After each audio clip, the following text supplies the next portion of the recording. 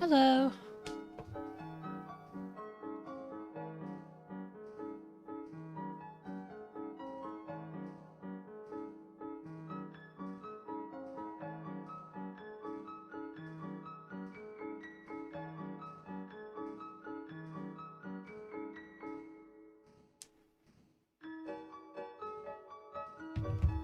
I'm about to put this in the playlist. Deltarune.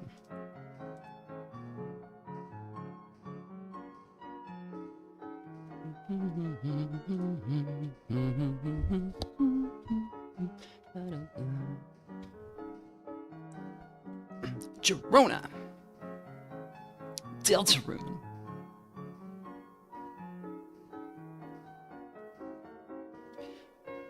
Yeah, I got 2 amazing pieces of fan art yesterday, and one of them was me as Chris. So I was like, I'm Chris Deltarune, so I posted it. When I was a kid, I posted this on the Discord last night for the patrons. We had like it's like the Nintendo Power, I think, Final Fantasy 1. I don't remember if it was a guide or just like a review of it, but the reviewer or whoever was writing it had named their fighter. There were only 4 character slots in that game, and they named their fighter Chris with a K. And I actually used that name every time there was like a boy character when I was a little kid for like in an RPG, because I played a lot of RPGs. And I think that actually, I kind of feel like that might be why Chris is named that, other than the fact that it's so similar to Frisk. Any plans on making analysis type videos on these games? I might. It's one of those things where like, this is a really kind of well picked over field. There are people doing, you know, a lot of great stuff. And so it's hard to be like, oh, you know, it seems like me spending 200 hours putting a video together for this game is going to have the same impact as doing it for like Signalis or something, which didn't quite have the that level of coverage. I was always meant to be Chris Deltarune. Icy's Pizza is closed for new signage. Little buddy, my date's about to start. It is in the bag. Hear more. $10 flowers, heart-shaped pizza, and my secret weapon, the old duct tape suit I made for prom. Little buddy, it's a first date, you say. I'm overdoing it, you say, but Pizzarina, I want to show her I'm serious, that I love her, and she may be a little late to our date, but I mean, look at these memes. A frog riding a bicycle? If she's breaking out the vintage like this, she's got to be making out with me in her mind, little buddy. Whoops, another new text. Sorry, little buddy. Talk later. Little buddy. Oh, okay, it's the same thing. Just Chris in the corner like a face cam. Hold on, I think we can do that.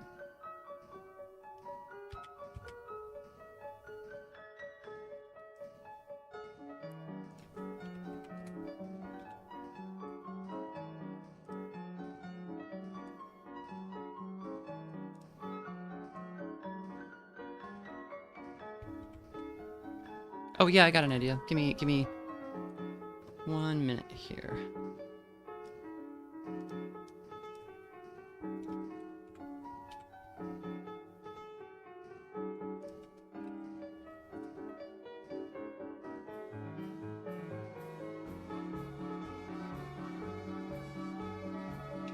Maybe we can get a better background of them in the library. Oh, it's closed. Oh, you can't go in here today if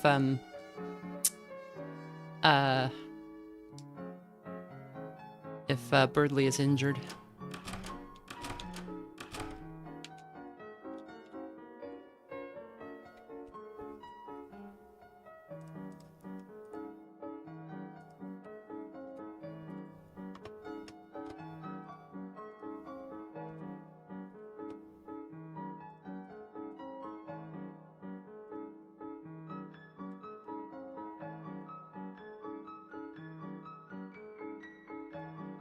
1 second.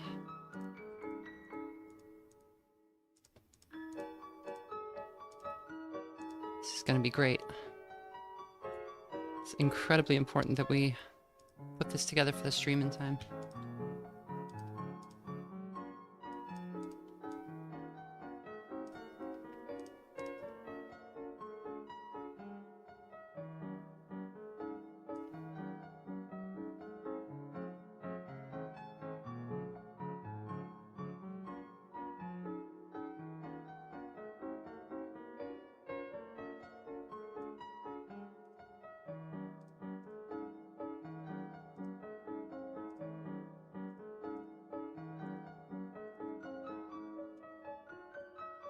Maybe.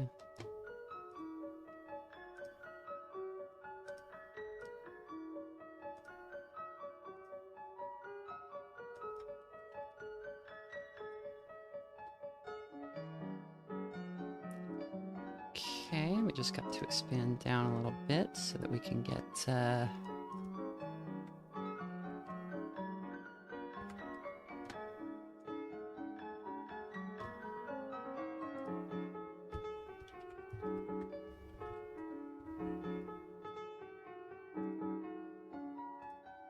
this way we'll be able to tell how Chris is feeling about how everything's playing out.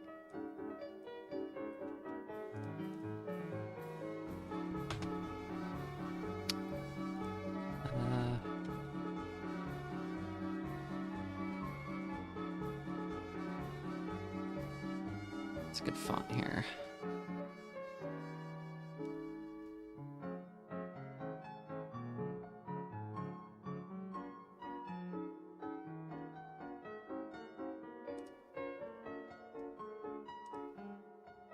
They give you like a ton of fonts when you know, get a computer, and they're like, none of them are good. It's very odd.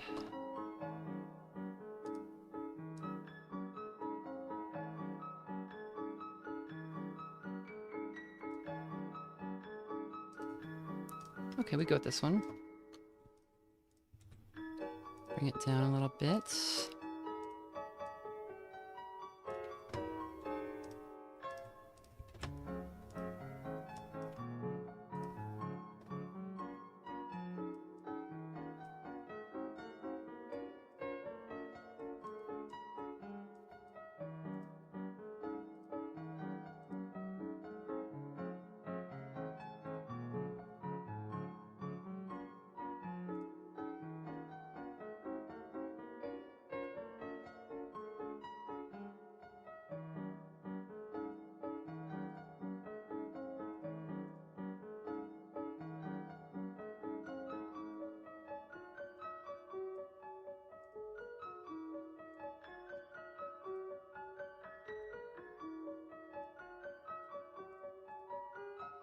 Bump up the canvas size by...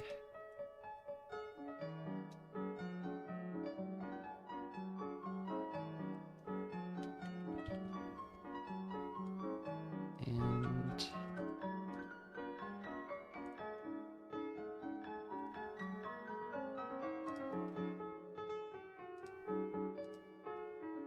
okay, I think we got it.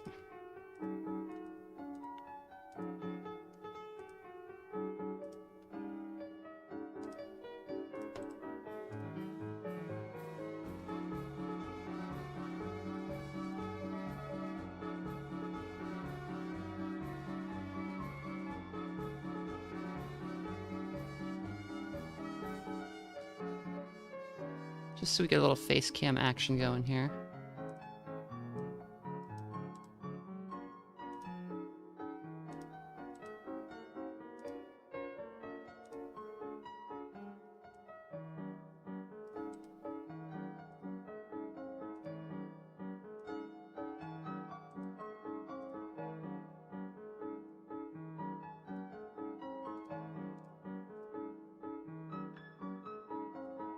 This way we can see how Chris is reacting to all of the events that are unfolding.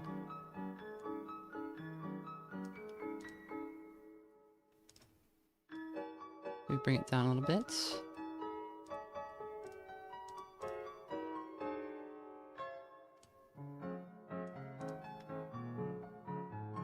How's that?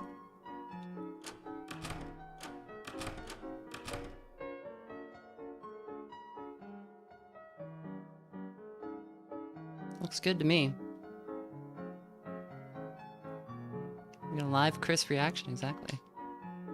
Because this is like a pretty, it's going to get pretty emotional, right? We saw yesterday what happens if you abort the route. We saw that Chris is, you know, deeply, kind of deeply upset by what's going on here.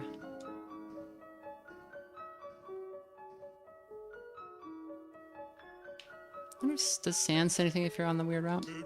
Oh yeah, don't mind me. Just fixing up this grill. Want a hot dog? Heck yeah. Wait, isn't that a cattail? Okay, so nothing new there.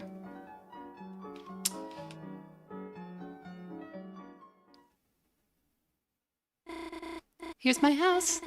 Sorry if it's not much, but...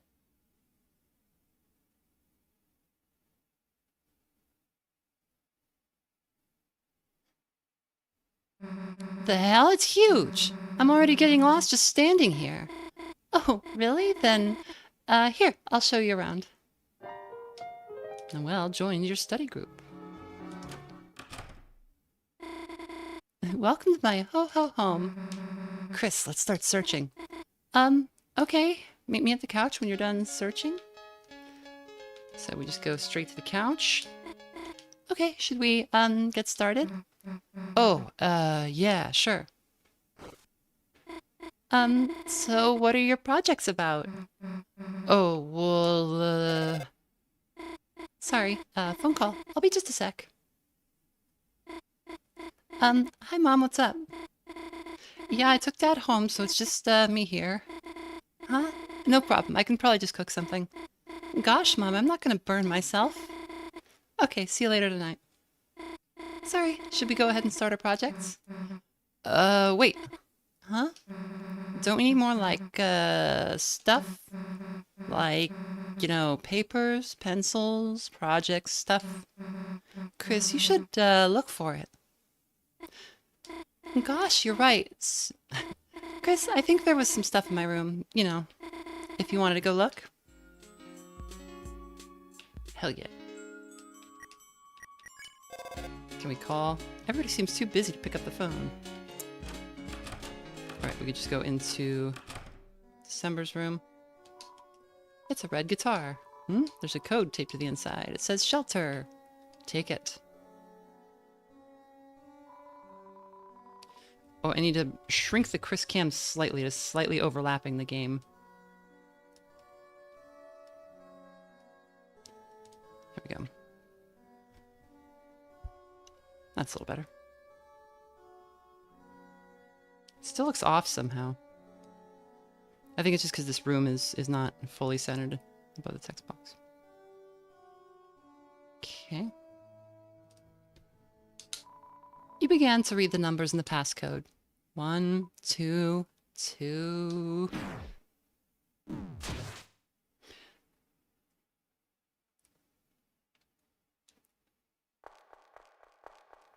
So the difference on this route is, as we saw yesterday, that Chris went to Noelle's house last night after taking Birdley to the hospital, and spoke to Noelle, gave her her watch back, and pulled a thorn out of her finger, and said that everything that she had dreamed was just a dream and not to worry about it, or a stupid prank. Chris, are you up there?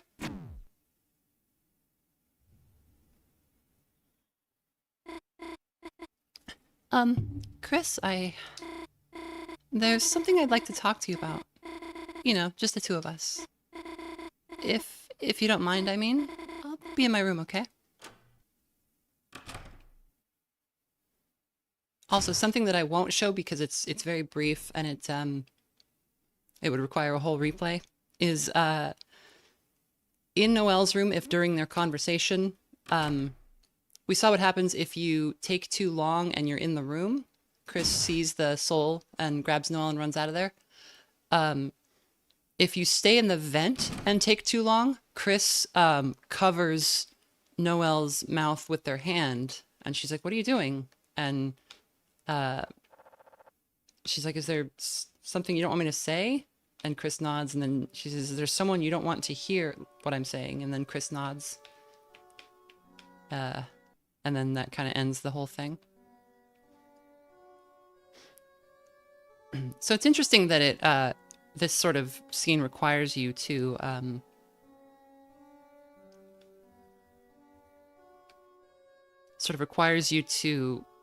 it requires Noelle to speak. So there's like stuff Chris doesn't want Noelle to say because the soul can take advantage of that. To be honest, I've been kind of waiting for a chance for us to be alone all day. There's something I want to talk to you about, Chris. I want to talk to you about last night.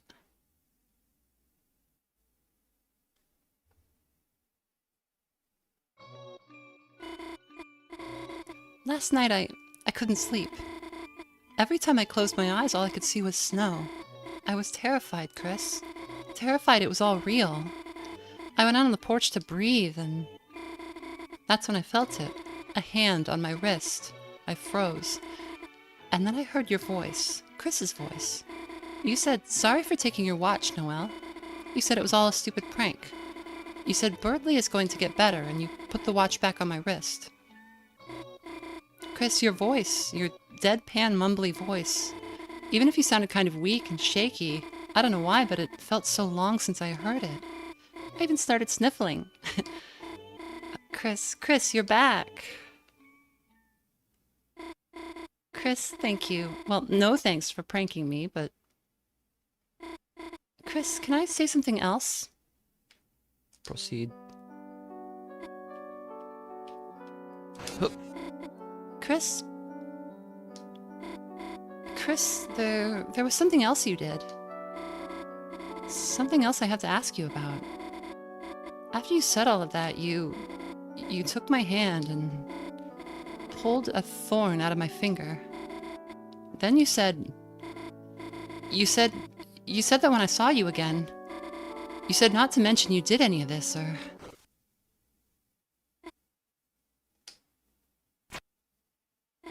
Chris, it's okay, it's just us. You just said not to mention any of that, because it'd get heard. Chris, it's okay, it's just us. Who's gonna hear? Me.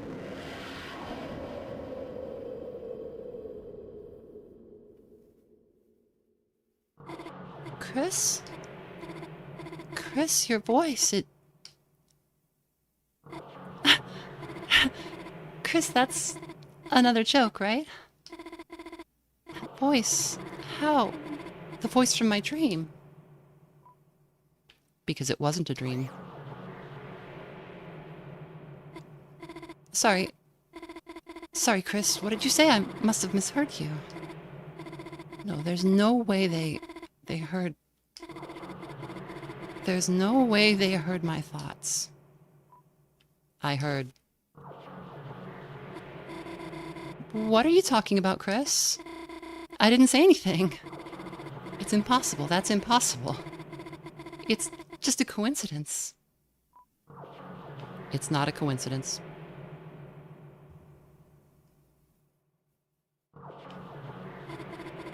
If you can hear me, say red or blue.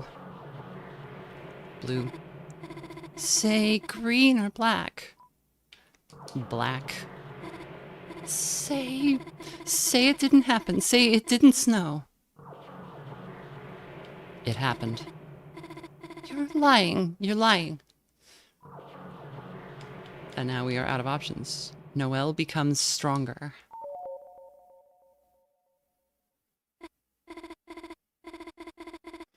Chris, what did you say? Equip.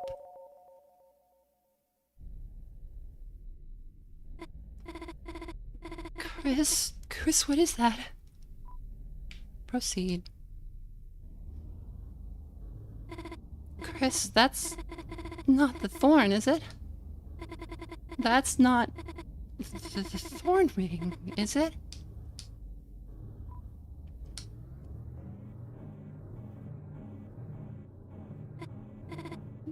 Chris, come on. You still... What about last night? What about... Didn't you want to protect me? Proceed. Why can't I move? Why can't I look away? Noelle, do something. Chris, I really think I think I need to, gosh, I think I have.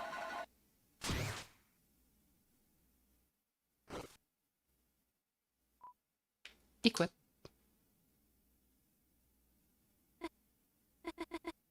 Chris?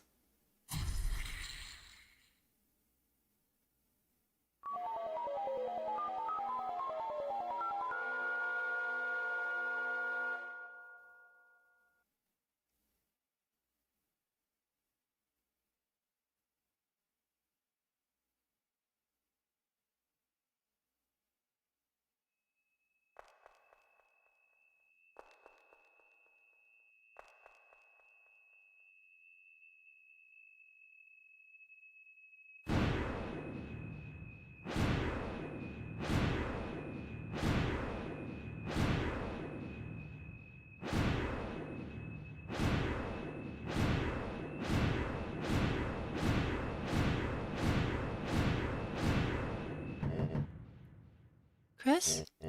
Chris, are you okay in there? Just thought I'd let you know. Mayor Carroll's asking everyone to leave. I think that's Asgore. And I thought you looked a little down today, so, I made a special treat for you. Your friend and I will be waiting for you outside with it. Feel better, Chris.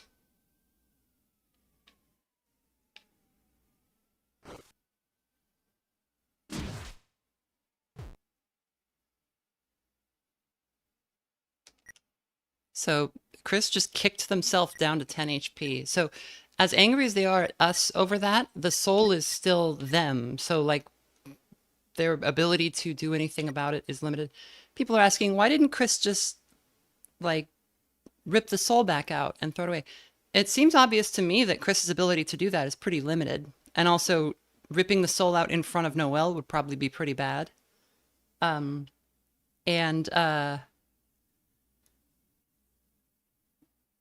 Like if you saw when she started talking, Chris's hand like started twitching. I think they're just like not fully in control of their own body, and that might be why they move around like a zombie when the soul is out. So I think their ability to... You look through the glass. For some strange reason, for just a brief moment, you thought you saw Noelle close against you, whispering. You put the glass to your ear, and of course, that didn't do anything. And there's the collapse because they just beat the crap out of their own soul. So yeah, no matter how much Chris wants to hurt the soul, they're only hurting themselves. The same thing happens when they throw the hockey puck at it. It does 1 damage. And what is the other time they hit the soul? They also do that like fall over animation.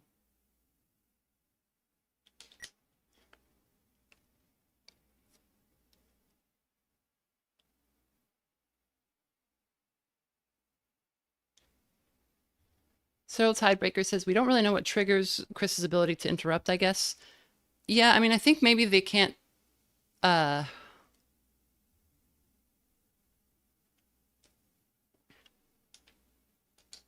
like... It doesn't seem like it's nice for them to pull their own soul out. Like, it seems to take a huge amount of effort and cause a lot of pain. So their ability to just do that on a cue is probably not great. And also... their hand was like twitching weirdly when Noelle started talking, implying that to me that maybe they're not in full control. So. Chris, how are you doing? And somebody said, and Chris probably has an understanding of what this is leading to, and some part of them does want it. Yeah, the Shadow Mantle said this, the Mantle Holder said the same thing. They said, but a part of you enjoys this, the same part that's glad that it's not your, that you can say it's not your fault. So, well, Chris, if you aren't feeling your best, perhaps you should just go straight home and rest. Here, I borrowed some sweets and made you a hot chocolate. It's your favorite. marshmallows, melted candy bars, and a little pinch of cinnamon spice. You got the hot chocolate. See you around, Chris.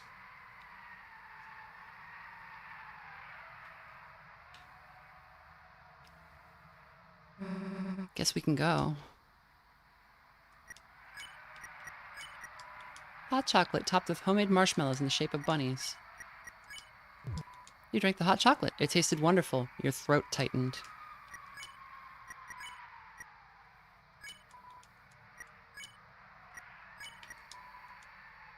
Small shard of something in your pocket. It feels like glass, but... Checked your phone's contacts and recent dials, but everything's been deleted.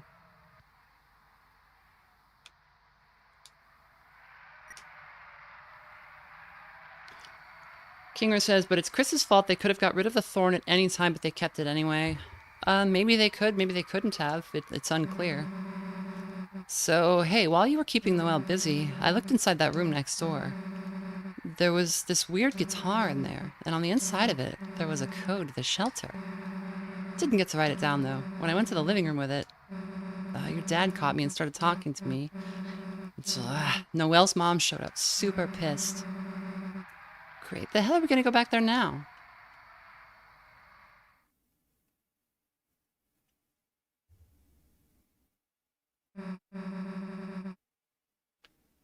Cyril Tidebaker says, did Chris always have quotation marks in the light world? I'm not sure.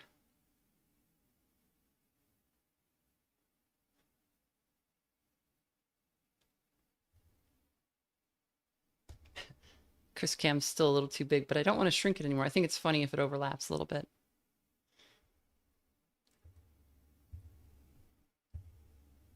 But yeah, I think I think it's kind of silly to say like, oh, Chris could have done this, Chris could have done that. Obviously, they don't like what's happening. So if if there's some easy thing they could have done to stop all this from happening, they would have done it. I don't think they feel like they can. I think we as readers need to understand that that's the intention, right? What are we going to do now? Great, now it's raining. At least your house is close. Let's go. Wait, what happens if we go to the lake? Because I don't think we saw onion sound this time, so I think we can see him now.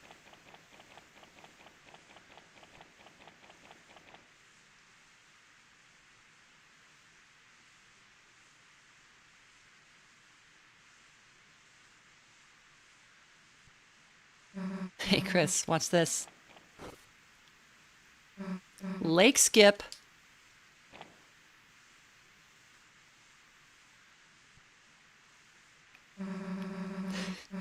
I can hear you trying not to laugh, dumbass.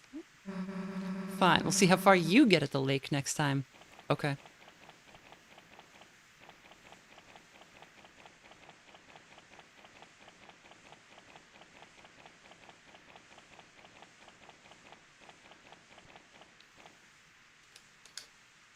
Huh? Hey, the door's locked. Seriously? Ugh, you don't have a key? Damn, well, your mom's doing her choir practice, right? Guess we could go to the church and bother her for it. Oh, we can see the church scene in the other room now. Damn, that whole thing was a disaster, huh? And this is gonna sound dumb, but you know what else kind of bites? Didn't even get to hang out, really. All three of us, I mean.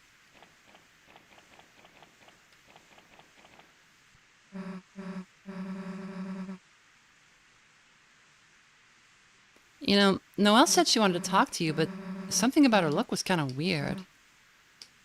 Why couldn't she just talk to you in front of me? What were you two talking about? It's not... The rain's gone. This. Wasn't about me, right? What? Fine, I won't bring it up again. So I don't know what that little moment was. Maybe it was Chris straining really hard to stop us from responding or something. I don't know. It's an interesting moment, though. Well, let's ask your mom for the key, I guess. Hope she doesn't mind us ruining choir practice.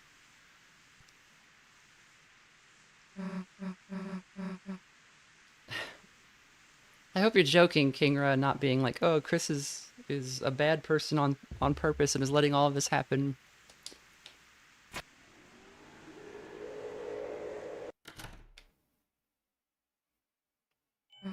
Chris? Hey, Chris. I don't think they're having choir practice. Goddamn night. Making one right where everyone can see. Chris, let's think logically, right? There's no way they can get out of there without us seeing them. If we just wait here, we'd be able to catch them leaving, right? But Mom could be in there. Damn it, you're right. We spend all day waiting around. We have no idea what they might do to her. All right, Chris, let's go. The details, we'll figure them out later. Come on. The rain stopping lends credence to the whole sim theory. I don't think that's that at all. I think Chris was remembering a different time or something. I think that was indicating that Chris was doing something to shake us off. And that's why we couldn't see their thoughts either. Because the responses, what's with this place? Kind of gives me the creeps. Let's go. So the responses, when we can pick a dialogue response, that scene that we just went through indicates that the dialogue responses are just the first things that pop into Chris's head, because the responses when Noelle asked, can I ask you a question? One of the things was like, go ahead. The other one was, please don't. And the please don't was what prevents us from going through with it. And the please don't may have even been directed at us. So I think Chris is, you know, we see plenty of times where Chris is able to exert limited control over the situation. It's not that, like, we seem to have, like, full control over their body right now, right? Like, this isn't like a silly little heart that makes them do things sometimes. It's half of their being, right?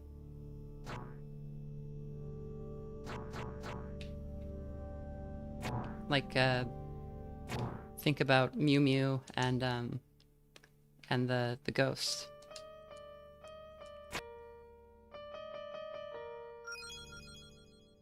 Yeah, also, Chris is like 15. I don't know how well you were doing at 15.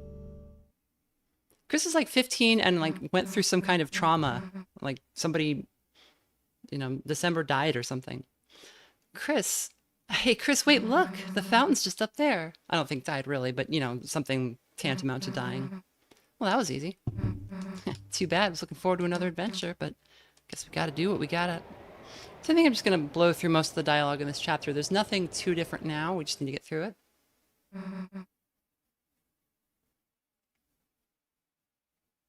Yeah, there's a dialogue option that's like, don't, even though it seems really important.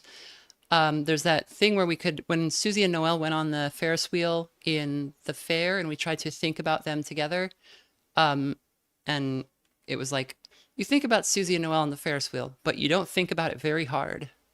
It's like malicious compliance, right?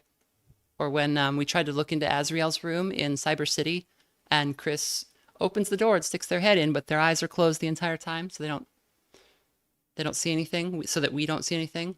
And there's other times where they've like covered their mouth to prevent themselves from making a dialogue choice that we made. It is goated writing because it's, you know, there's a strong sense that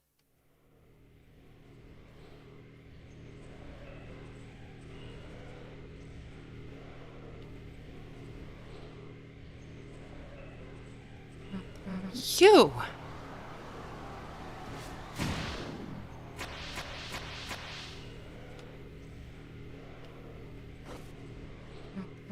Damn it. Chris, don't waste any time on me. I'll heal myself. This is our chance to get them. Go. May as well throw the mantle on. There's a strong sense that what is Chris's level 4 dark bead, broken off but still locked. What does that mean?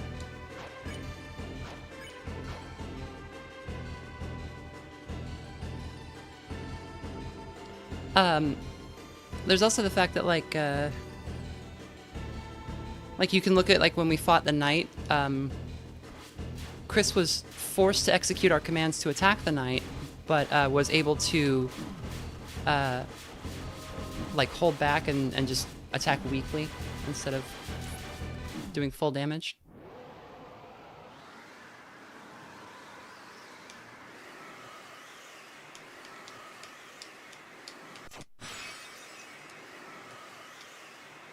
Ophelia sure says, yeah, Chris has no leverage over the soul, especially in this route.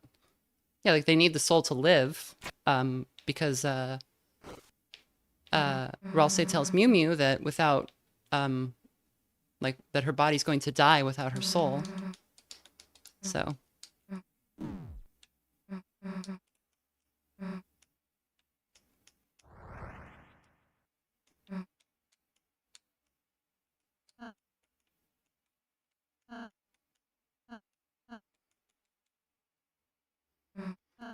I think what's going on here is going to be more complicated and interesting than, oh, Kara's here doing things. The best explanation I've seen for Kara in Undertale is because there's a question of if Kara's body and soul were gone, how did they come back? And I think the best explanation I ever saw was they didn't. It's just that a new person stepped into that role.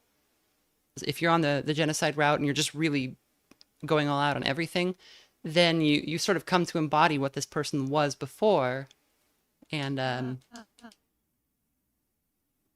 you're kind of aligned in such a way that they're there with you even though they're gone. Anyway, let's go.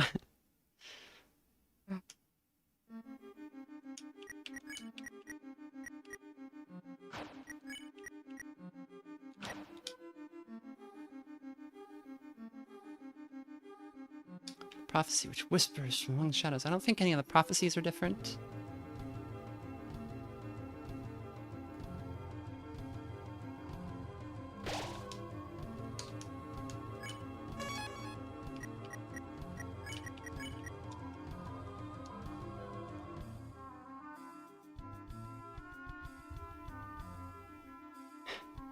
You think, oh, Dark Bead references the bead toy. Maybe, yeah, in the hospital. They're locked on their path. They can't ever... And that's what I was talking about with the sword route, right? Which is the Ram is like, oh, you can go play this game where like you can make your own choices, but the choices are all just kill, right? You can kill or you can not proceed. And so that's the idea with this side B, is like you're trying to sequence break, but you're still on a rail. Like you're still stuck with an outcome. Might be a different outcome than side A, but probably not even a better one. Probably a much worse one, but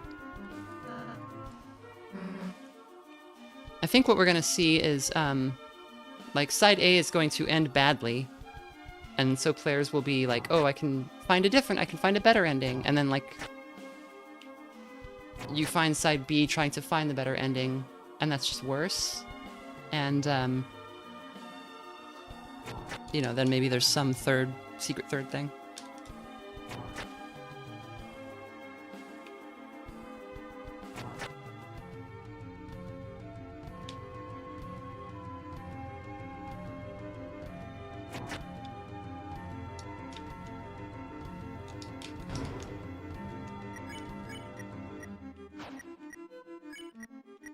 I didn't even see what I picked up.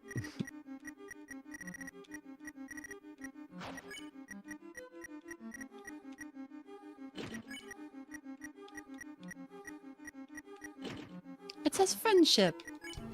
Oh, interesting. When you put the dice brace, when you give the dice brace to Ralsei, he says, it says friendship, because it's a friendship bracelet. When you give it to Noelle, she says you scrambled the letters up. As if Chris wouldn't give Noelle the friendship bracelet if it still said friendship. Like they're trying to keep her away for obvious reasons. Modding in Togor route when?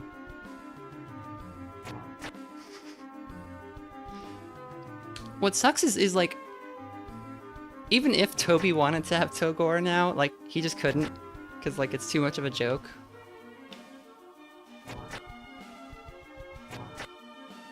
I don't think there's anything else back here.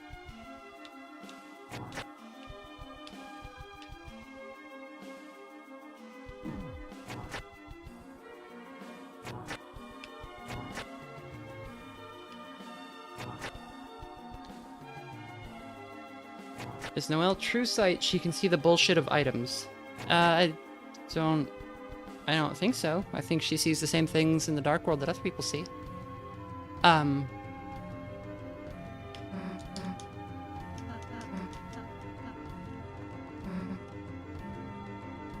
think Chris, she literally says you scrambled up the letters, so I think Chris did scramble up the letters. So that she would not think that she was receiving a friendship bracelet from somebody who is dubiously her friend.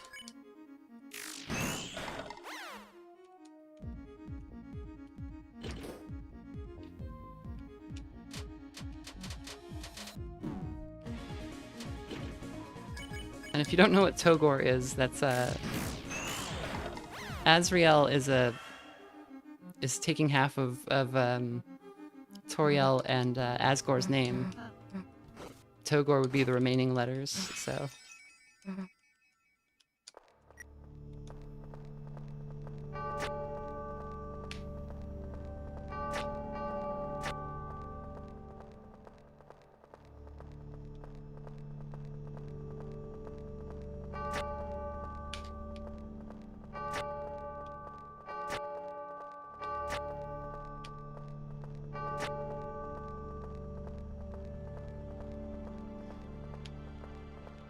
Sammy's talking about how they're definitely not getting back together after the divorce. That's true, and like I think also there's a line from Kara in Undertale where they say you were afflicted with a. It's awfully dark in here, isn't it? Yeah, it's the dark world, right? But I mean, where they say you were afflicted with a. God, what is it? Like a malignant nostalgia or something like that. There's always a sense in these games that like nostalgia is easily able to become a bad thing. That's definitely true in this game as well. So it seems obvious to me that things aren't going to go back to the way they were no matter what.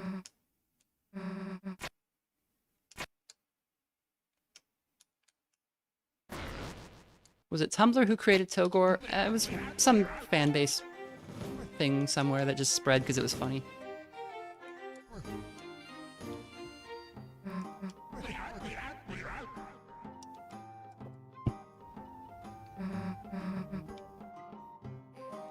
Nostalgia was considered mental illness by the ancient Greeks. I've not heard that.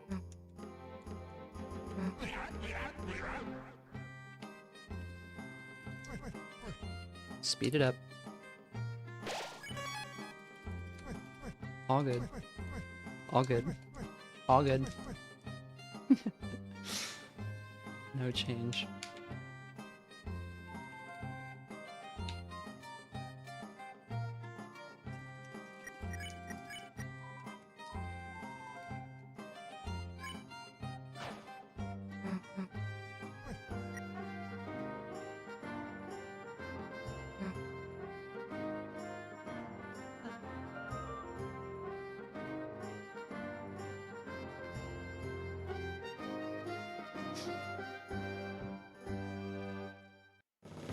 I do know, thanks to YouTuber Flawed Peacock, that nostalgia is a, that it's a, the term means like, the pain of going home. Like algia is pain. Something like that.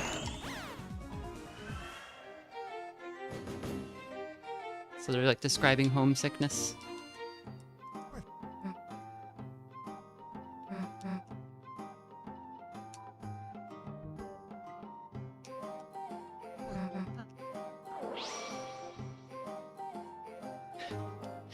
Why is this a superpower?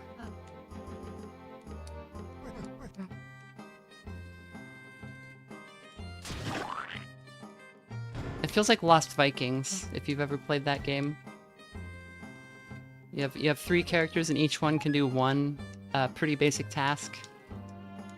I think one of them has like a Viking helmet he can charge with.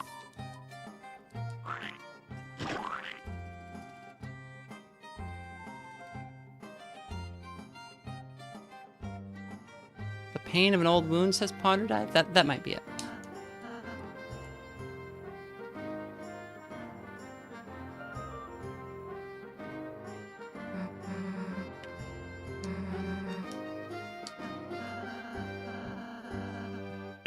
So here it says, on Hopes and Dreams, they sent 3 heroes at the world's end.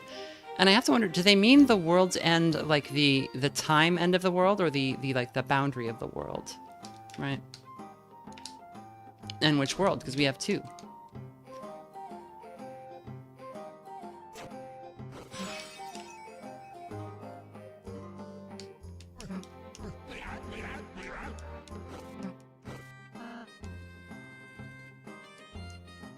Got something to say to me? You broke it on purpose. Ah, me? Why would you suppose I would do that?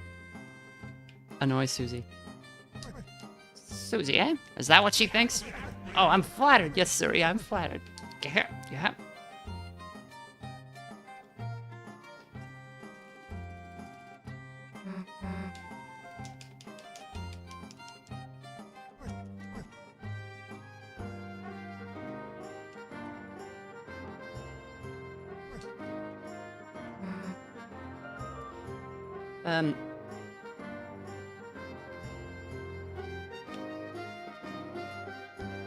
Gotta go up here. There we go.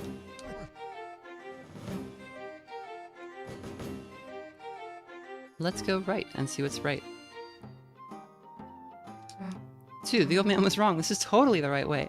Susie, I don't think you should take that many. Huh? The center of gravity has shifted. Oh, if you try to take more than one. Chris, you greedy dumbass. Now we have to eat them off the ground. Also eating them off the ground. Or else I stop being such a wimp and help. Like, at least pretend to eat the candy or something. Got it.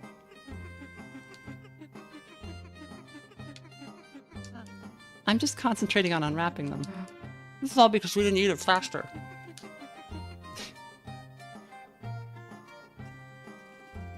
Yeah, we do end worlds on the regular now, right? That's correct.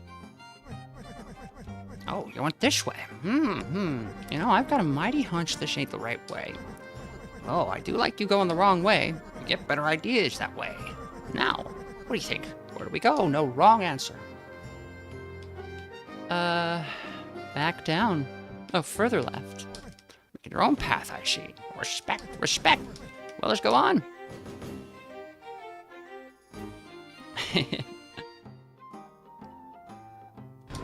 Open the treasure chest. Inside was nothing. Well now, I suppose there ain't much after all. But even if your path don't lead nowhere, at least you got some exercise going down it. Yeah, yeah. For some reason, you felt healthier to a minuscule degree. That's funny. Did that give us a small amount of extra HP? Did we start at 207?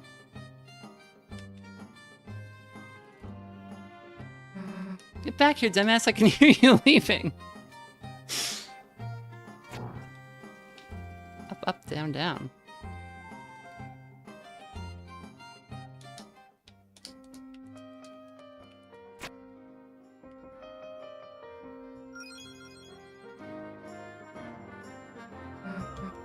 Damn, it took long enough. The hell didn't we go this way in the first place? I feel so bad for Susie during the this route, but I also feel bad for like disappointing this old man. This nice young fellow behind us was just raring to go through. Nice young, huh? think it might have been like a literal 1 HP increase, yeah. Which is very funny.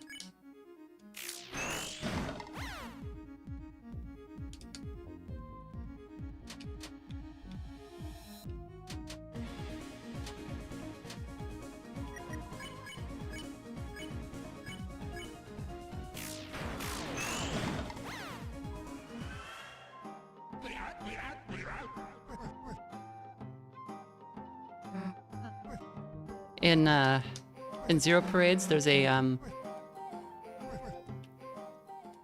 old man in a specific location with a bunch of stairs, and he's the cardio elder. He's an old man who's like just doing laps all day on these stairs, and he gives you a challenge to like do a big lap around the place, and you do, and there's like a skill check in the middle of it, and if you fail, you like fall through a gap in the floor and die. If you succeed, it gives you like +5 move speed for the rest of the game. It's very good. Purchase.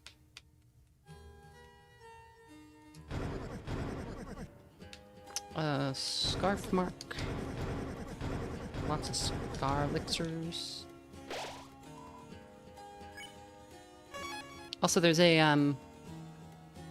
there's an item I didn't get. If you get the Gold Widow, which is a equipable item that gives you more gold after battles. If you combine, I think it's that and the Deal Maker, or that and the Cider Spider armor, Cider Spider, the Muffet armor. Cider Spider is a Final Fantasy XIV YouTuber. You get an item that is good armor, but it deletes all of your money after every battle.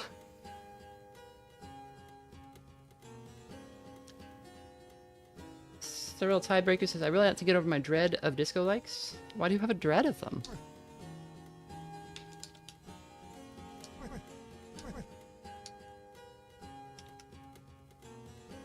Gold Widow plus Dog Dollar. That's right, that's right.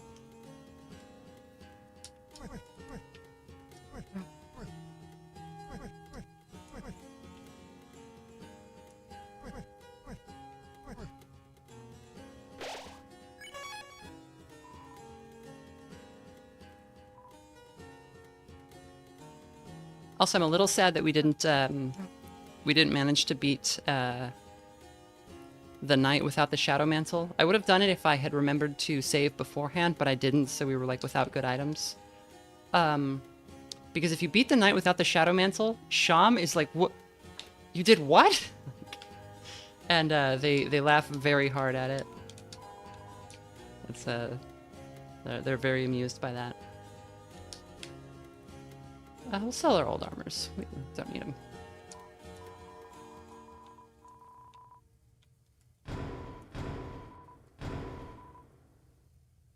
That's it, huh?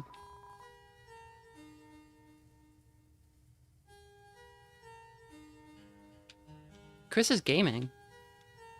You ever game? Oh, interesting. We can't get the broken sword on this route. Didn't think about that. Broken sword truthers. Do we have any of those?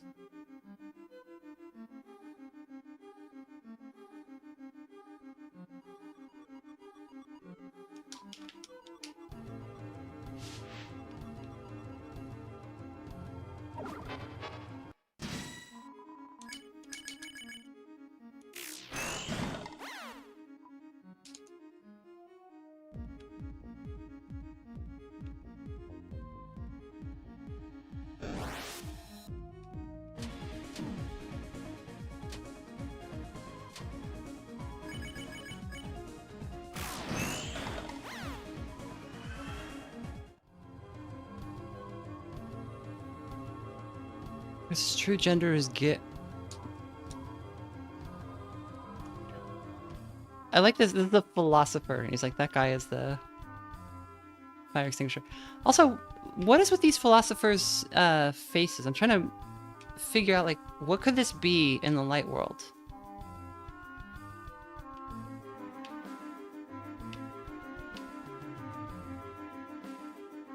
Because we know the bibliocs are books.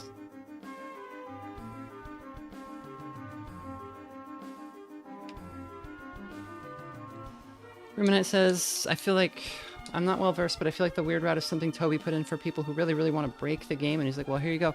I don't think so, because it's so called out as something that like Chris and Noelle have a reason to like have wanted to do this whole time. Like Noelle talks about how they used to break sequence break on games and stuff. There's something to it. I just don't know if it's going to wind up being like you shouldn't win it, like you shouldn't get a good result if you have to do things like this or what. I think it's going to be like I think it's going to be more than that, because that was something about Undertale that was a little disappointing, was there was not much to Kara except like a meta statement about how characters behave, how players behave in RPGs, which is fine, but it's like kind of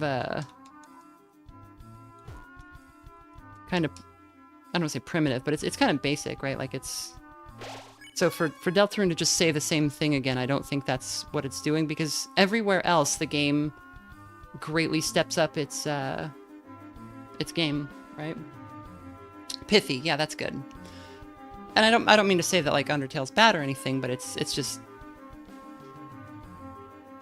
I don't think Deltarune would say the same thing, because it's not doing the same thing anywhere else, right? Like it's made big advances in every other direction. Oh, there's a hidden treasure chest here. It contains some kind of strangely slippery gloves. You didn't take them. It is a game designed by a much younger Toby Fox.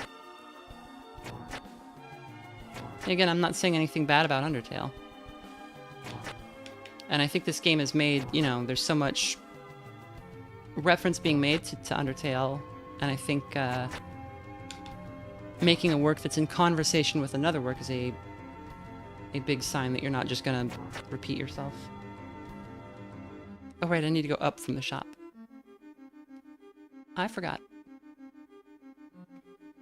Undertale's more interested in serving the gags. Yeah, I mean, I think it was doing that because there wasn't much, like, there's only so much Undertale story outside of the gags, right? The monsters are stuck underground, the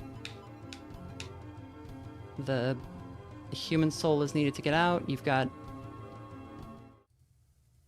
That's not that there's nothing, but there's only so much. So there's a lot of space for gags to fill for the game's runtime, which is great. They're wonderful gags.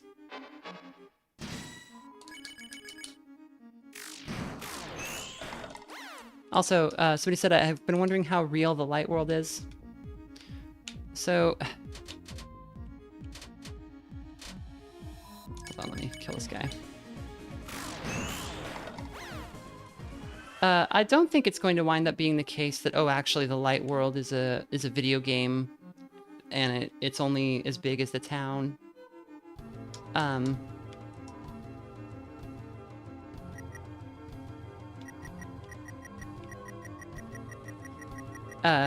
think it'll be...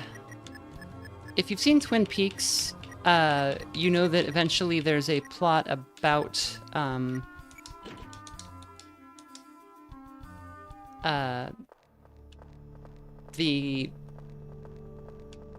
There's sort of like a plot about like some meta stuff about like where maybe a character finds out they're a character in a show, but that's not what the show is like fully about. Oh, we're not supposed to be in here yet. I forgot. The show is about what it's about, right? So like if there's stuff about a hometown being like all this stuff about like being on rails doesn't need the notion that this is actually just a video game to succeed, because that's already true because of the prophecy.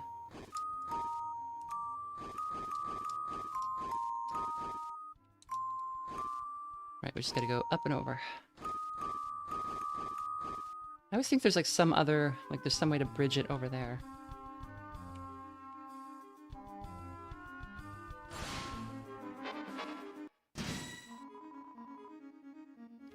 The round-faced guys are based on communion wafers, and they're called wafer. Oh, okay. So I was wondering because there's also healing items that we get that are made of those wafers. So I assumed that they were a different item, but I guess they're the same. I like that this isn't Christianity, but you get the communion wafers. Like, that's such a specific thing to Christianity, the Eucharist.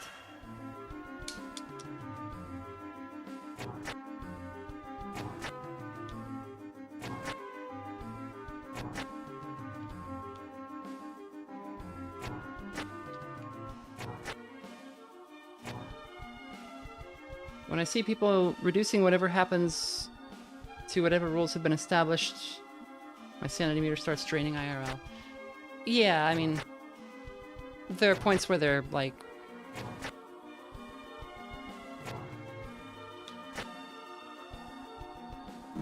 Yeah, there's a point where like you can use existing logic to suggest how something might go, but like...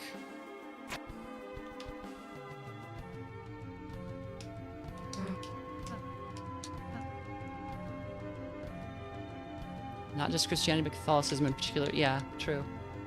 I mean, the church feels very Catholic, right?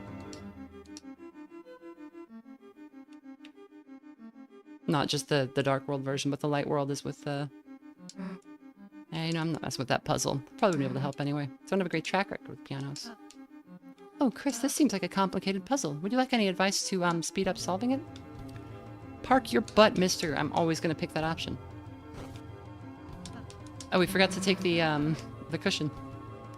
Cushion missed. Alright.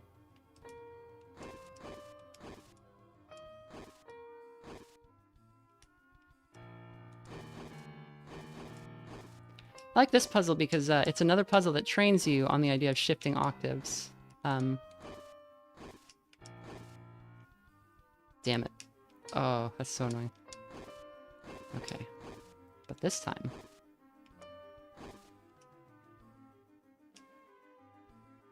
No, I did it again. Because that's something you need to know how to do for later, right?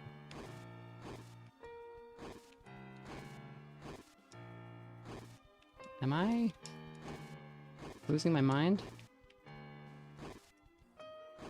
There we go.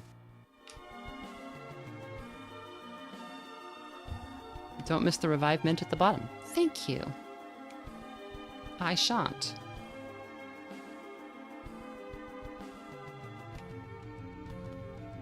Is Toby Catholic? I know he talks about going to church when he's a kid.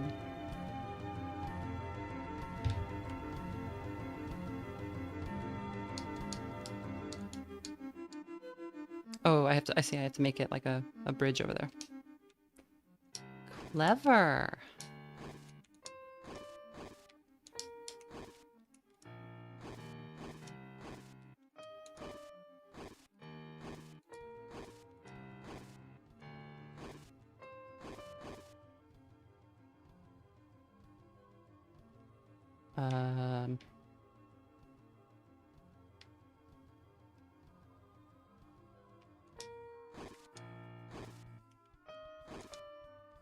I got it, it's fine. I can get it.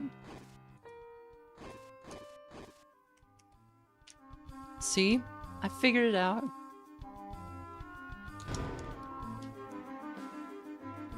Joe biting. See, you figured it out, smart guy.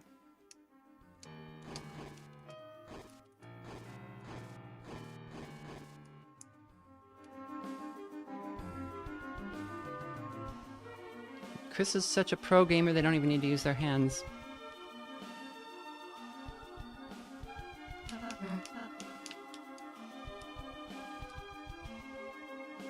So my going theory now is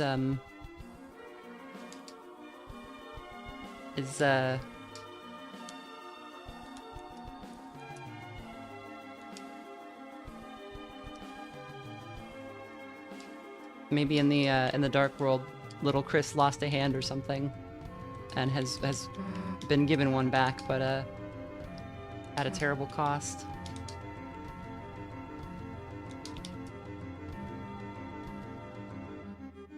Was that the first part of Happy Birthday? I don't think so. It's just These are songs that are elsewhere in the game.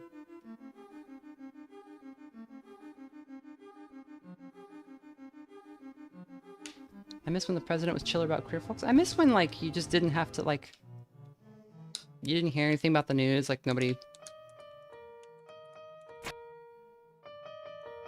It feels like the whole country is, like, stuck in an abusive household now.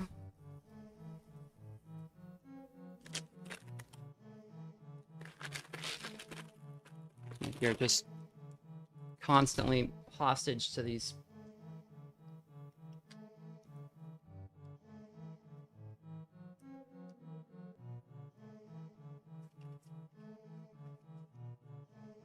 I'm eating hot chip.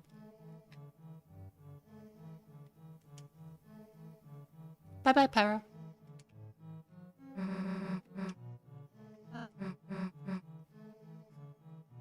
Divorced dad, occupied government. Yeah, something like that. Not even like divorced dad. It's like alcoholic, occupied government. It's like... That's... What do I think friend is? Well, I think friend is kind of what we're told, right? Like some kind of... Like demons in the dark. Like, we see the friend in the dark when Ralsei is explaining that in darkness things begin to appear. And we know that when Ralsei says that, we see a hand with the friend eyes on it. So, that seems telling.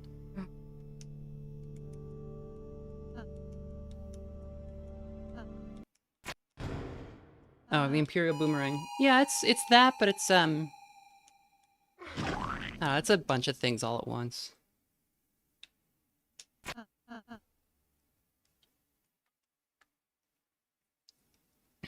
It's also just like the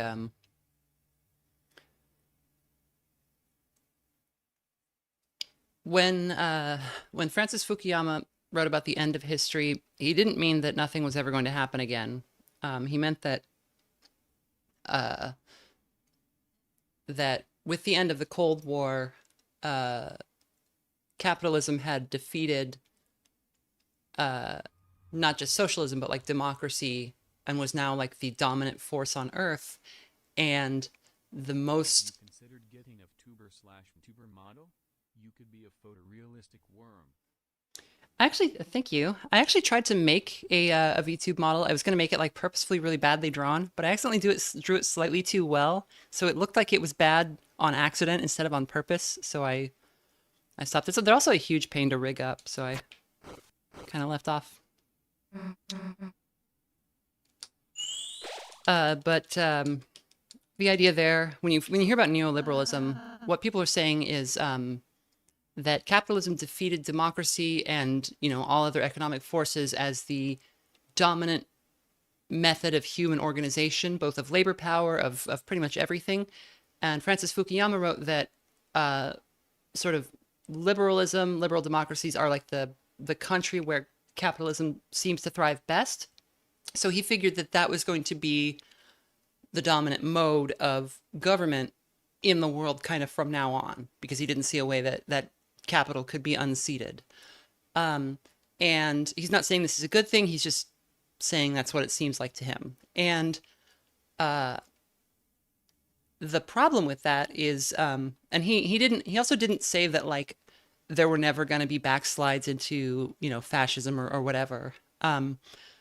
But he was saying there was not going to emerge another big communist wave or any other kind of total overhaul of government unless something dramatically changes about the system of the world, which he couldn't foresee happening. So that's why he called that the end of history. But I think the thing he didn't count on was that the way capital works is that it, you know, has to create value always, and anything that doesn't fails. And so you get these, you know, pushes outward to exploit resources in other countries, and then to exploit markets in other countries, and then to exploit markets at home. And eventually you run out of ways to collect rent, but you always need to be collecting more rent if you're the, you know, the CEOs or whatever. So That's why, like, everything, that's kind of driving the enshittification of everything. That's why nothing's good anymore, you know?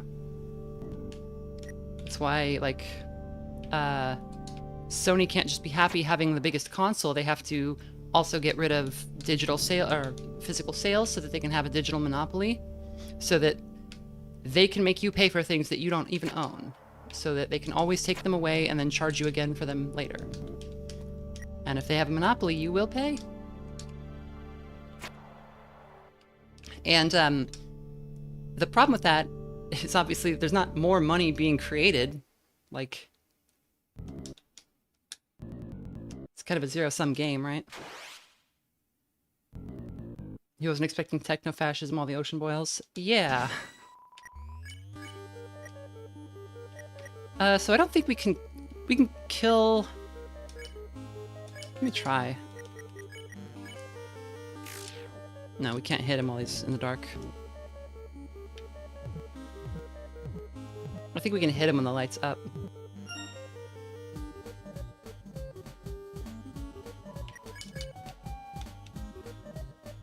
Defense down, speed up.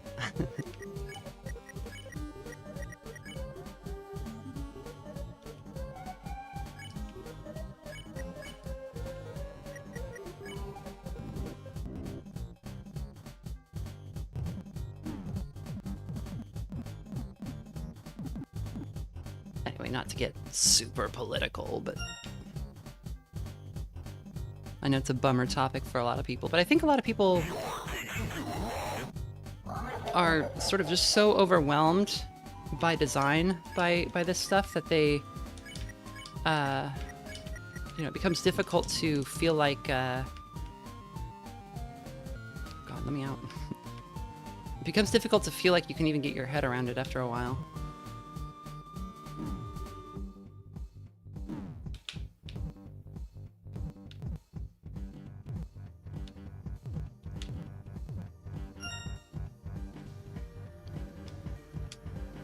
Which is, again, part of the... actually a part of the strategy. Oh, God.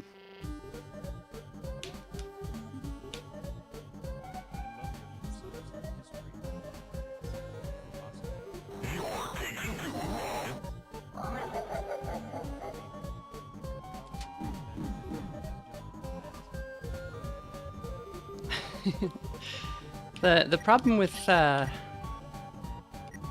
one smart guy who can figure it all out is and this is a thing that if you've played New Vegas, you might think like, oh, the Yes Man ending is the best one because I can, like, all these people are dumb, I can figure it out. But if you look at like what Kimball's up against and like why things are not great in the NCR, is like Kimball doesn't have dictatorial power because the NCR thrives by delegating power. But when you have that kind of a system, you can't just unilaterally make changes. But then when you do have a system where you can unilaterally make changes, it winds up being like Caesar's Legion, where either the guy in charge sucks so bad that the entire thing's gonna fall apart, or he's good but he doesn't have full control over, like, even if you're a dictator, you're still, somebody runs the army, and the guy who runs the army has people who run the army under him. You know, there's points of failure all along the chain of command where people can start saying, well, we want more money, we want more this or that, so.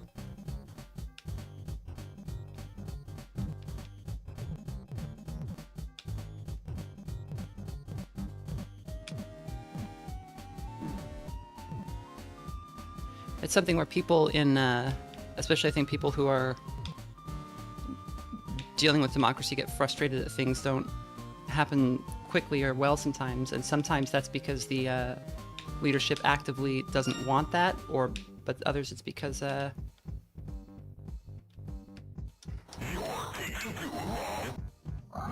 become everyone else's problem, like House. Yeah.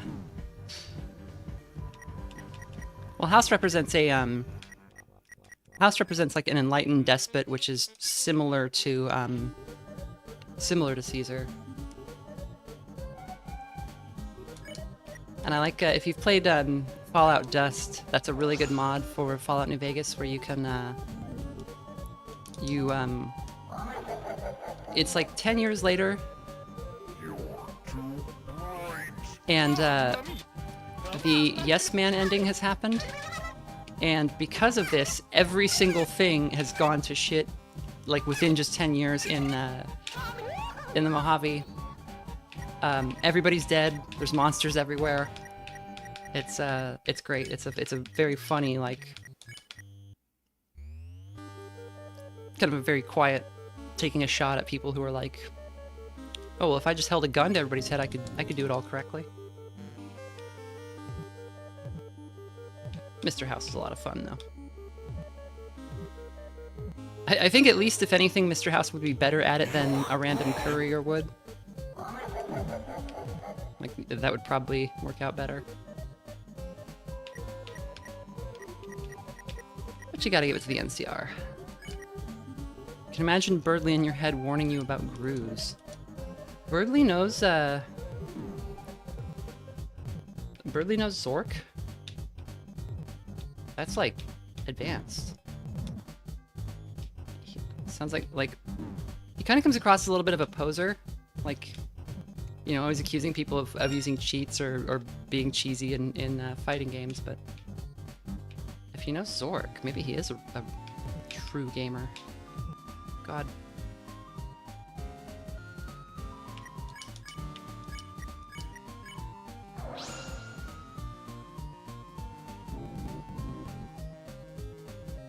Oh, sorry, somebody said dust or dusk. I meant dust. If I said dusk, that was an accident, because I was thinking about Raikon, who has a Cataclysm series about a character named Dusk.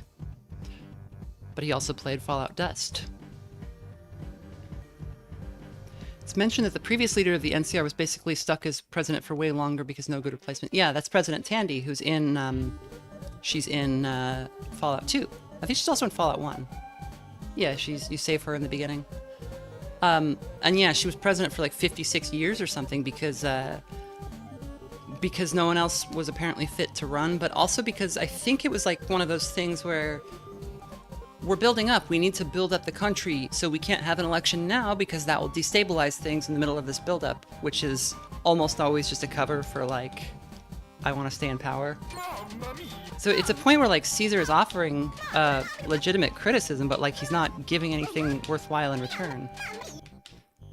And he, you know, he claims that his education makes him suitable to behave as he does, but, like, his education came from the followers of the apocalypse. Like, he's an NCR kid. And he's not offering that same education to his own people because he's worried that they'll do as he has done.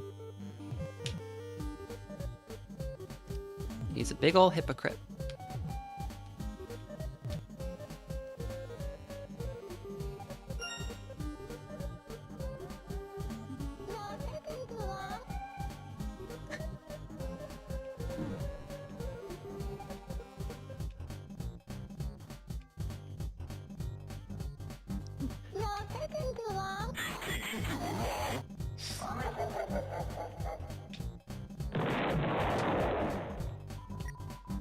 You are in the dark zone.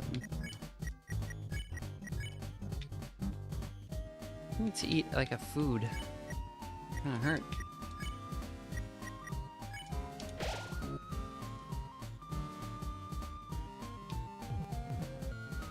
Good lord. It's too dark.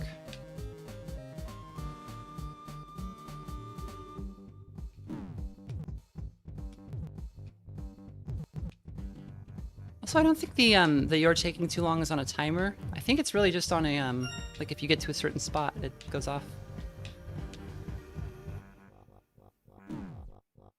I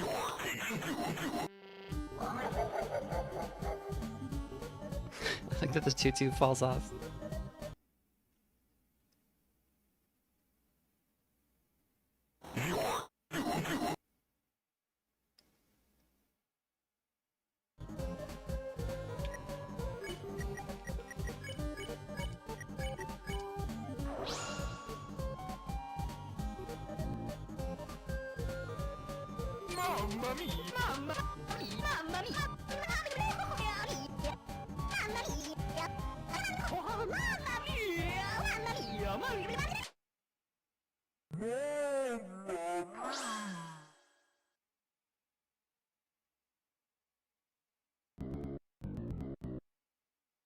I do wish the decisions of real life were as easy to handle as they are in video games. Well, in video games, there aren't money-sick billionaires kind of acting as unaccountable pharaohs everywhere.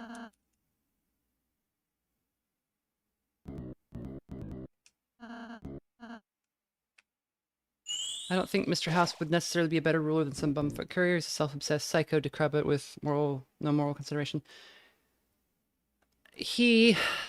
But like, you can look at the state of the strip and see where he has succeeded and where he has failed, and you can compare that to what's going on in the NCR areas that you can see and the Legion areas you can see.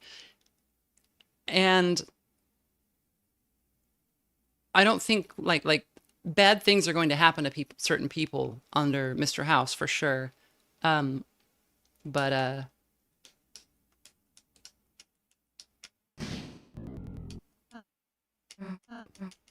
think he's a bad choice because it's an undemocratic choice, not because it's a like a choice that's going to get everybody killed.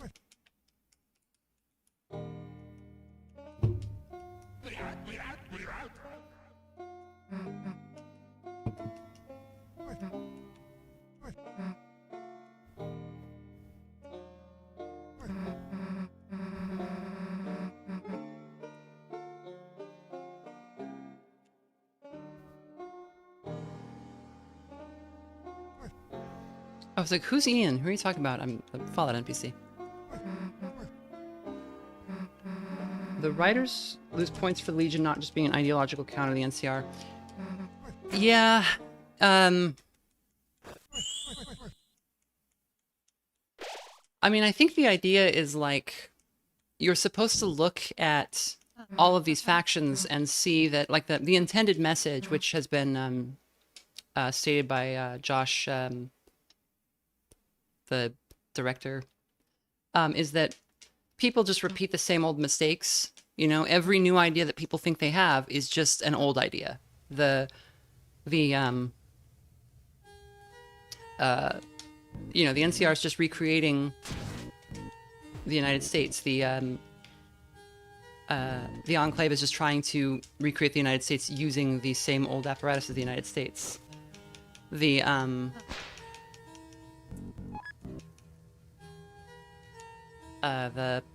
The Brotherhood is just trying to create a military dictatorship with technological superiority.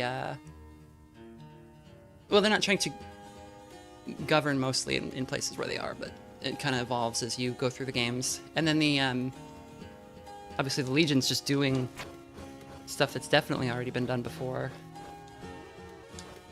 So,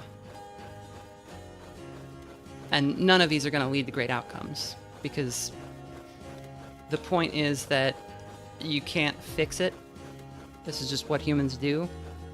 Not that you shouldn't try, but like, there's no perfect system that's going to fix every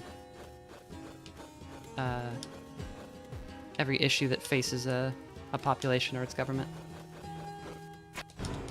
But some are certainly better than others, and they stand on that. Like, you're meant to understand that the Legion is a worse outcome for everybody, including like the legionaries and stuff. Did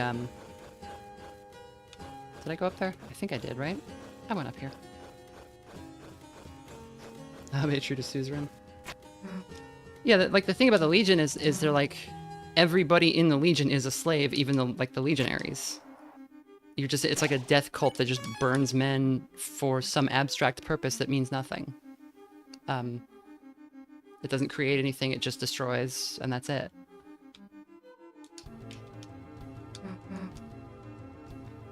Because you even talk to Caesar, and he talks about like, oh, you know, I tamed this and this people, and it's like, no, you didn't. You killed them. Like, they're just gone.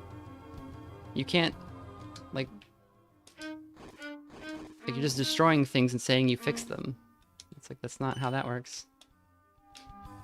I think we need the other one of these to get that over here.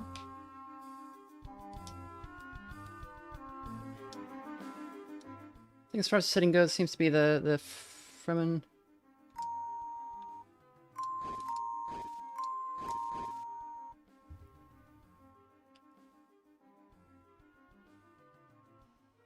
Rushed.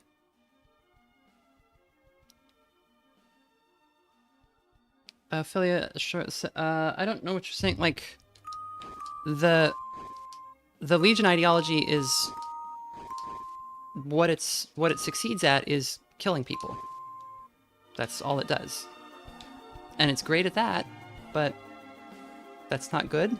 Like, that's not a goal. That's not a good goal. You know, we're people.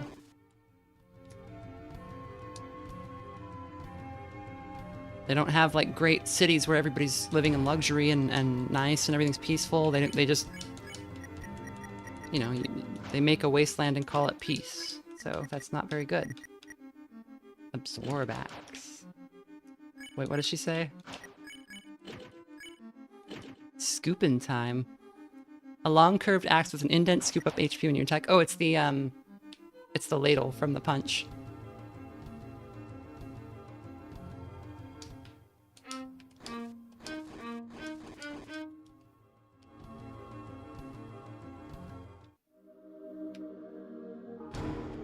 Mystic Band. Silver armament stained with amber increases magic only. It's some kind of a statue. Shh, this is a statue of our holy ancestor. Shame we could not meet. What brilliant sermon of peace might we have heard? Our holy ancestor. I don't think they say anything else.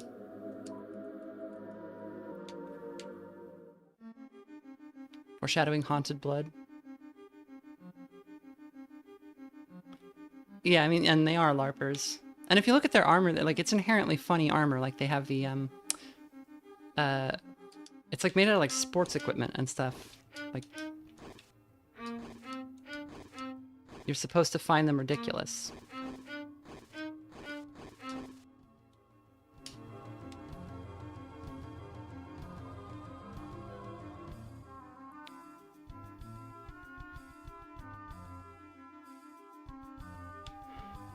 What controversy, Soviet squid? Everyone should sit down and work out a good deal with House.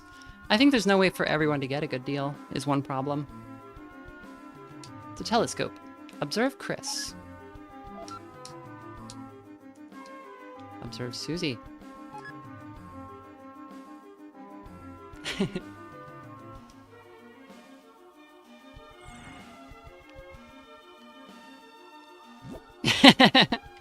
That's cute.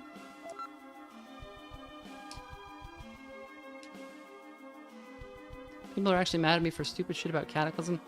I wouldn't call those people. Joking. No, it's, I don't know.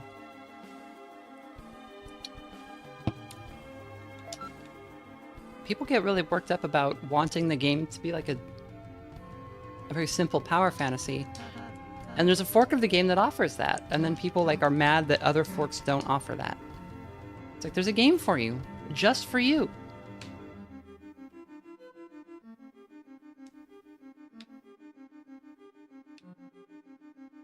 If strawberry ice cream's your favorite, then you don't have to be mad at chocolate if there's also strawberry. Like, I don't understand.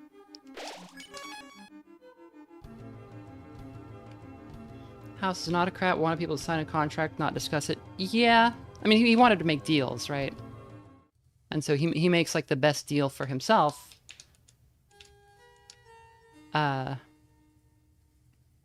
Which is...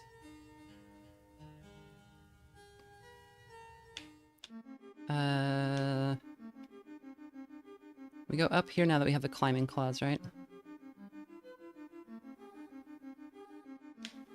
But, you know, House's whole deal is necessarily going to get a lot of people burned, so...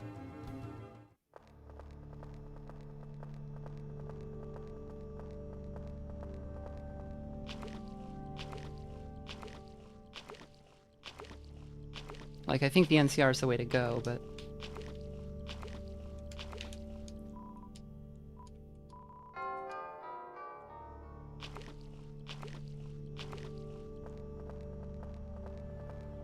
can't understand them because they are dumb and cringe. You're cringe. Is that your persona? That's cringe. It's yours.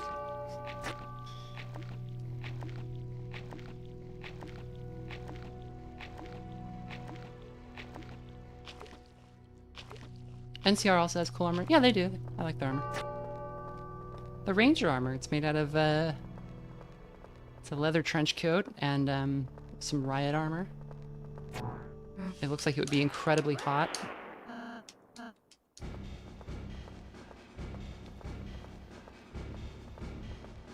Patrolling the Mojave in an outfit that is totally unbreathable and super thick and warm. Almost makes you wish for a different uniform.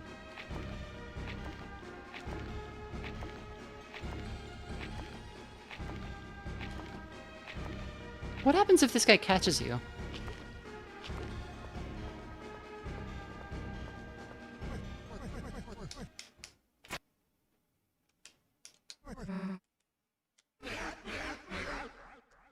You just take damage? No.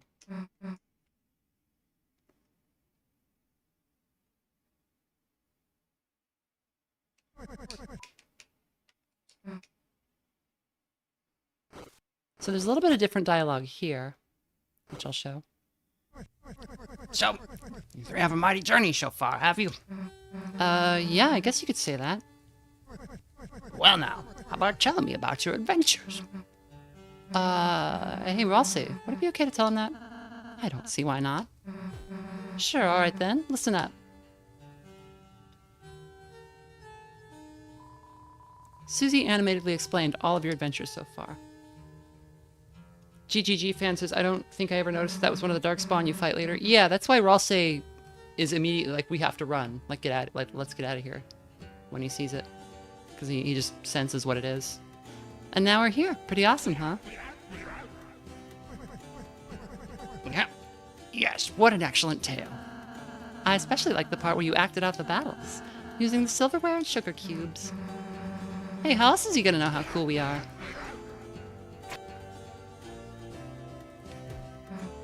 Well, thanks for the tea, old man. We gotta go get back to our hero stuff.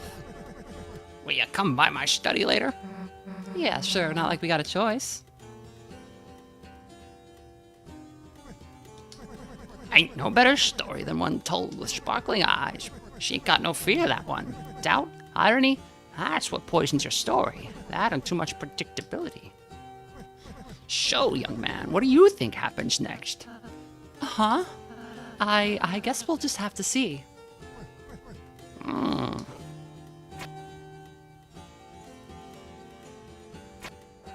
He's like not spoken to Chris the entire time. Drink up. Still odd now. Thank you. I noticed you haven't touched your tea yet. Close your eyes.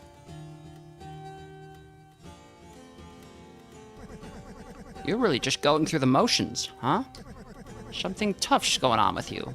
I can tell that sort of thing. And now you still gotta go through your day, still gotta talk, fight, do homework. I bet it all feels pointless, don't it? It's almost an insult that the Earth's still turning. But don't you give up. Even if you gotta do those motions, trying to find something, anything in them that means a little something. You hear? Thunk. Sounds like someone put another sugar cube into your tea. You sip the tea. It's very sweet. You drank it slowly, feeling a warmth spread across your body, until only a thin, sickly syrup was left cold at the bottom. That's the nice thing about tea. You can always count on it. Yeah. Right, young man? Yes, that's right.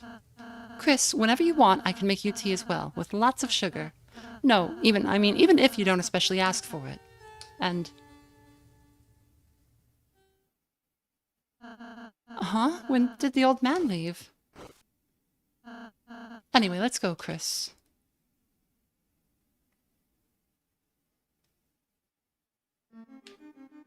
So we can see that Chris is still pretty upset about what's going on.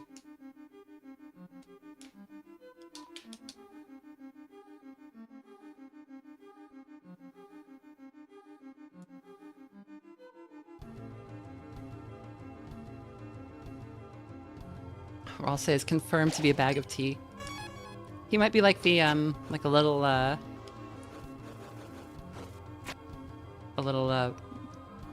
what are those things called? Kettle?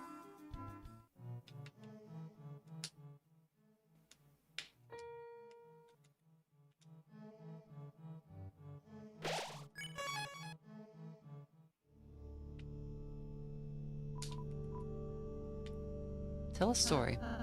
Once upon a time, there was a lonely kingdom, and in it there lived a prince who had scarcely known anyone else until one day... Okay, these are the same. Okay. Gerson doesn't do the bit about going through the motions, no. He says, I think he says, like, you're full of a lot of doubt, and that you might be... He says more stuff about, like, you, like, go find a path that...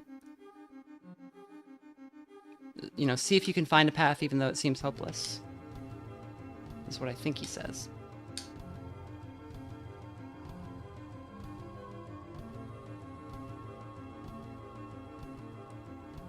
You thought Chris eats an apple in the weird route no matter what? Do they eat an apple? There's that scene where, like, Ralsei is, like, putting the apple up to their face so that they can eat it, and someone's like, oh, that's proof that they can't use their hands, but, like, was it? Or were they just being weird? Yeah, the Chris cam. That helps you, lets you know, like, what Chris is, like, feeling at any given time. Refer to that if you're ever confused. Oh, that's that scene? Interesting, there's no apple, normally.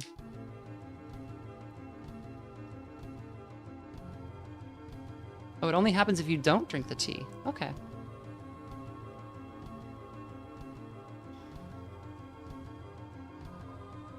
Little Jojo Fett says, I hope that the soul and Chris can reach an understanding at some point.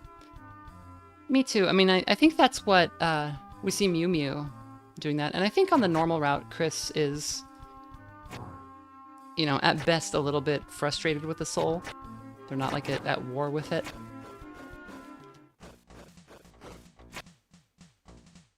Birdly? Birdly!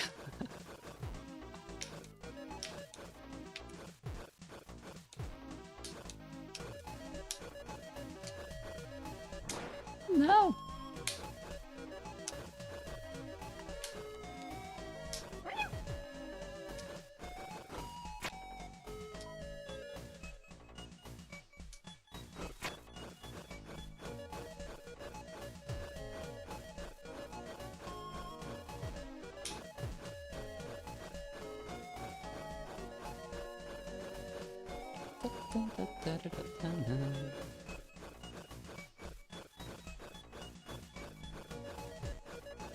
Chris is like a cat in the normal route, but like a particularly private one.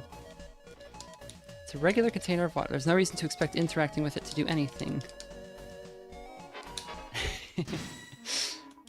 What? A battle? Okay, it's the princess. We're gonna fight it.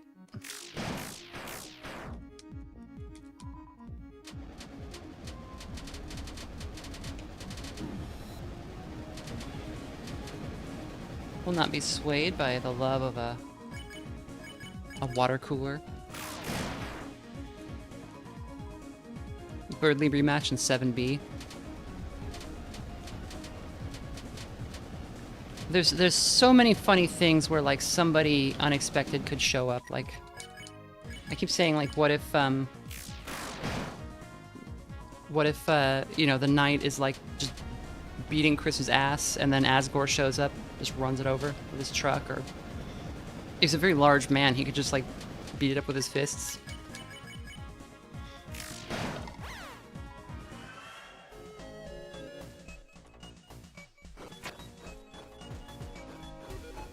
Gonna do that, Bird Boy, like Saturn devouring his son?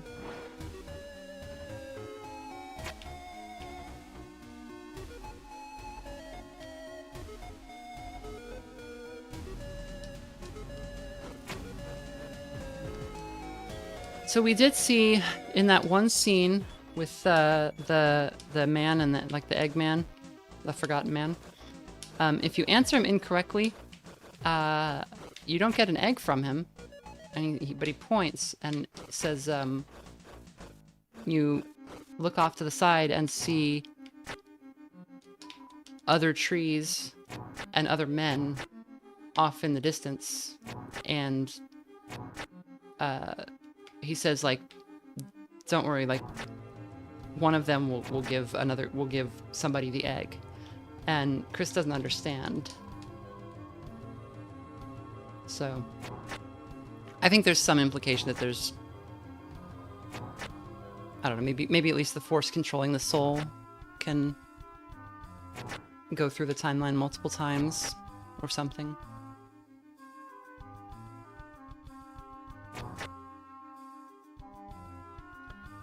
That's specifically if you don't get all the eggs. Yeah, if you don't get all the eggs, I think, and you get to the last Eggman. He says there's not more eggs, but you can look out and see that they're... I got 2 of the songs. Where's the third one? Is it over here?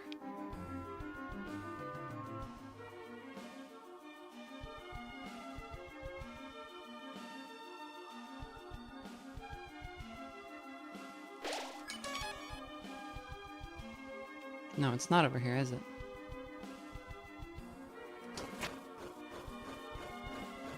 Is it?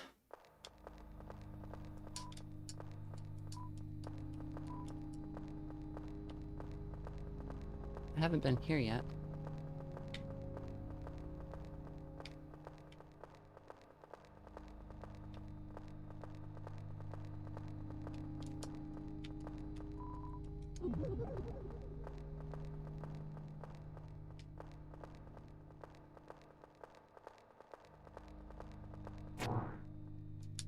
Oh, there we go.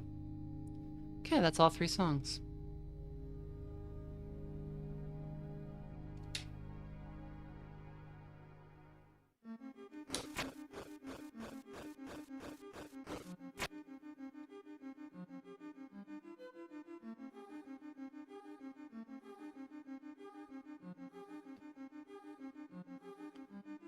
The player saves over Chris in Chapter 1. It's one of the first things you do in the Dark World.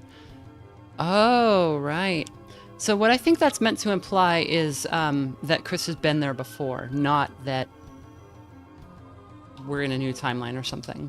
That's what I think, anyway. Because we find out that Chris did go to the Dark World when they were a kid, so they would have a save, right?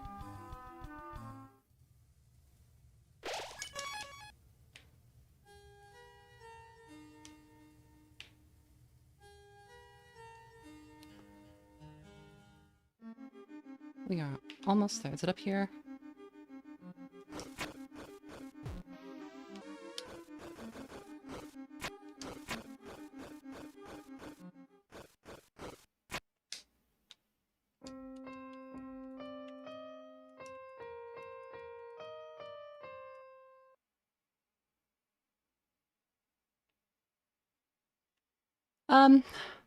It says maybe they didn't know what saving was back then. I think they did, because as soon as you see the save point, it says it's the light that only you can see, and you know what it means.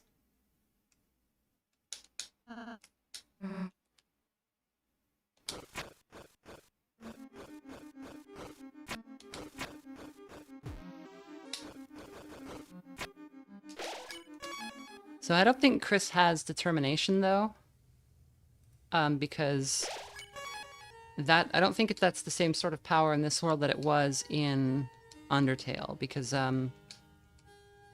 we're told that anyone with sufficient determination can open a fountain, and I believe it's not capitalized when we're told that. I don't think we get capitalized determination here.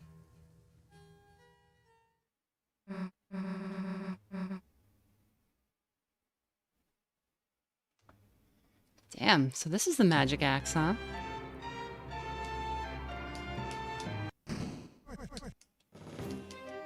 Alright. Let's first try this.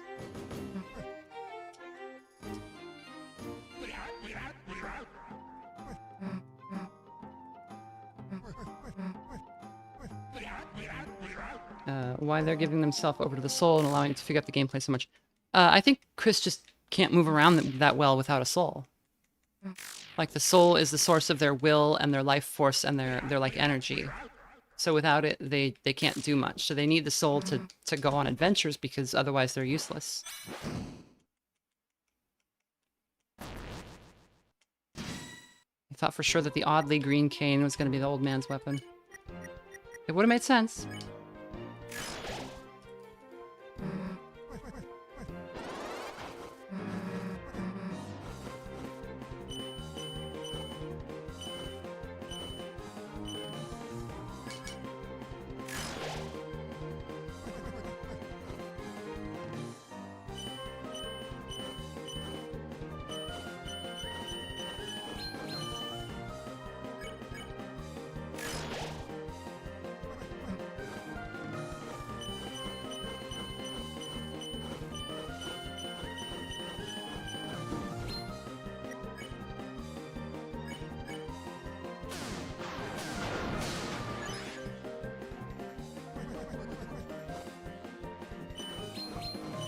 I don't think I shut that off last time.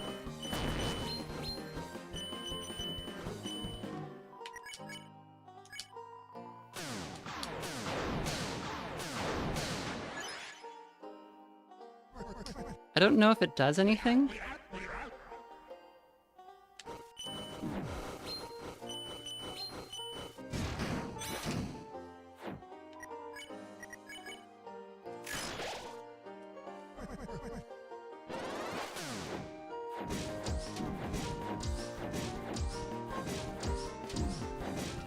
God.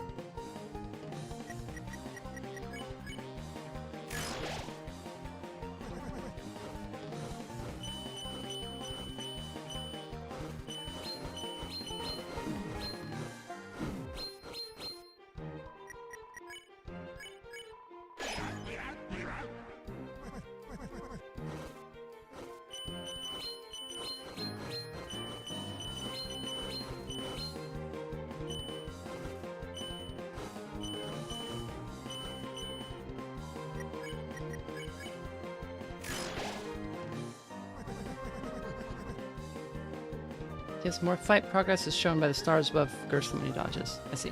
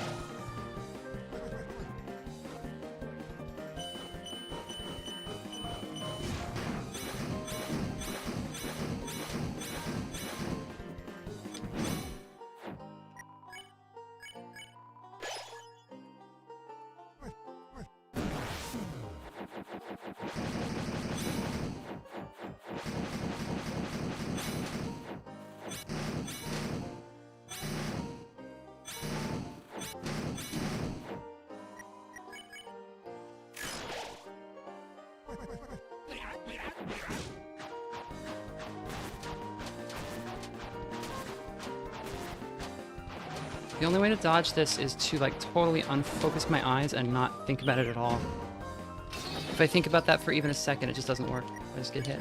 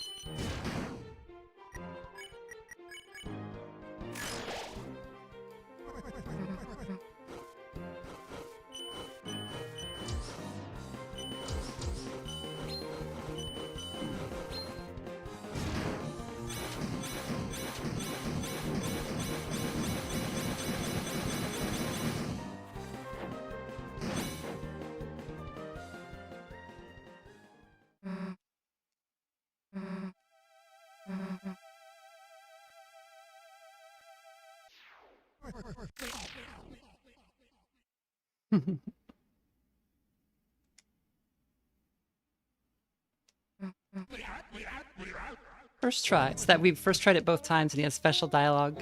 He's like, I was just gonna sell it. I was just gonna give it to you anyway. But we know that Susie wasn't gonna let him do that.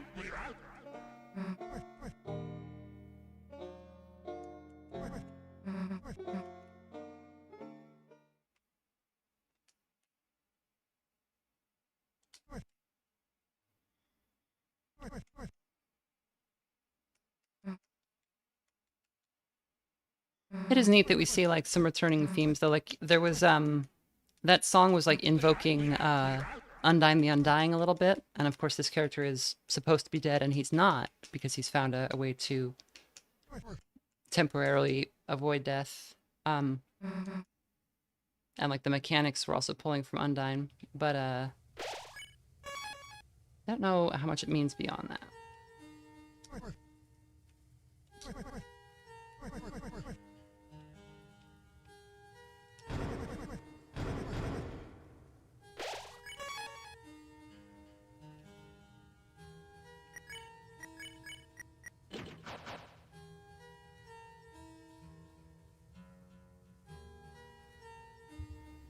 Technically, Undyne was evoking this because Gerson trained Undyne. True, I guess so, yeah.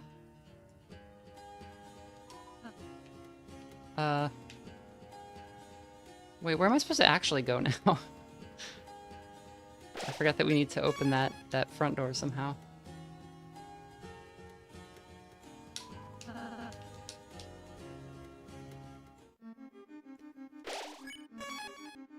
Gerson trained Undyne in Deltarune, but Asgore trained her in Undertale. That's what I remember. I would believe that it was Gerson, but I remember Asgore. Oh, in Undertale, Gerson trained her. He was the head of the guard before her. Okay.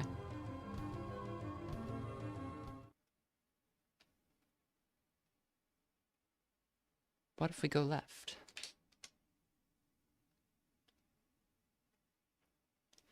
Don't understand where I'm supposed to go.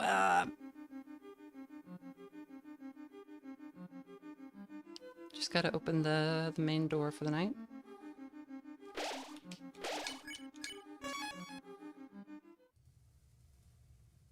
Right, Asgore gave her the job.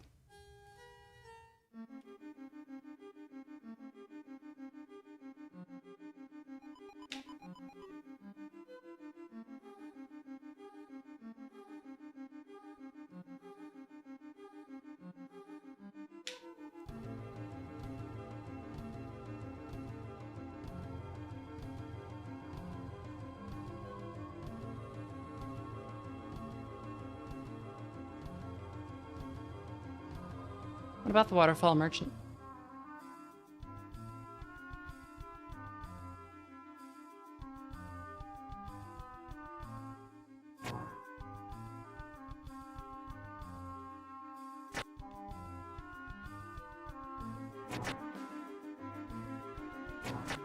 Yeah, it is also an inversion of Undertale because we're...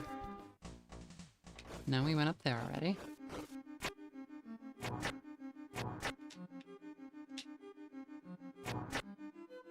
Guess we meet the person first and then the warrior. What?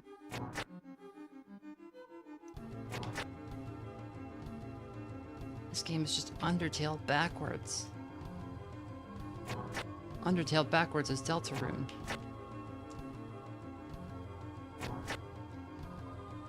Did you guys know that Ralse is an anagram for Asriel?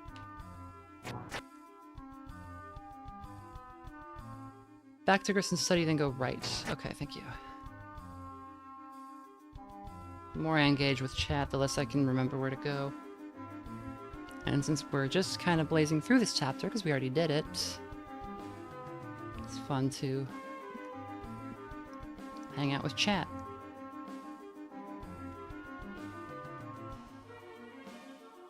Ralse is an anagram for Asriel's dust. There's no dust in Ralse. You would need to add dust. Streamer tax is real.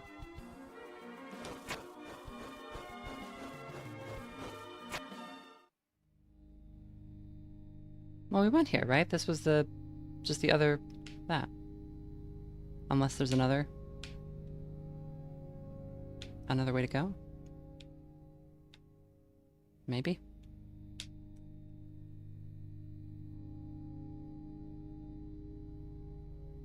Take out the IE in Susie. It's sus.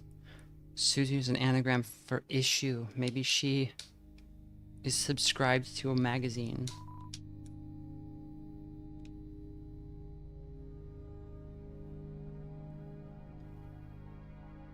If you add up all the characters' names in the whole game and scramble them up and take some out, you can spell some very interesting sentences. We're not supposed to go up there. It's not the way to go. And that's not either. And this doesn't do anything. Frisk is Chris minus F for flower. That's... We already did the gold piano. I'm just trying to progress past where the knight is.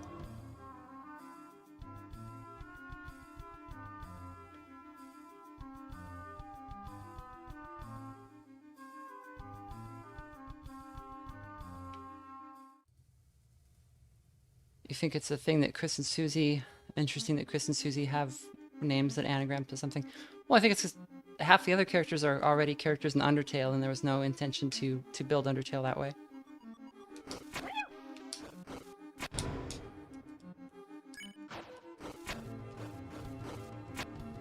A Chris is also a type of knife, which is interesting. If you play Cutie Mew Mew music backwards, you can hear Hail Stan. Wow.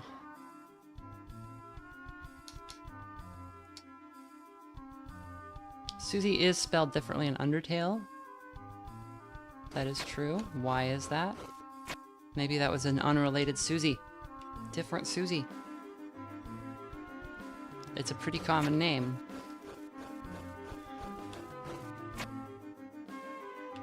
This is not the way to go. Where am I going? How do I get the night door open? Hello? Does chat not know the answer to that question?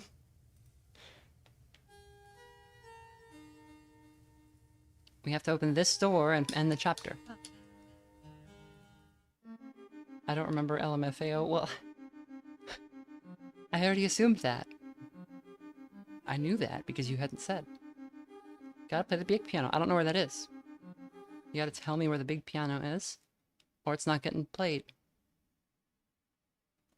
Oh, Jackenstein tells us? Okay.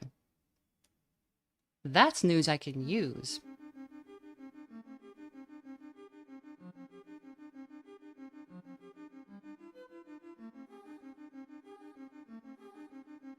We're never getting out of here, chat. This is it.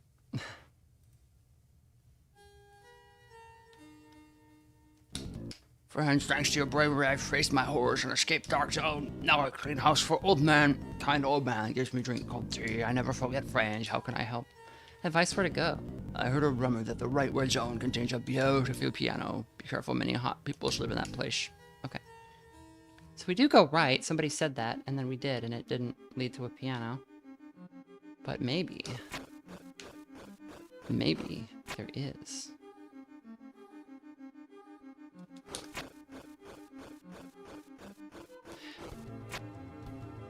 So, I guess maybe we do go this way.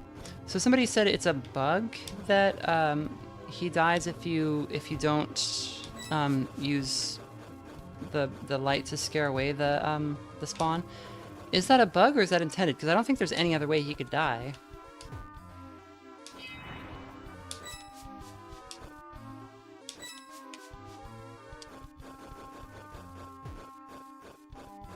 Because you can't attack him in that fight at all.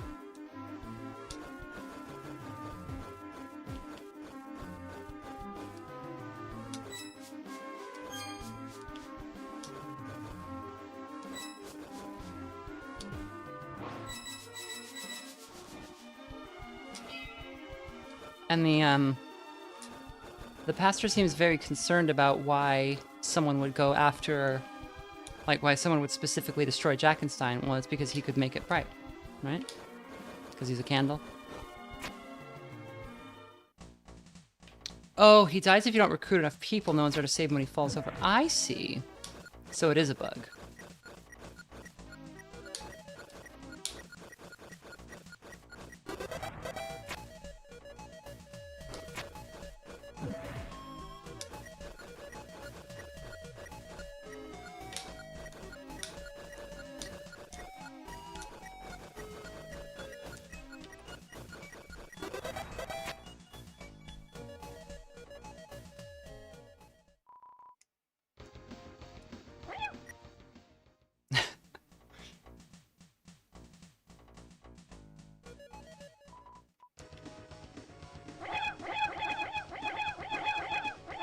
You're defending her. What are you guys doing? You woke me up. Well, I told you not to wake me up. What is this, the 5th time? Ah, I can't stand this place. Power band.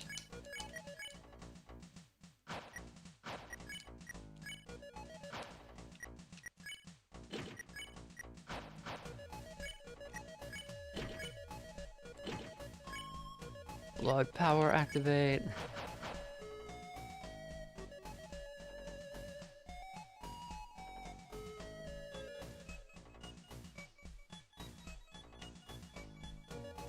Oh, you see the scene where he's saved and he ends up dead anyway. Makes sense.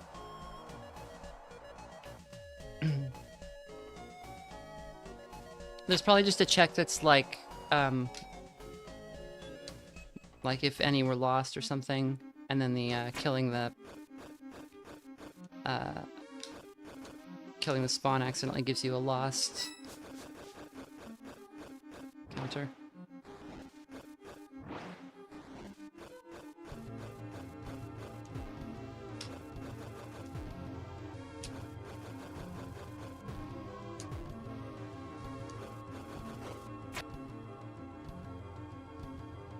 So it's not up there.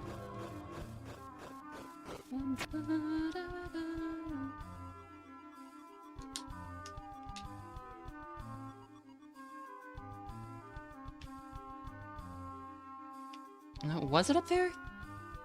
Am I dumb?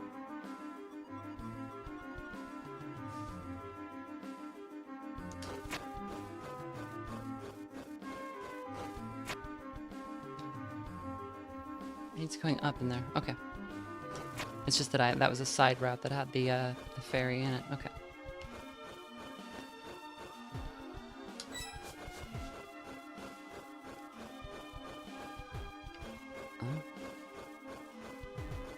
Does this go over? Yeah.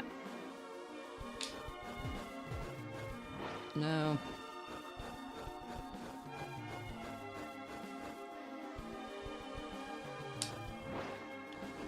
Oh, I thought you could go if it was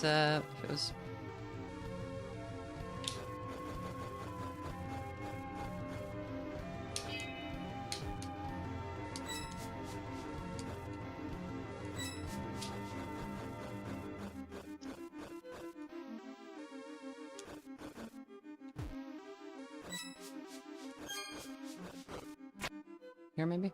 Yes, this is it. Jesus. Finally.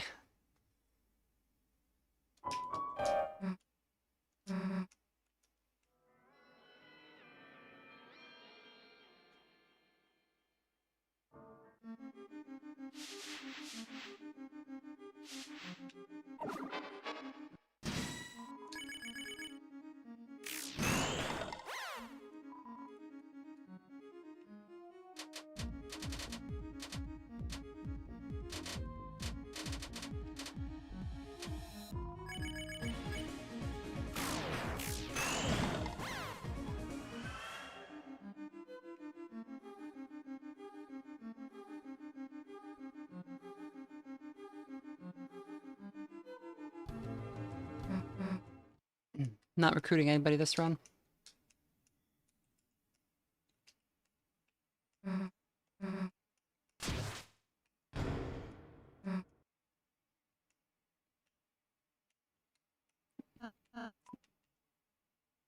Seems unnecessary. Huh? But, you know, Susie might want to be... Yeah, it might be nice if she had this chance to... Perhaps if you just close them for a moment? Don't. Perhaps if you just closed your eyes in general, maybe we could think of someone else?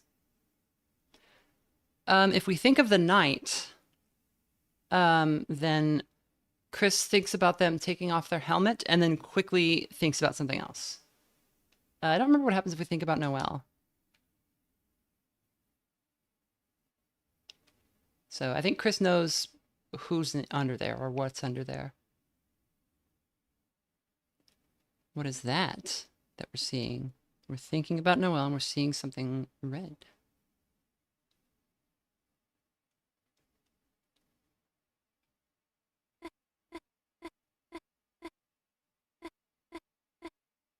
Thank you.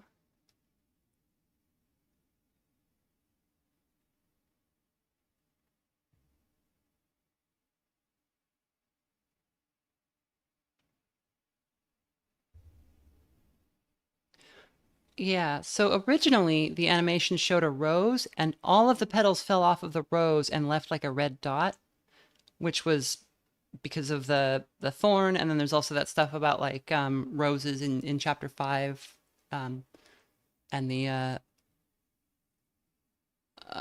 all that stuff. But a bunch of players got really stupid about the imagery of the petals falling off of the rose, and they're like, "Oh, it's a sexual assault." And it's like, no, it's not. You like that's not. They're not going to put that in a Deltarune. Like that's not how that works. That's not what. So, what was meant to imply was that something had broken, but because of it, something else was now happening. There's this little red dot that wasn't there before. Chris, hey, Chris, you okay? You were just standing there with your eyes closed, then you just started breathing hard. Here, get up. Cyril says people are too fear and hunger poisoned. I don't even know what's... It's just like a... I think people... Like, you might say like, oh, it's a lack of media literacy. No, I think it's that people wanted to be mad and saw an opportunity to read something the wrong way even though they knew better. It's very embarrassing. Huh? I got the puzzle solution. Let's just go. So I think Ralsei was back looking for more, more prophecy things to smash before we saw them, right? Yeah, I agree. I don't think there would be sex assault in Deltarune. Yeah, no, of course not. All right, Chris, with this we got it in the bag. Sheet music was added to your key items. It's a bit hard to read the characters, but it looks like this.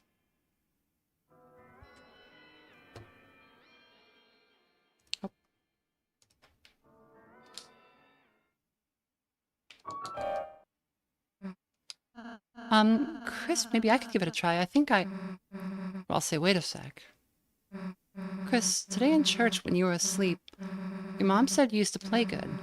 I don't know why you're pretending you can't now. Maybe you're like embarrassed or something, but like, you know. Chris, you should play.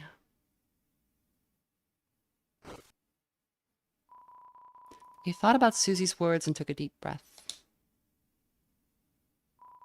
Your hands began to move on their own.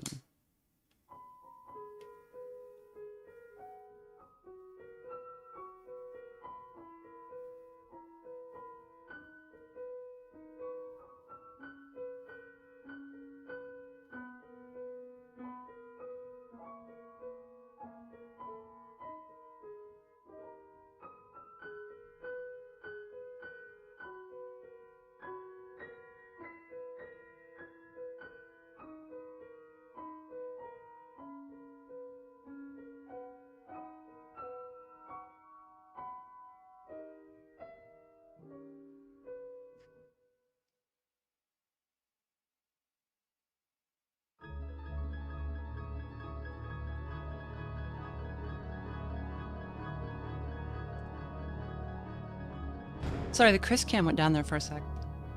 couldn't tell what they were feeling. Linil, it says, this piano sounds nothing like an organ. We'll find out why in a second. So, seriously, you're an idiot if you quit playing. Susie is nice, isn't she, Chris?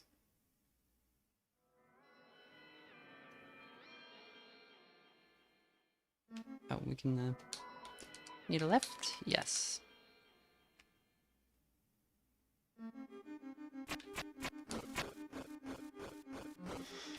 I don't know, people are really fixated on things they want to see in media, whether for good or for ill. Alright. Oh wait, let's just blow through this, because it's just old text.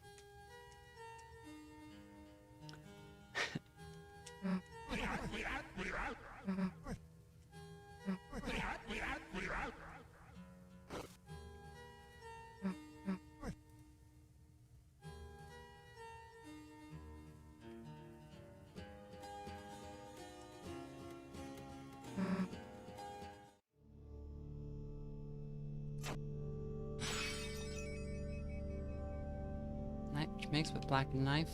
So again, these are the same. So these are human hands because they have 4 fingers, or Susie hands, I guess, because Susie also has 4 fingers, which is unusual. But they're in the same pose as the hands that are around the heart in the cage with human soul and parts, and around the one about the ring, I think it says.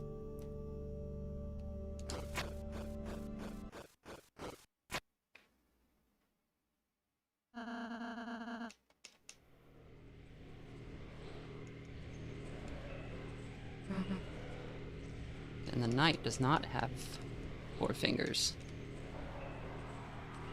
I think it's got 2. It might have 3.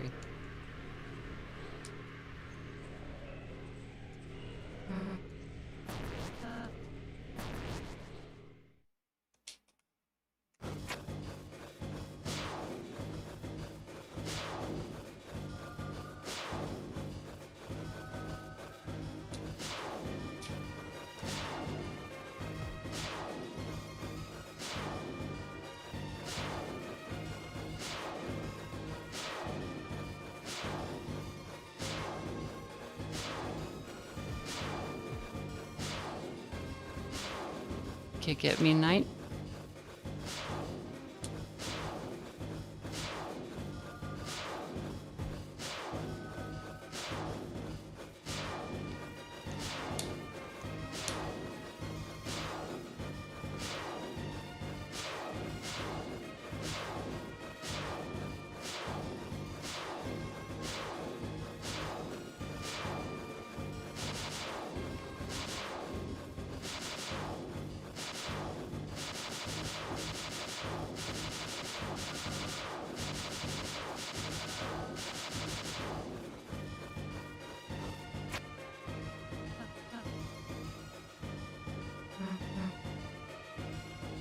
Yeah, in Asgore's part of the prophecy, his hands are like closing around the flower. That's true.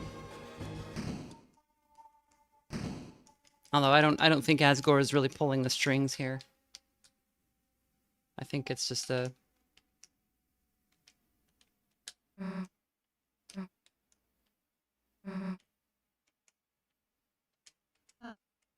So the knight went out the door. Which, this door goes into the other... Well, this door goes into, like, the inner part of the church, right?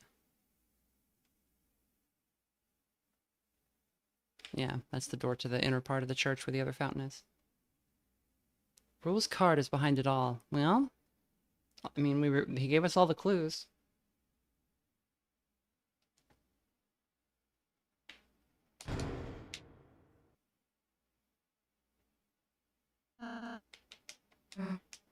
But like, people do this with like the shipping stuff too, where like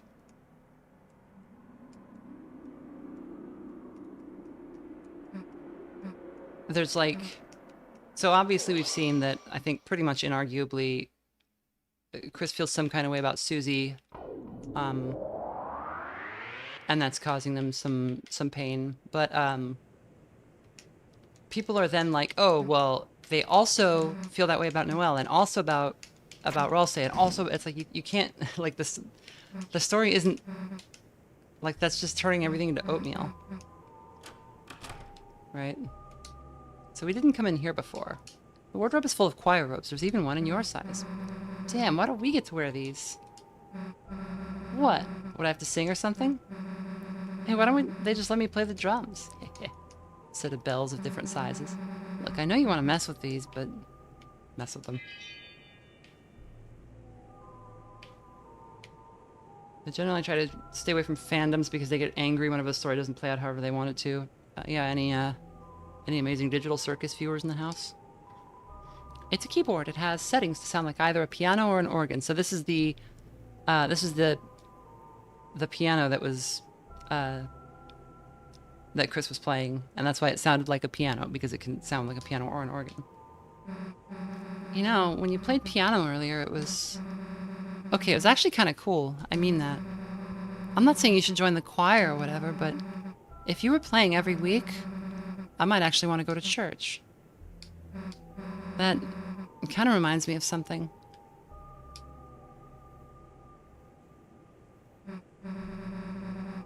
Gooseworks got banned from Tumblr earlier today. Why did Gooseworks get banned from Tumblr? Flowery. Hey, Rally. So, in one of the places I used to live, there was this plaza, and they put this public piano in it. So I started playing it, thinking, you know, it might be fun. But I guess maybe because I was so bad, or because I just looked like I shouldn't be playing, they told me I wasn't allowed to play it. So I backed off. And then they let somebody else play, someone better. I don't know. I don't know why I expected to be able to play it. That's what I thought then. That night, when no one else was around, I came back. And you know what I did? I smashed it. Yeah, I smashed the piano. I don't even really know if I broke it, but I hit it as hard as I could, hard enough to do some damage. And I ran. A week ago, if I knew you did piano, I probably would have just hated that about you. But now, I kind of just want to hear you play. Damn, I got weird there for a second. Probably made you want to stop playing even more, huh? So if you pick I'll never play again, Chris bites their hand very hard rather than actually saying those words. If you pick I'll play again someday, she's like, cool, maybe I'll come listen. If you play too... Huh? Yeah. Oh yeah, sure. If you teach me or something. Let's do it someday. Very sweet. Seems to lead to a small closet. Check inside. What the hell is that? Oh, I bet that's just Jack. Whoops. Maybe he's a Halloween decoration? There's other creepy stuff too. He's big. Guess we might not be able to take him back tonight.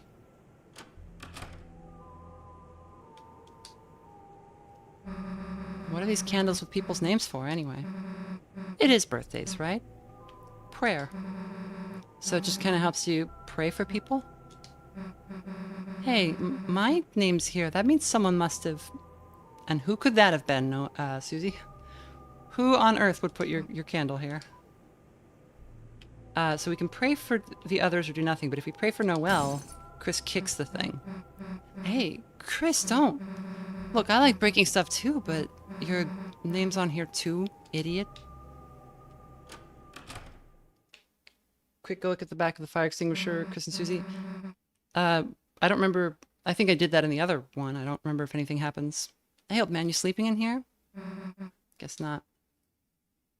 So we've seen this. We'll just pop through this. They find the body, or the remains, rather. I like that Chris figures out what it is first. Like, Chris takes a step back first.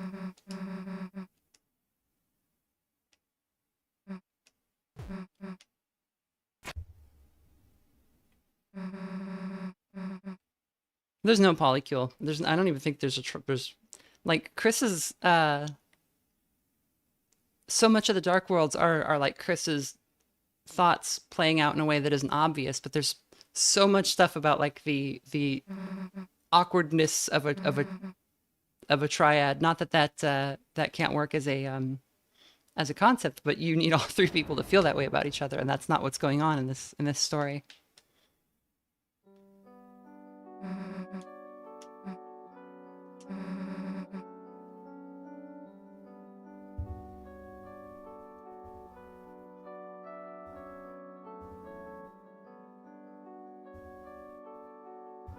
Saw the film in theaters. You can get banned from Tumblr. The Soviet Squid says she was banned from Tumblr because she was a trans woman who was being harassed. Oh, of course. Yes. So there's a thing where I'm like, you can't, like, with transgender characters, there aren't any. And if you bury it in subtext, then it's nothing. Like, then your character may as well not exist, because if we are not allowed to exist on the page, then hiding us in the margins is not going to do us any good. So, like, a story needs to really come out and just say it out loud, like, as clearly as possible. And that's worse writing, but you you kind of have to consider the context of the world we live in. Like, if you... And I know that, I think in the movie it does become explicit with Jax, but, like, the fact that it was,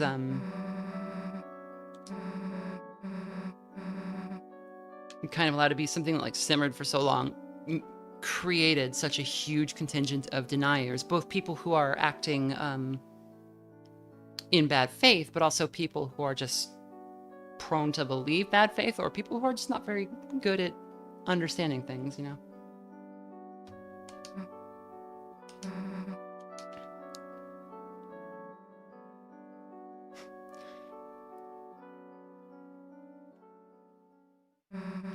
I don't think Chris had a crush on Noelle. I think Chris and Noelle were just like stuck together like glue, obviously. And then whatever happened with December like tore them apart. But they were little kids, you know. You don't, when you're 9, like that's just another little kid, usually.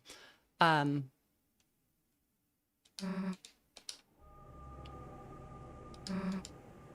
I'll read this again because it made me cry last time.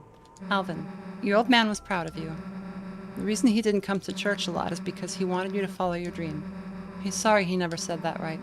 So write your own stories. It's okay even if they're not perfect. Sincerely, a friend. Also, note that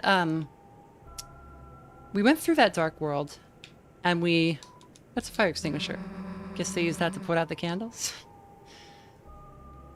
We went through this dark world and did all that stuff, and nothing's trashed yet. So it's not just that, like, going into the dark world and having the adventure trashes things. Susie looks like she has an idea. Listen to it.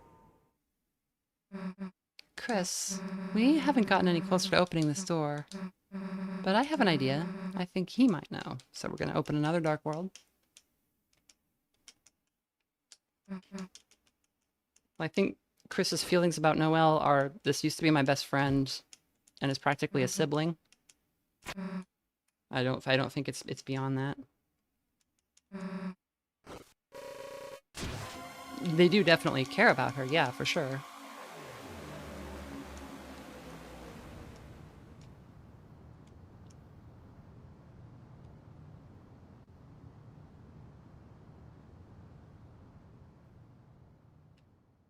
Well, we know what's going on with why Chris is distant from Noelle, because they know that this route can happen. They know that what is presently unfolding can unfold, and they've been trying to protect her, I think.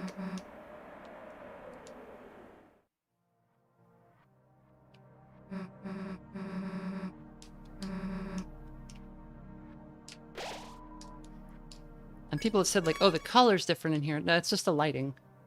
It actually says the lighting has changed, is the first thing it says. So...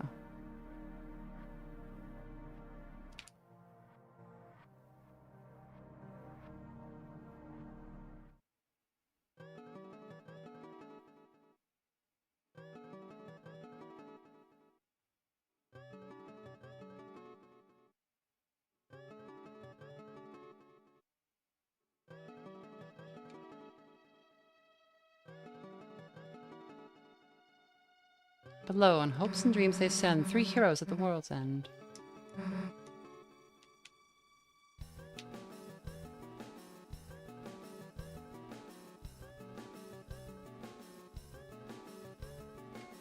Yeah, somebody says, I read that this tint in the Dark World is just the tint of Susie's eyes because her eyes are yellow instead of white. That's the sclera.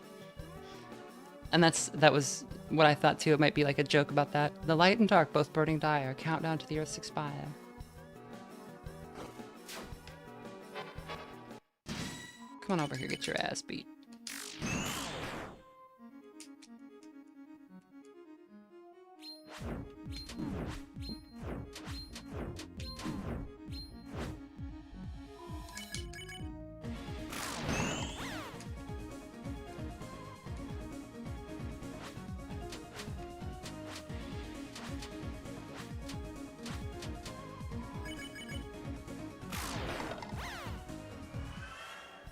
What are these? They're Wingblade. They're feather pens. Because Wingblade is our weapon. So they're just more feather pens. And the Wingblade is a feather pen in the light world.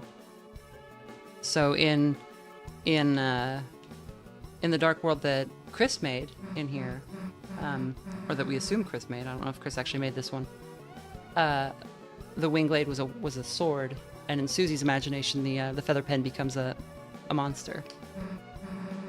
So the third hero, the Prince Alone in Deepest Dark. This is out of order because at some points it says last was the girl, and then the third hero is the prince, but second is the girl, and then the first is the human. It's very strange. And is this Ralsei? Because that's fire magic, which we know Ralsei has, but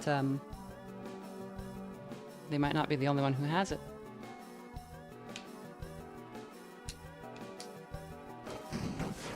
This is such a good gag. It's a joke that provides characterization as well. Like, obviously Susie wouldn't be interested in a stupid puzzle.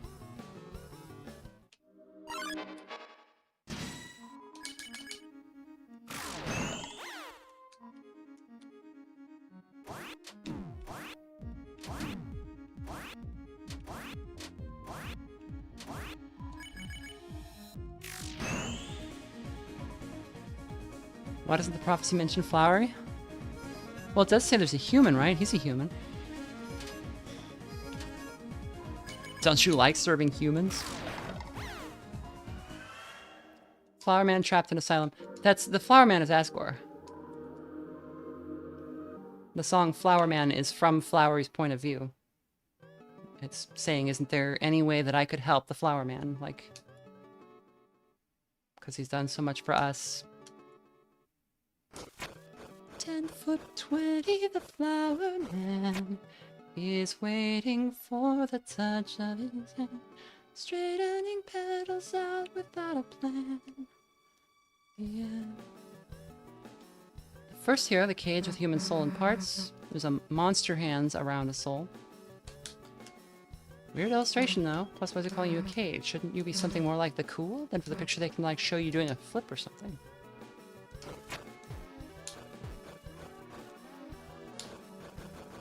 It's also Asgore's silhouette, yeah. I mean, they're both flower men in their own way, in a different way. But the song is clearly about a flower wanting to do something for the person who takes care of it. That's why, like, inside my little chamber made of glass, Asgore does not live in a little chamber made of glass.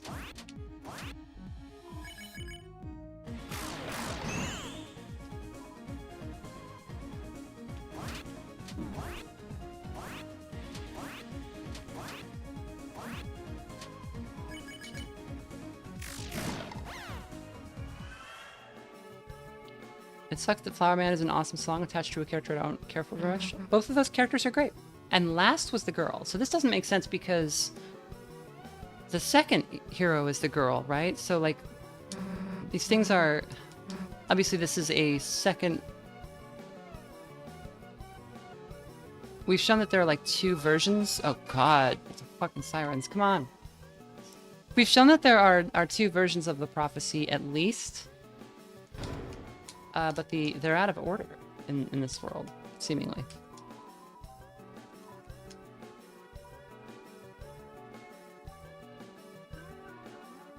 That's not the act icon, that's the Rudebuster icon. That file is even called rudebuster.png.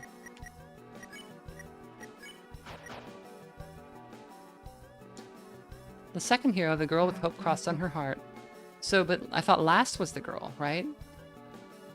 And this could be Susie, but Susie's hair doesn't kind of curl up like that. And also she doesn't use a sword.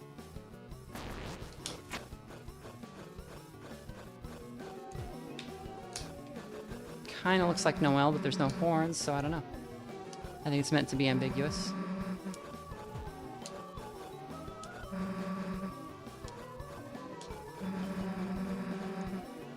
But we saw that there was a hint of at least 2 versions of the prophecy, even from the beginning of the game, when you see that little, like, animation, because it goes split screen and shows hope on one side and dreams on the other. And light on one side and dark on the other.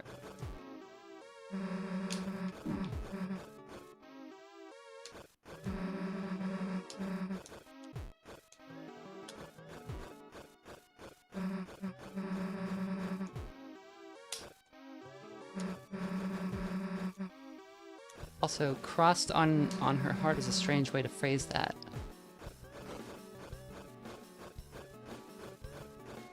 Does that almost sounds like it means the opposite of what she says there. Like, if something is crossed on your heart, does that mean it's like crossed out? Or what?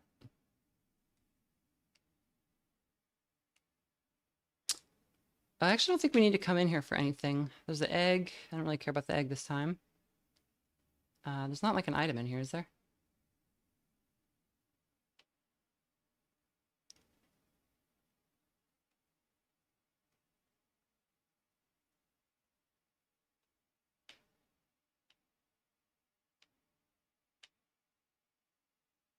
I can't even see it now. Oh, we need the moss. Yes. That's what we came in here for.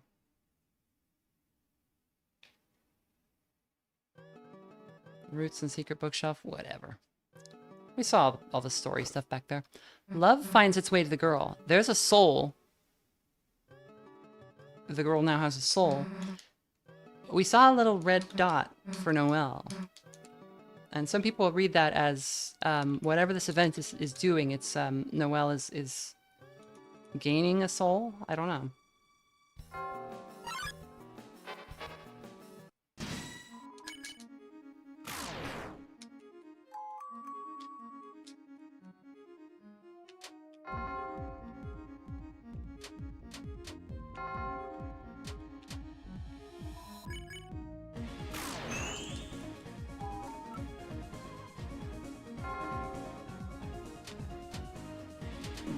Ouch. No, Grub.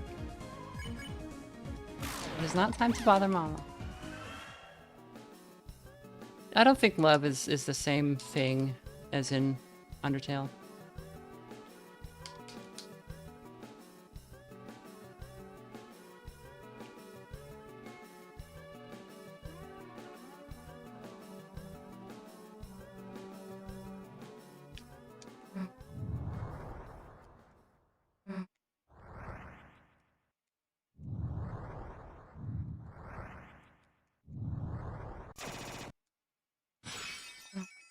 Grub route?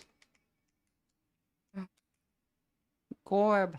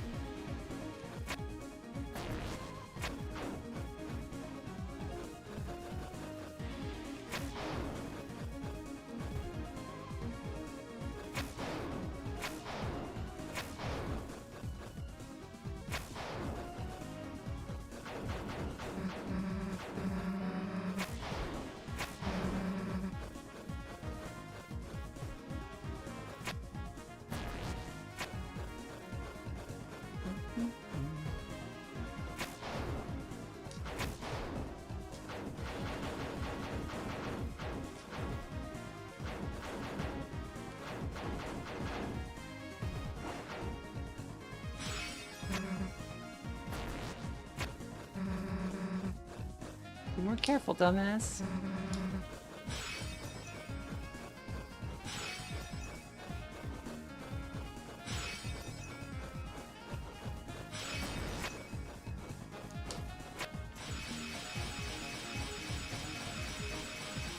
Yeah, love is mentioned too often in Deltarune to be the same sort of thing. And also the story literally involves romance, and Undertale did not.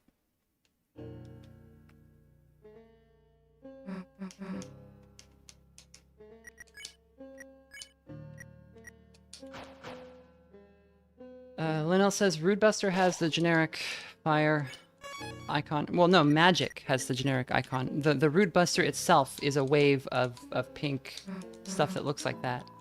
And the file is also called Rudebuster, so. Unless you mean to imply that Chris is the girl, which is not, that's not the case. That's not the case.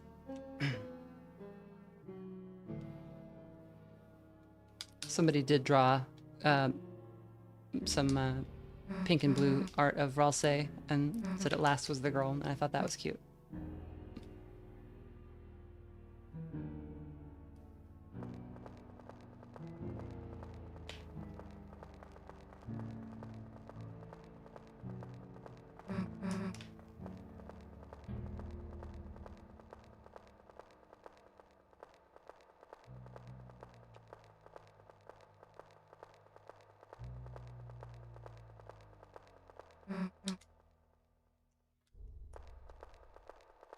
Girl is Burger Pants GF. Oh yeah. Pizzarina.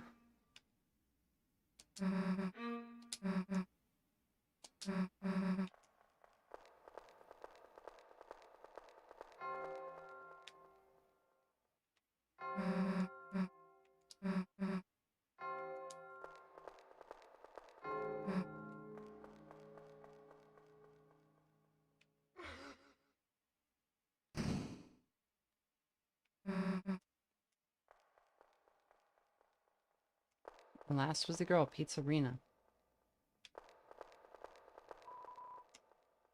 What is, did I not guess it correctly?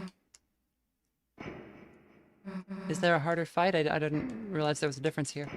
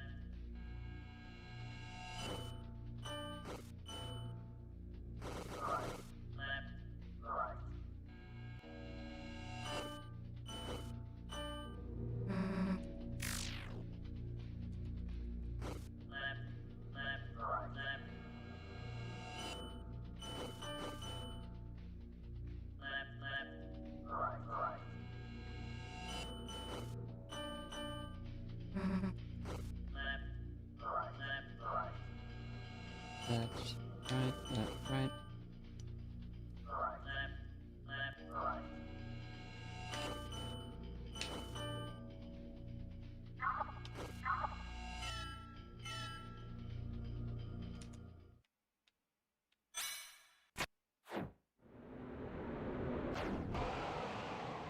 If you get them all correct, you only have sound cues for this fight. I thought I did get them all correct.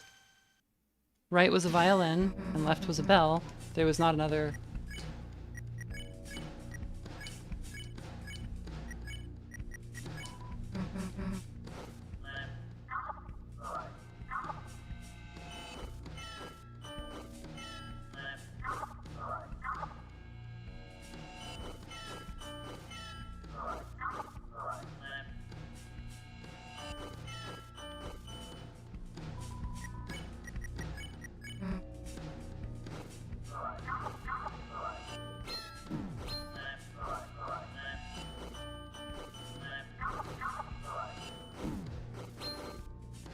keep mixing up what the up sound is.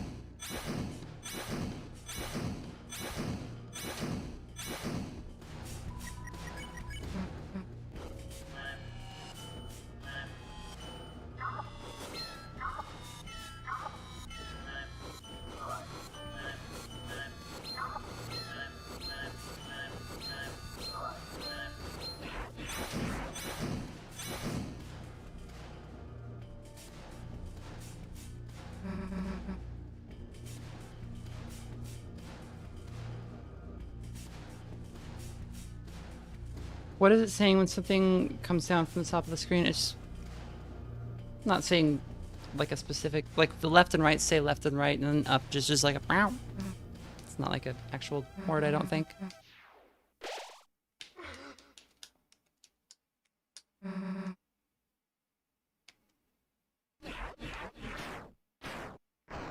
Yeah, people say Ralsei used fire magic here, but he didn't. He just beat it with his scarf.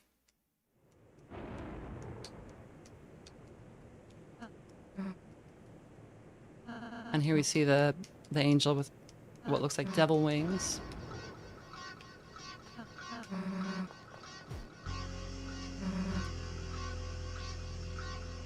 Don't yell at the boy. The boy.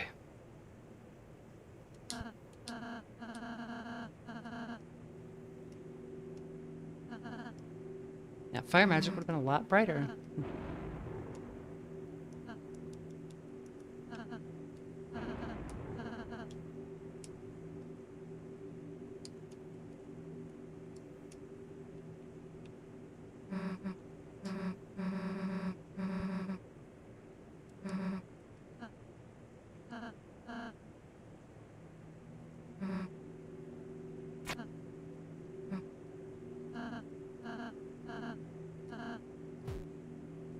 What, Grub?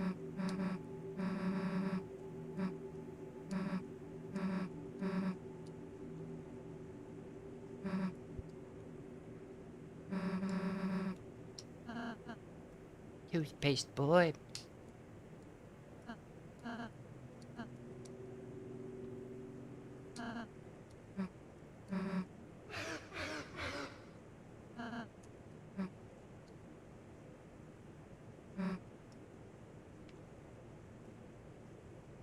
Grub is mowing. It is Grub's turn to stream. Give her the controller.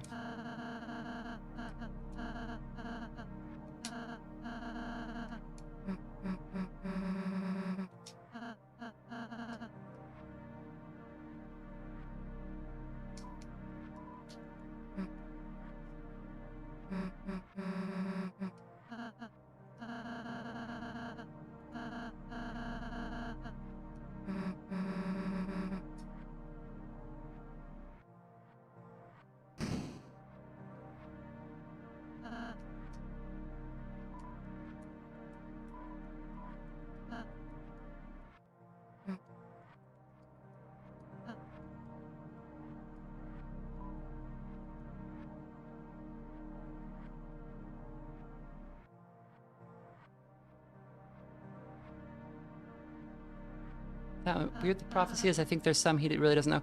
Yeah, I think he knows the prophecy and it's giving him like false confidence in what will happen. I think it's less, maybe less, like more open to interpretation than he thinks, is what I think. Grub.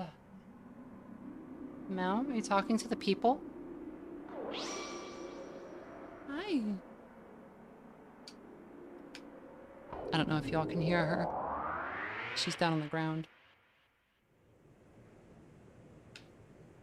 Or the floor, I guess. I'm not streaming outside. Back again.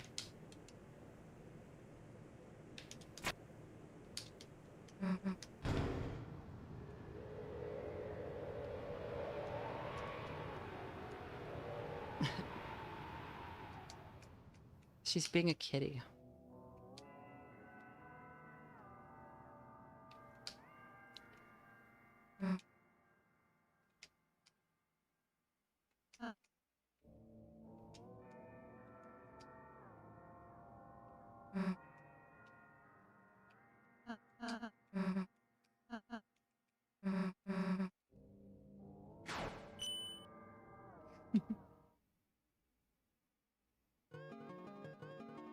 Is Grubba needing me? I'm out. Sometimes, yeah. Sometimes she doesn't want to be bothered at all. And she'll, like, attack me if I mess with her. Other times, she's a really whiny baby. It requires 1,000 love.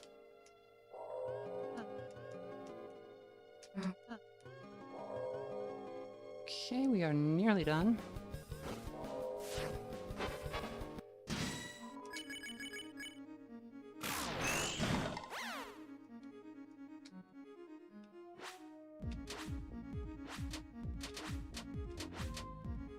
But the Winglade's here too, so I don't know. Sometimes you're a sword, sometimes you're a monster. That's just how it goes.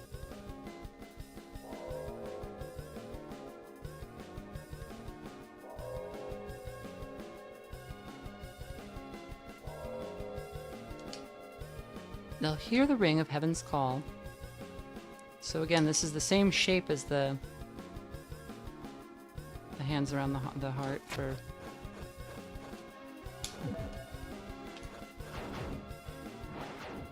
Yep.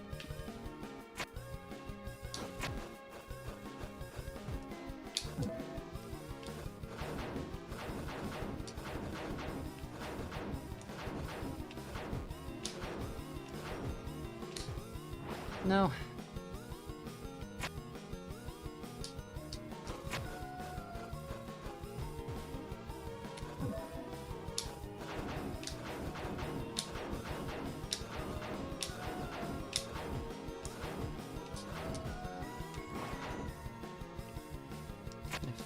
My thumb slipped on the analog stick there.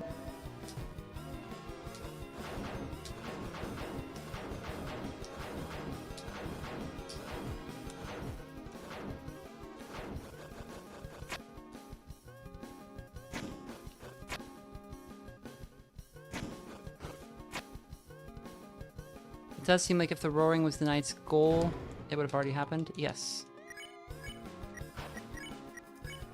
Princess ribbon. Elegant lace ribbon with gloves. Delicate enough to see through.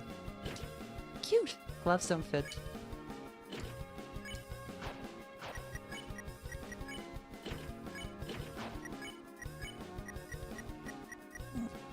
Nah, gloves don't fit.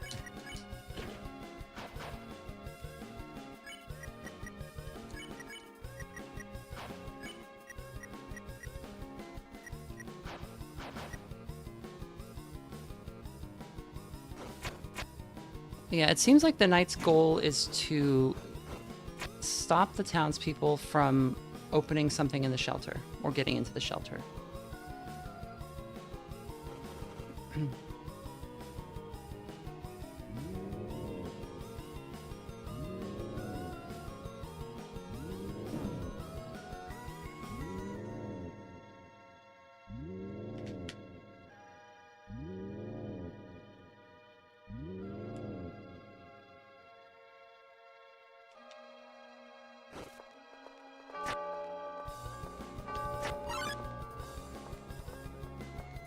Away from me.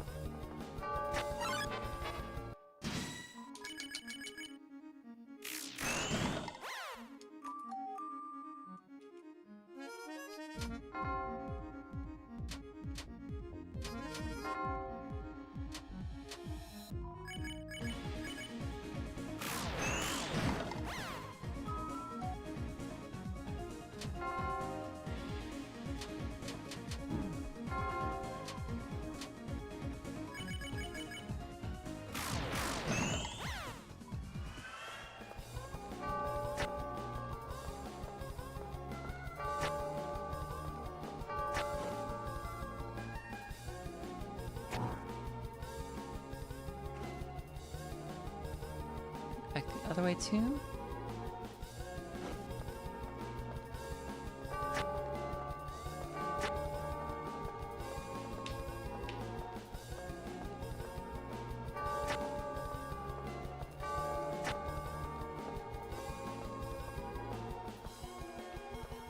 It requires not just intention, but determination. And I think determination in this game might actually be something else. I think it might be freedom, like the ability to make a choice. And not just the ability to make a choice, but like the fact that you're making a choice. So, because freedom is used a lot, and determination being a pun in the first game, or in Undertale, makes me think, you know, makes you want to hunt for puns, and there's certainly another way to read determination which wasn't used in Undertale, so. But like the ability to determine. Freedom. Maybe it's hyperlink blocked.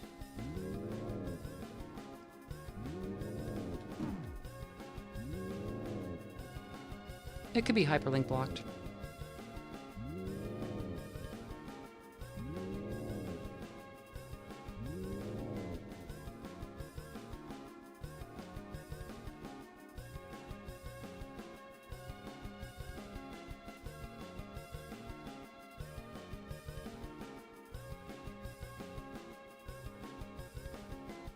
Hello, Every! Is there really not like another door?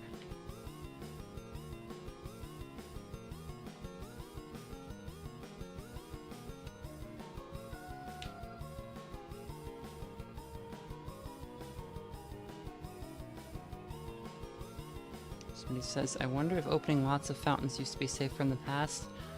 I don't know, because I don't think, like, Ralsei talks about, like, a past where Lightners and Darkners lived, you know, alongside each other, but, the king only seems to remember as far back as, like, Chris and Azrael playing little kid games, so...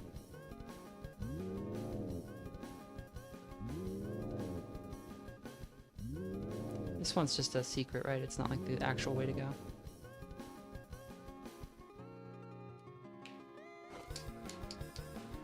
Did I go right past the bookshelves? I don't know. The angel, banished, will finally meet with its desire. So we know the angel is Noelle, and... I don't know about that, man.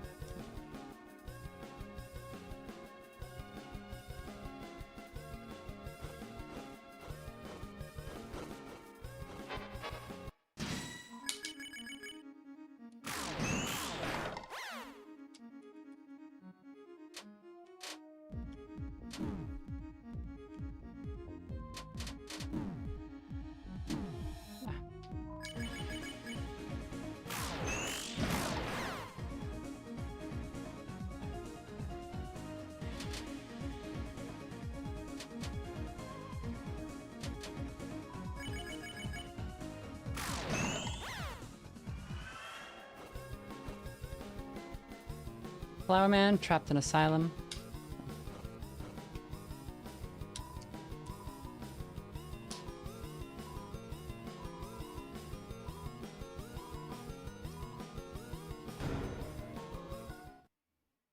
Here we go.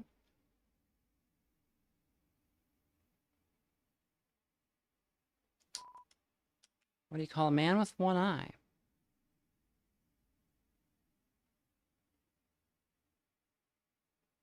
The knight seems to have only one eye, though I'm not sure if that's...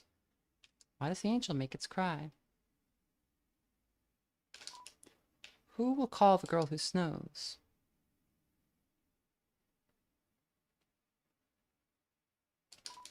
I don't know. I don't know. I forget what's even back here.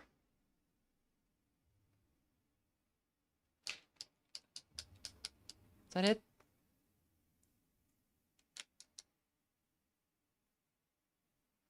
Oh, right.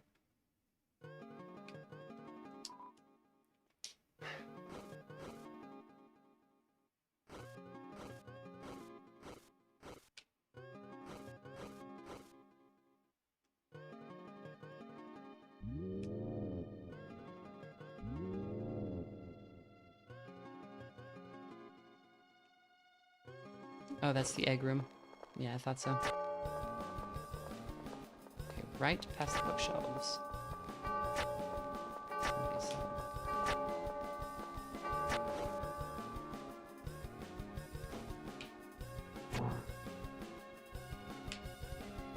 You mean back on the left side of the room? Come back this way.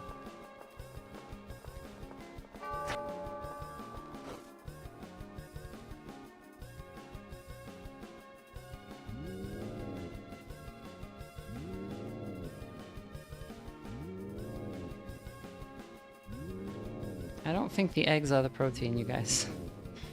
I think it's almost certainly the soul. And,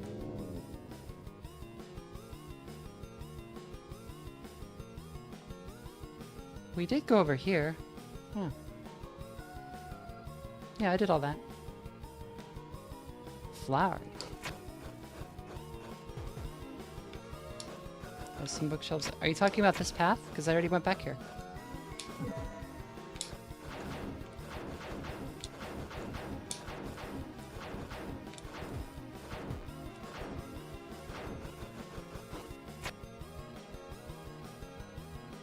Yeah, it was just that.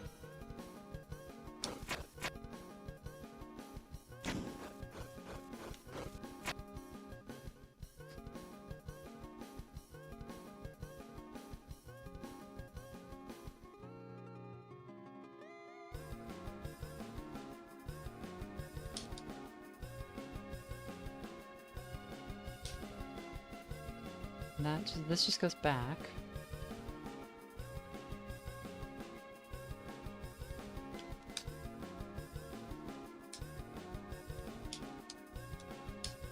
People think eggs are protein because eggs are required.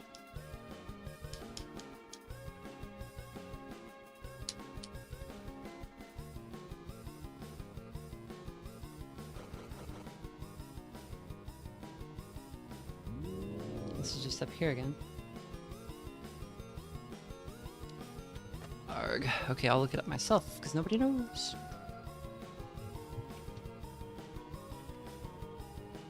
I just get mixed up.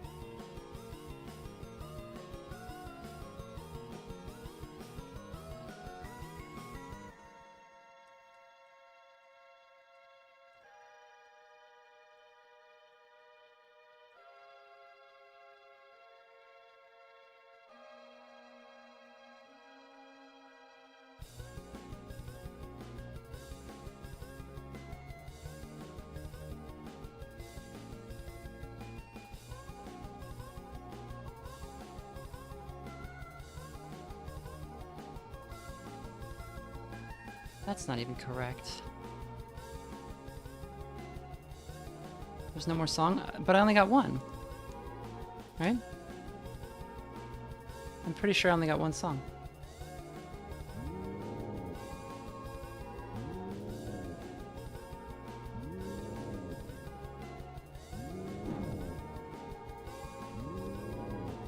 If I go back to that piano and there's only one song on there and I need to put two, I'm gonna lose it.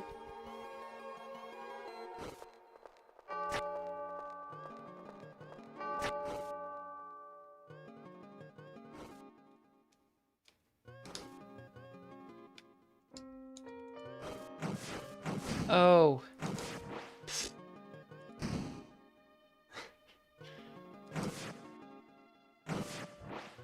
I forgot that this is silly again.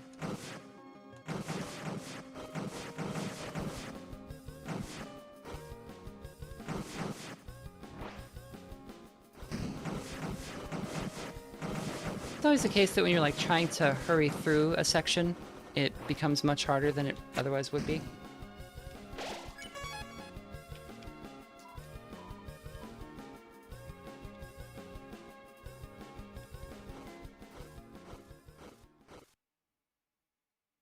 Do I need to sleep? No, not yet. I'm just trying to get through this quickly because we're almost done. And we've seen these parts before in the normal route, so I'm just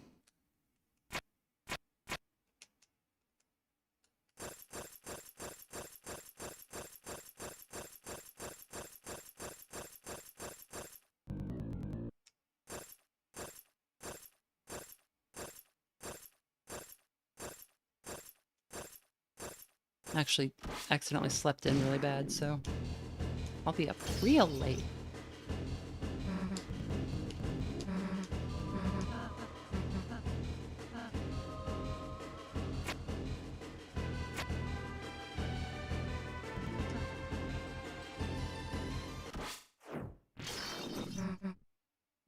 You actually get to see him.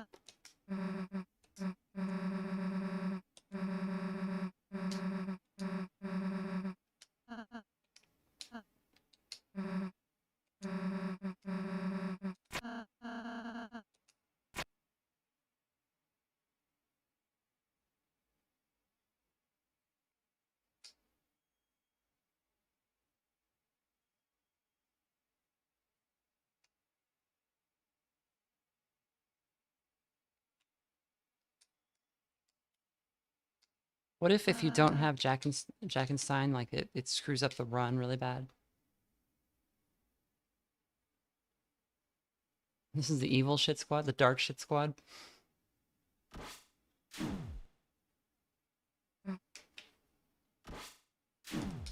Is it gonna be peak again?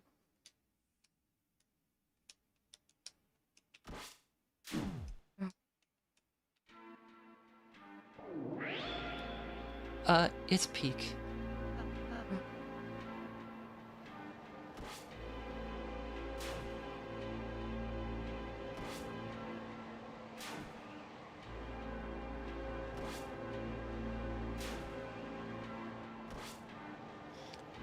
So yeah, I think because Susie doesn't see the soul until the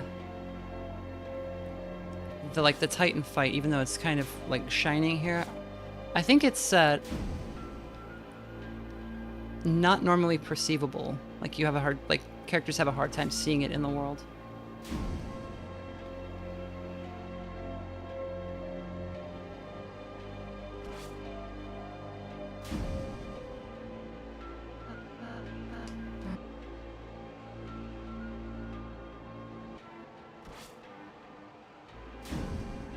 The dark woke shit squad.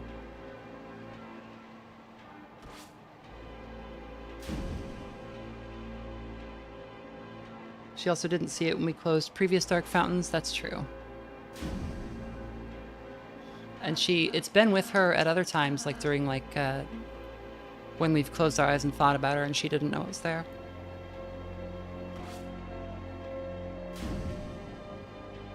Chris knows about it and still takes a moment to notice it in Noelle's room. That's true, yeah. They don't see it right away.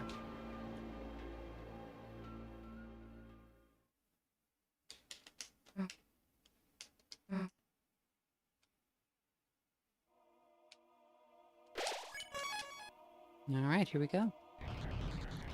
Titan fight. We don't have the black shard this time, so it'll be a bit harder, but not much. Chris is just emitting light, yeah.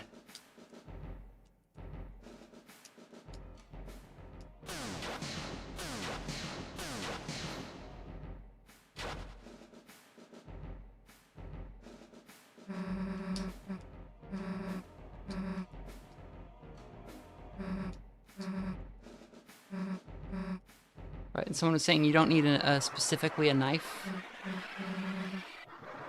This laughter reminds me of the memory men. Some of the amalgamates that you see, and also the Titan spawn also remind me of the memory men a little bit. Those are the amalgamates in Undertale. And we can see that yeah, you don't need a knife specifically to make a fountain. Anything sharp will do. Nah.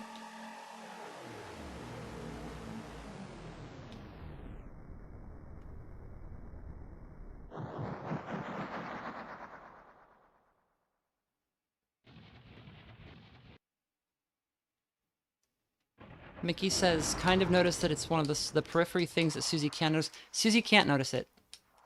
Susie doesn't see the UI. Flower just told her about it. That's why Ralsei's like, how do you know about that? And she's like, oh, Flower told me. Doesn't mean she can see it. It just means she was informed about it. I think if the UI is anything diegetic beyond just like a Dark World joke, then it is probably to do with whatever interface the player is using to control the soul. And so Susie would have no knowledge of that.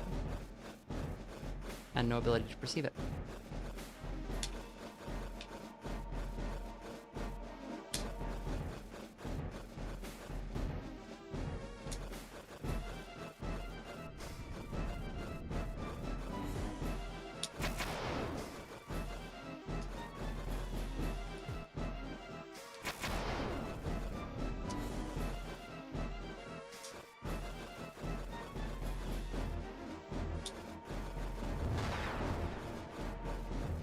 Live Chris reaction.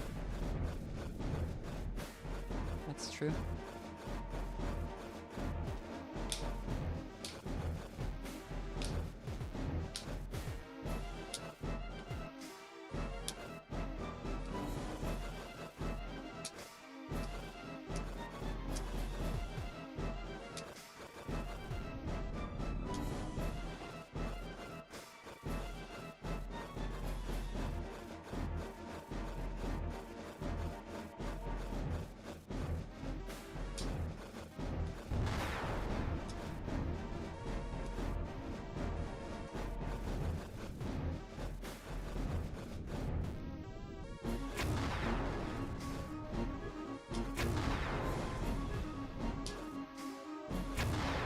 See the emergence of what look like angel wings.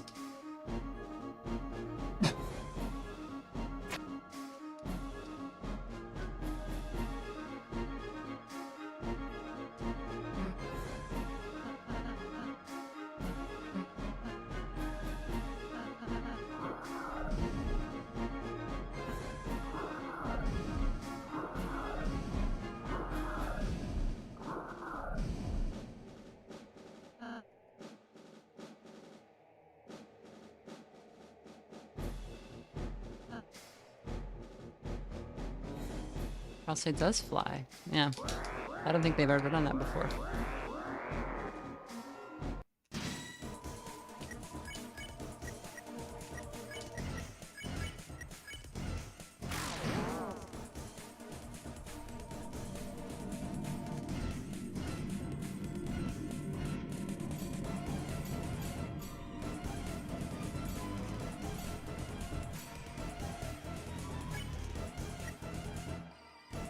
Spoken in a voice like crushed glass.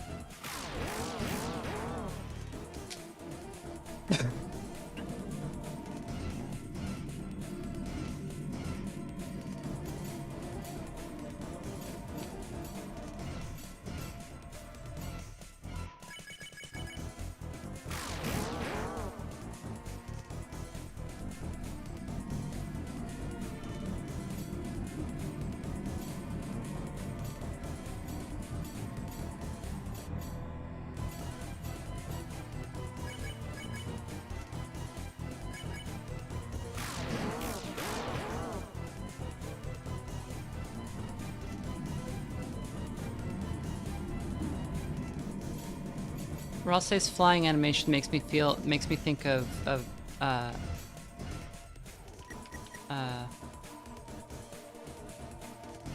Magus from Chrono Trigger, and of course he is a character who is looking for his sister who is lost in time somewhere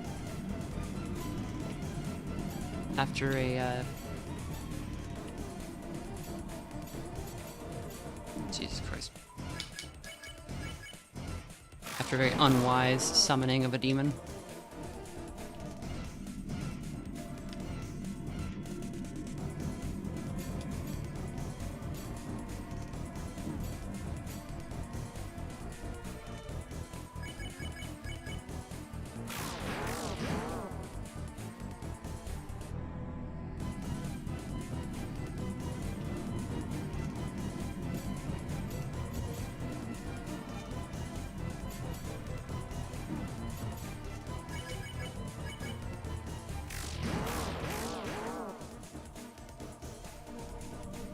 We can use banish, but what if we kill?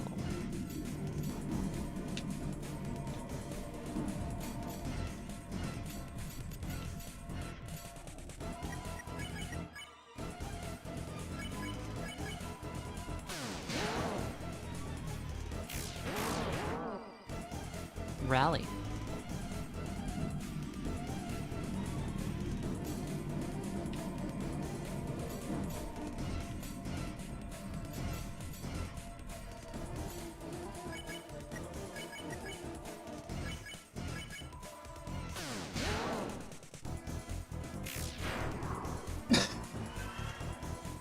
Wonder if Chris would enjoy the Discovery Box at Taco Bell?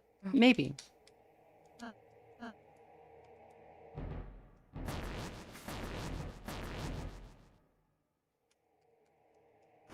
Do you think they know about fourth meal?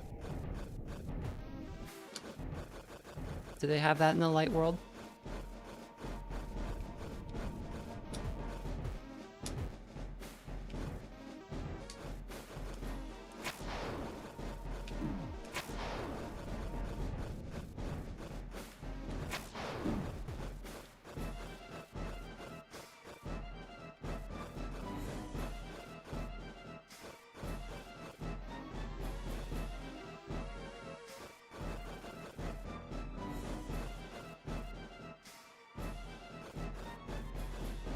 Maybe they would like it if they saw the commercial where there's a little chihuahua, a little dog, and he's like, "Yo quiero Taco Bell," because it's a dog.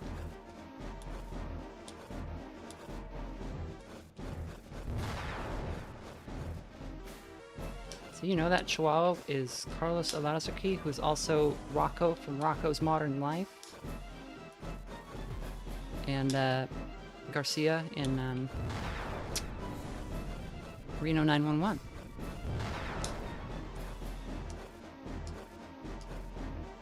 Which, if you've not seen Fresh Hot Arby's, is a very good bit.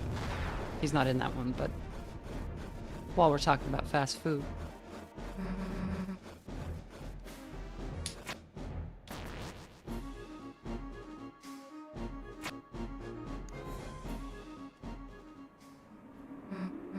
I wish I had $46 at that age.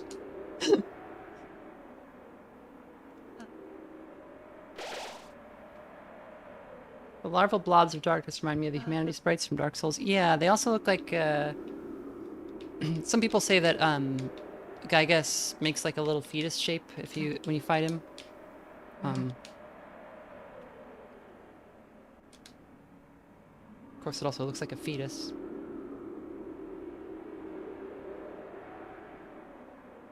New Boot Goofin is very solid bit. Fresh Hot Arby's is they thought it would be funny to get an Arby's sponsorship, so they decided to record like a 12-minute bit that is it's Weigel and the guy who says New Boot Goofin, whose name I can't remember right now. And they're trying to do like forensics at a crime scene where like a double murder occurred between some like drug dealers. And they're trying to work through the scene, except a critical part of the crime scene is that one of the guys who got shot had come in through the door with a bag of fresh hot Arby's. Fresh hot delicious Arby's. So they have this bag that they're like prop that they just keep passing back and forth as they try to work through what happened. And he just keeps saying fresh hot delicious Arby's.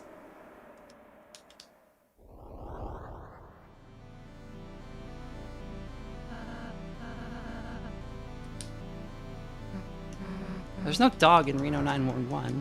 Actually, there's probably a couple of dogs, but... The actor is not a dog. He's the guy who says "Yo quiero Taco Bell" over the little chihuahua is a man, because dogs can't talk and humans can. And so what happens is they hired an actor to voice the dog, and he was also on Reno 911. Because you need actors to say things.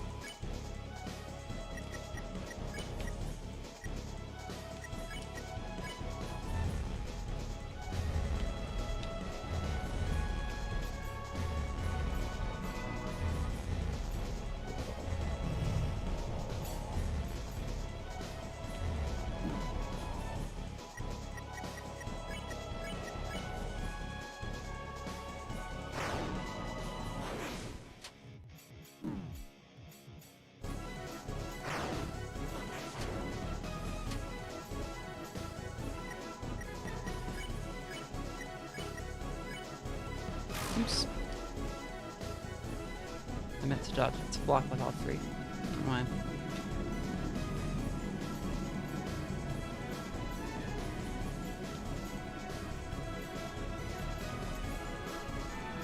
We're almost there, Chad.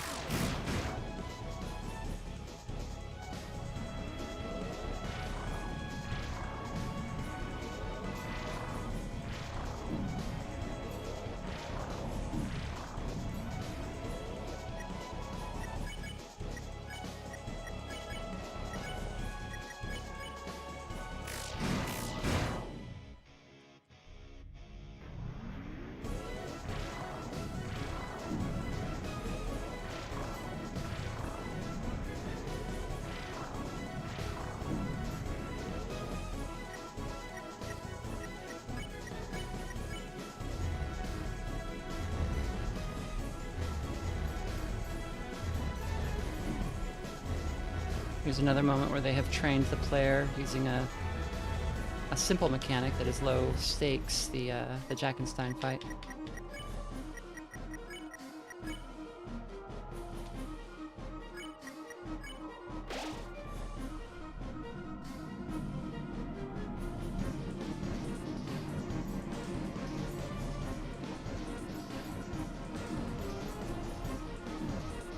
God.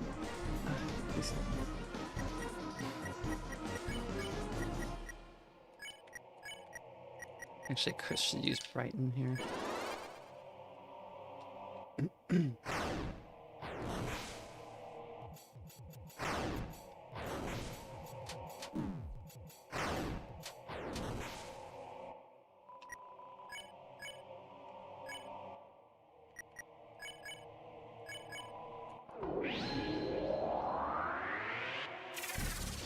Look at the symbol next to Chris after I pick the act. Okay.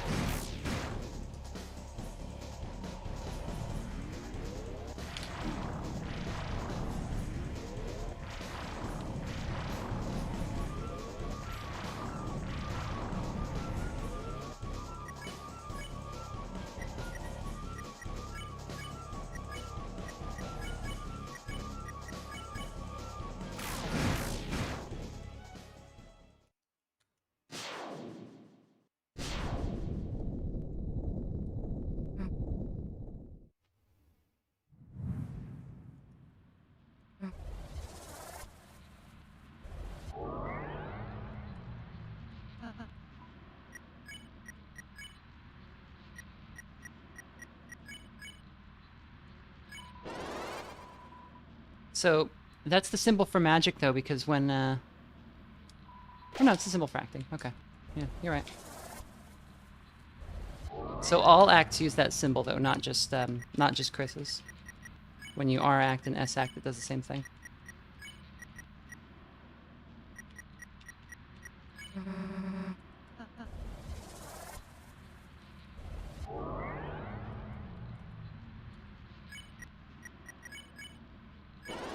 So you can see that they all three have the act symbol there, because they're all three acting. But the image is called Rude Buster. And that's also what Susie recognizes that image as, I guess.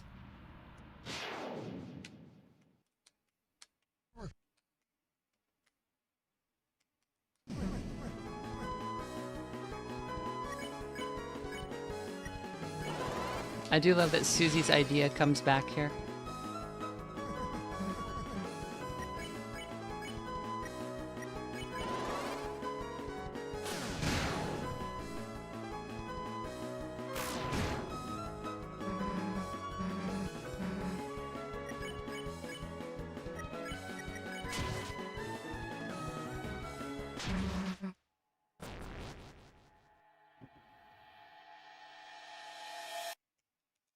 Yeah, that symbol's on the rug in her room.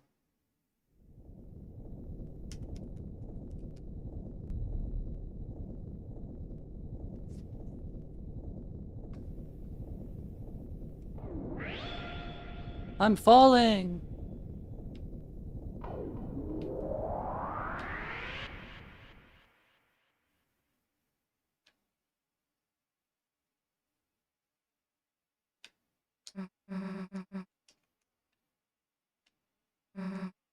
What's the deal with that red heart thing? Is that your heart-shaped object? Give it to me. That thing. Your heart-shaped object.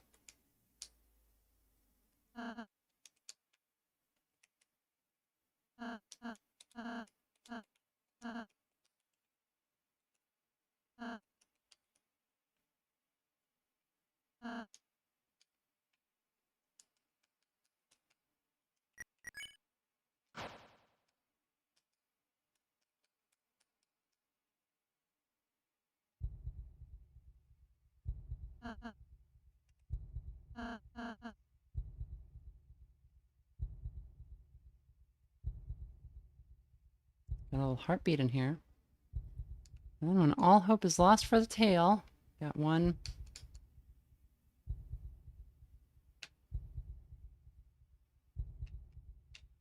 Also, the left one is usually Susie. When they're colored in, it's usually pink. Angel's broken, and so is Susie's little thing.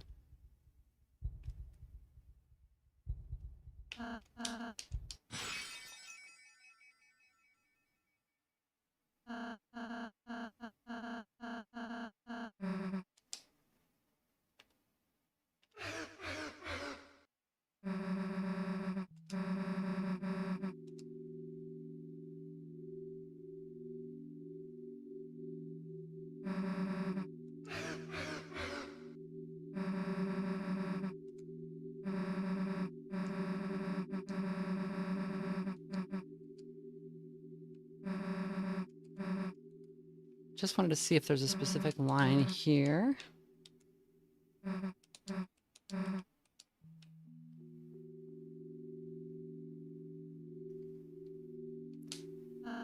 Susie, she's a really nice person, Chris. How can she be so kind?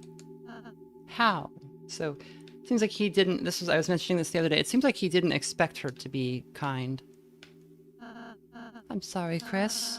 I'm sorry I didn't say the whole prophecy at first. I thought if I said something different, if we did something different, if we were just kind enough, perhaps by the time we got here it would change. But no matter what we do, our fate is already decided. Sorry, don't look at me.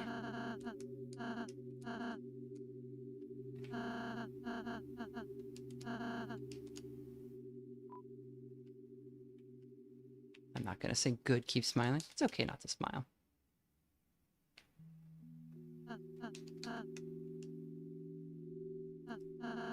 You're a good dog.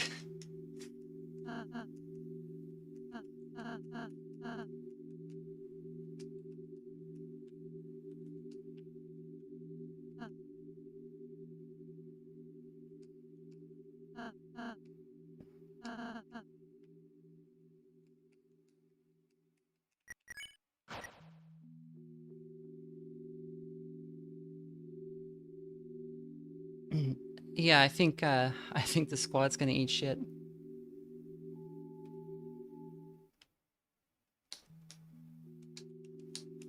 It's I kind of think that maybe hey Chris, can I tell you a stupid dream I have? No matter what, I want to keep being friends with you and Rosse. When the sun comes up again, I want tomorrow to be the same as yesterday, and the next day to be just the same as that. But in the end, we can always go back to the way things were before. You have to say anything back, Chris. I know. You're thinking the same thing. Aren't you, dumbass? Susie's smile, which seemed to defeat everything, shined on in front of you, and for a moment it was as if all the darkness had been blown away. As if in imitation, your soul began to glow.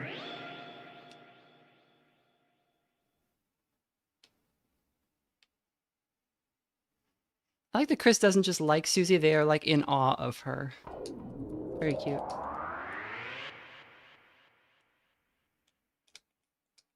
As if in imitation, your soul began to glow as a...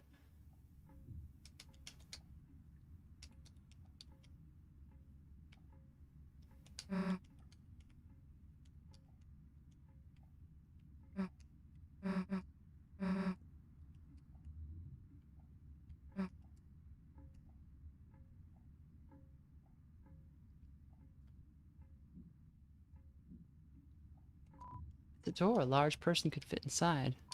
You turned the doorknob. You didn't do anything else. The organ. No reason to play it now.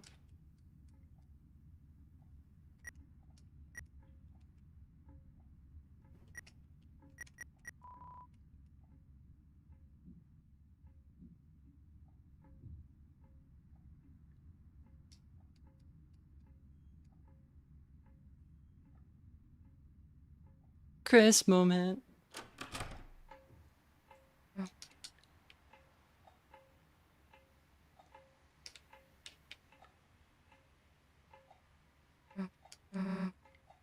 Smells nice after the rain.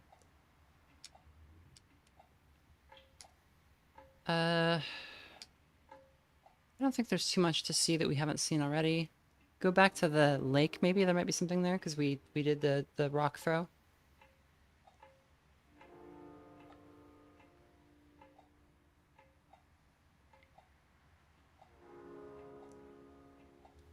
Oh, Chris slows down there.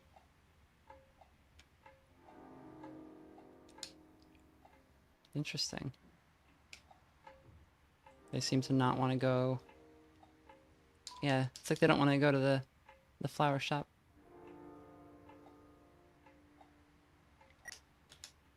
Yeah, our HP's back. Oh, because Susie healed us, right.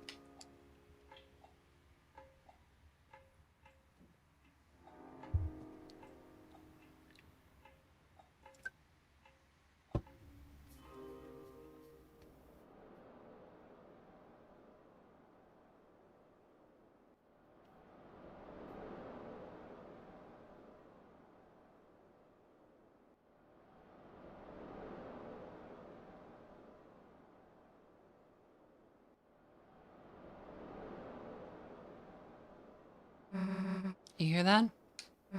No? Sounds like someone's playing a song out there. You know, on the other side of the lake.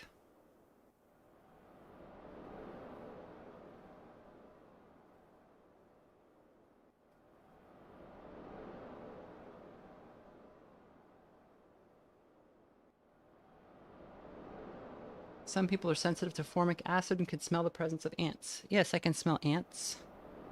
And roaches. That's great.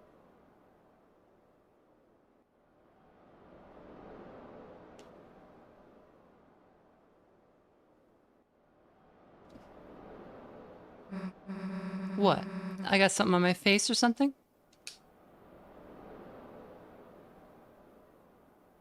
Looking back at her. Staring at Susie for no reason.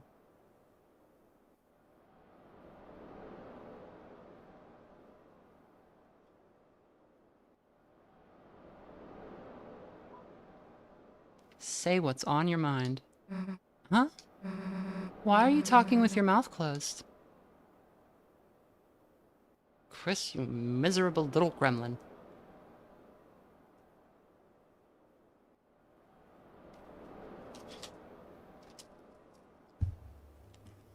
Where's the option that says, Susie, I'm in love with you, and also my soul is controlled by a potentially malicious entity?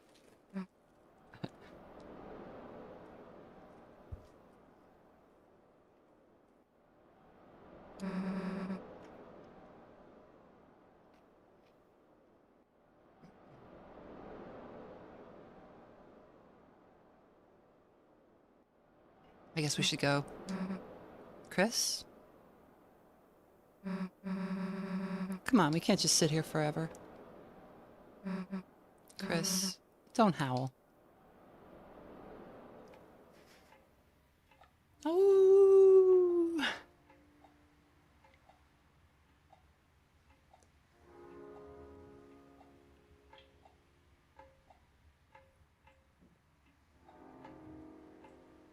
This is not the first time the other side of the lake is mentioned. Onion-san also mentions it.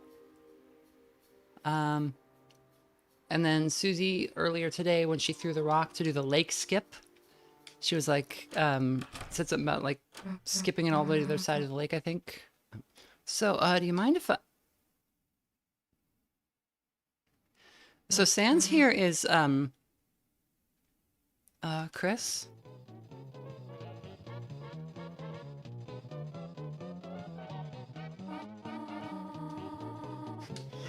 So we've seen this scene. Oh, the stickers are already back, so Tori must have put those up earlier. She probably just had more.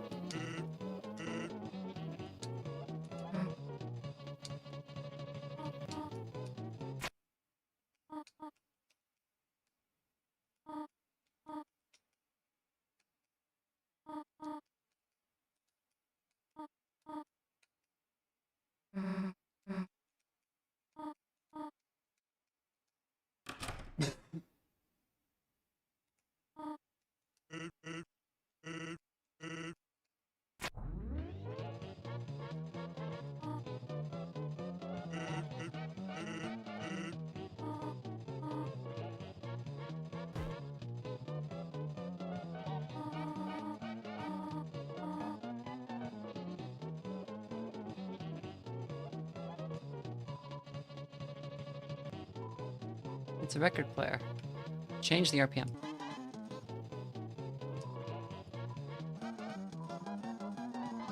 Unfortunately, the stop button seems to be the only thing that is broken.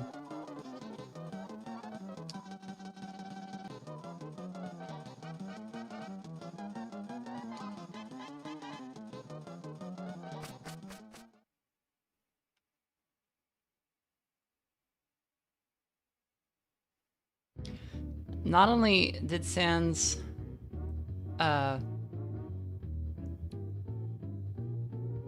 stop a potential Susie sleepover, it's also macking on Chris's mom. It's terrible.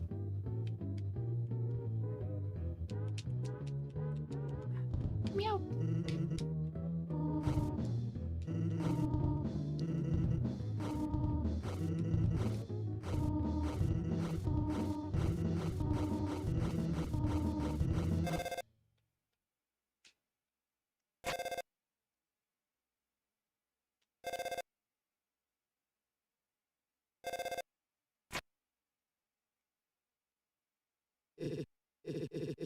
Chris, are you there?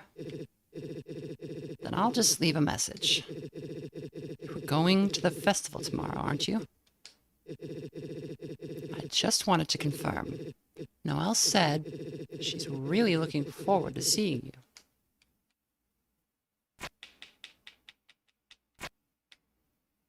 you. So this is different. And that was certainly that was absolutely what's her face on the phone? Carol. So yeah, what happened last time was we heard a voice from outside, and it turned out to be Susie saying, "We're not going to let that happen, are we?" Referring to the end of the prophecy, whatever it was. I think it might involve one of the members having to die. I don't know. Not sure they mean the angel, because the angel doesn't mean anything to the cast yet. That scene where you can see the supposed what the angel looks like is that's optional.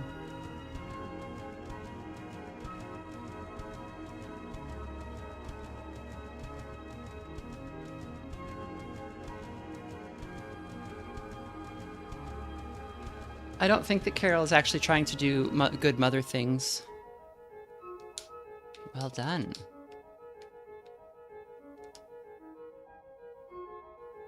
The halfway mark has been attained.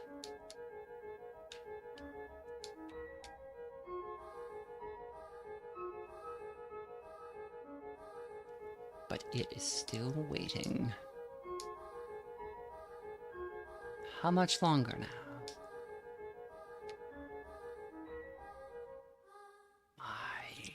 Deltarune.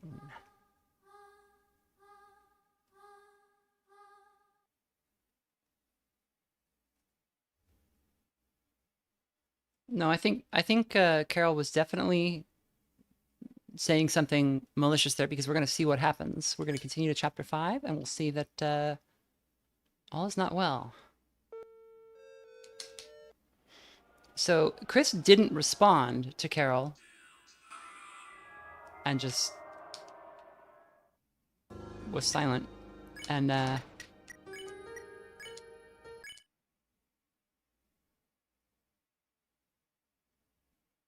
so you've got that little dot again. That could just be like the thorn prick on Noelle's finger, but I think there's something else going on. Thank you. No, I think beware the dragon. I think that Carol does want this to happen. I'm not sure though. So Chris is in bed. Like, so Carol called and Chris didn't say like, okay, yeah, I'll take her to the festival. And then Chris is just in bed, right? And not going to the festival, doing everything possible to avoid going to the festival. You have not left your room all day.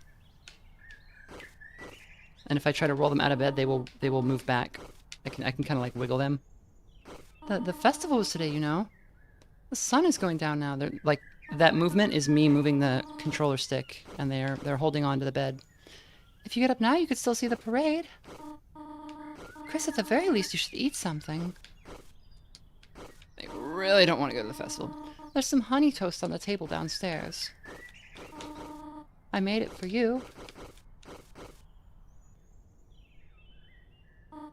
Well, I will be downstairs reading. I know it has been difficult without your brother. But... well... no one can make you get out of bed, honey. That's not true.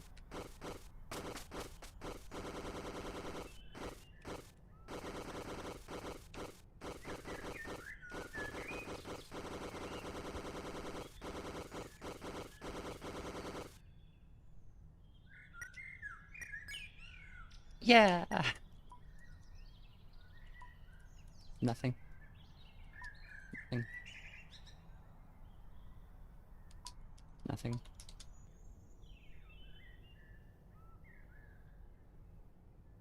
So yeah, this computer has the mouse pad on the left.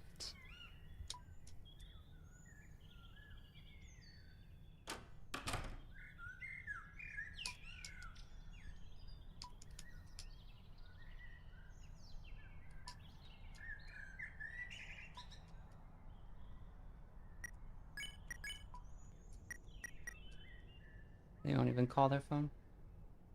20 HP, how bad could things be?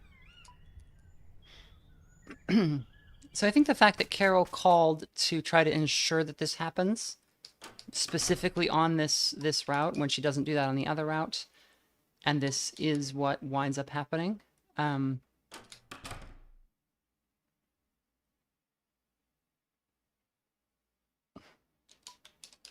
even eat the toast.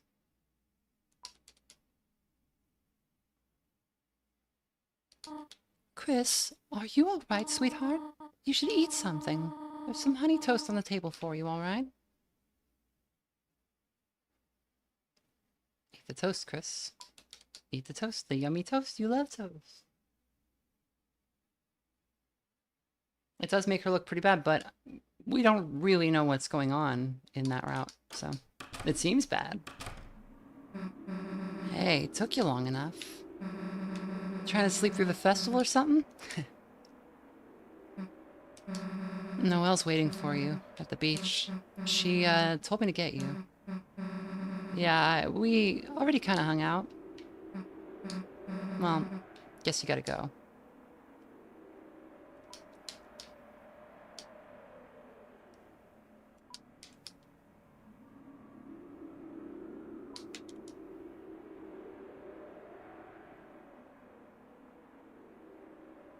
Yeah, I think Chris is like trying to stop us. Which goes to show how much control the soul has over them.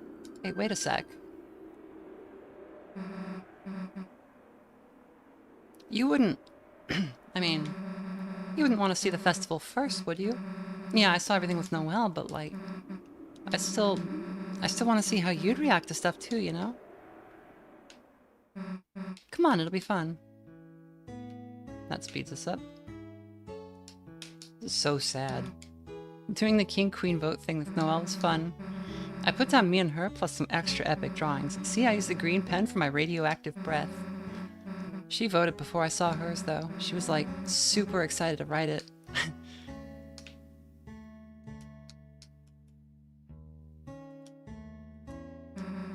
I wish you could just be in people's houses. Not like stealing, just looking, seeing their stuff. It's cool when people have stuff.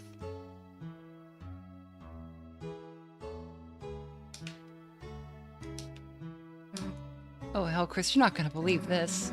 Free rolls, and honey packets, and butter. Margarine, whatever. That's like basically a good sandwich. Ketchup, salt, water, that's free tomato soup. We're living in luxury. Bon appetit, right?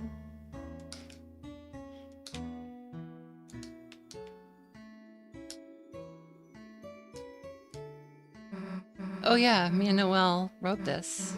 She didn't even look out the window, though. The whole time she was just resting her head on my shoulder. Dude, my heart was beating like crazy. I don't get how she was so calm.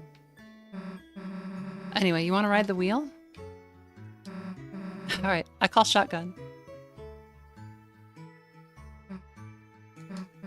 Hey, Chris, everything good? You just seem kind of... Whoa, wait a sec. Chris, did you feel that? Earthquake! Damn, that was close. We almost... Oh, hell, it's the aftershock! See? Knew that'd make you laugh. Hey, sit over on my side. The view's better. The view, you being in a headlock, idiot. Hey, stop pretending to snore. What am I to you guys? A big pillow? Don't nod.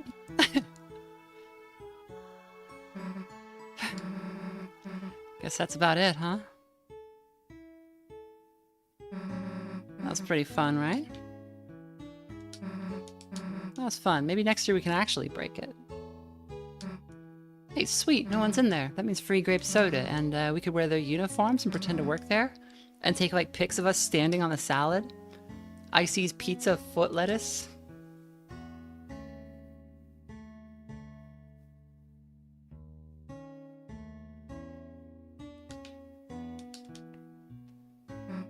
Hey, are you the ice cream stand? No, that's next to me. What are you then? The ice cream stands. Okay, can we get some ice cream? Can you fill out this card? Whatever. What do I put on it? Just draw you and your friends on it. That way I can give you a discount. Alright, whatever.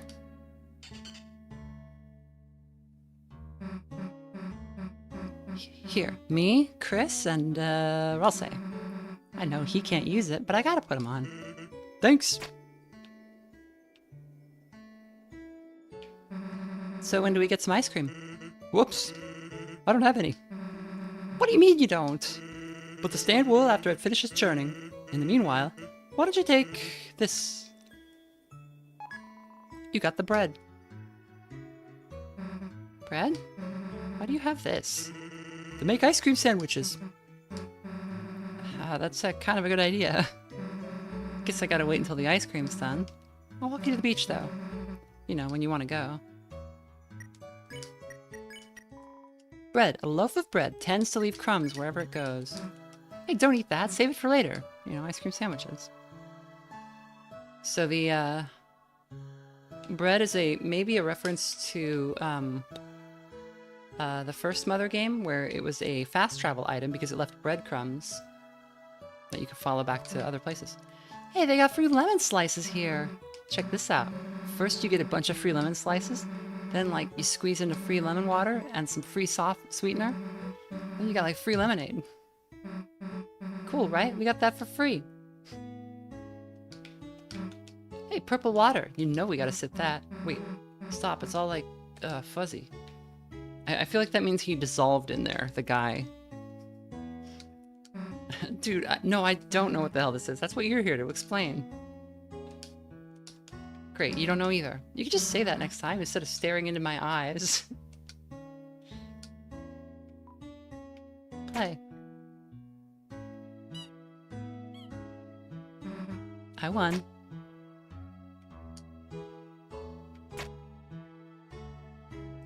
Chris, no. The baby. I won. Somebody help these babies. They have police tape. Why don't they have police glue?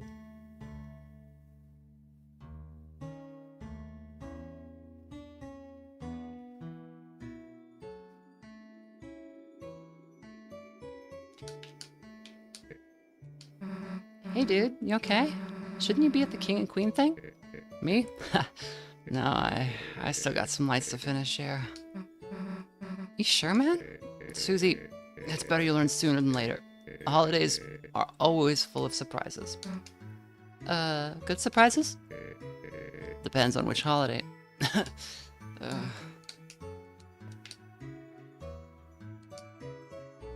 So this is probably in between the, on the normal route.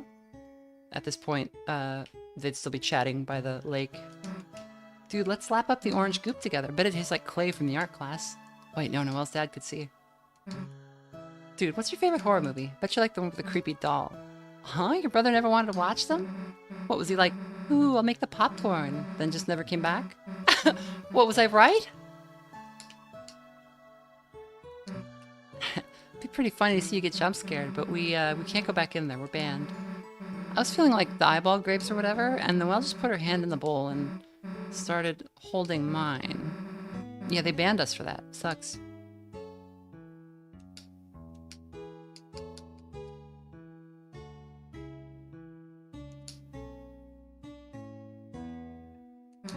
Stop looking at books. It's the weekend. Can we go see Birdley? Gotta see Birdley. There's something here. Wait! Move your foot! Dollar coin on the ground alert, idiot. I can get gummy monsters on my ice cream. So, Noelle, she did something kind of funny earlier. I said I didn't have any cash for food, and she took out like a roll of bills, probably like hundreds of dollars, and just held it out to me, smiling. I mean, I don't know if I've ever even seen that much money. I didn't take it. I said some cheesy stuff like, man, you could get 100 grape sodas with that. I don't know why, it just felt so weird. If you had $5, I'd expect you to buy me stuff, but I guess same back if I had $5 too.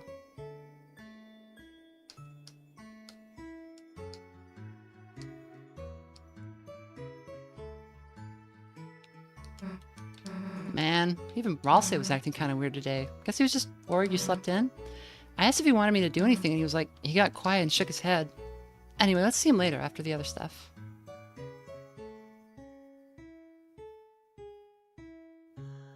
Hey, I watched all the streams and wondering if the whole concept of Chris non-complying when the soul wants to do something can go the other way around.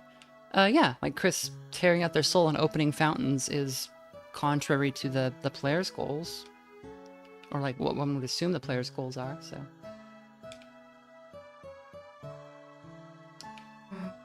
Dude, Temmie left all her art crap. Let's draw in her sketchbook. Hey, what? Her art's like crazy good. Man, even she's like good at stuff, huh? I like your art too. Yeah? I mean, I'd be stupid if you didn't.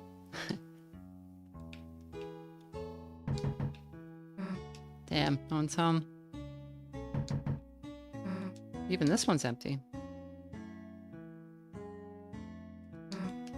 Damn, that annoying lazy guy isn't here. Yeah, I am. Huh? I'm just lying down conspicuously out of view. The hell are you doing that for? Look, eating raisins face down on the floor. Can't really blame him for that.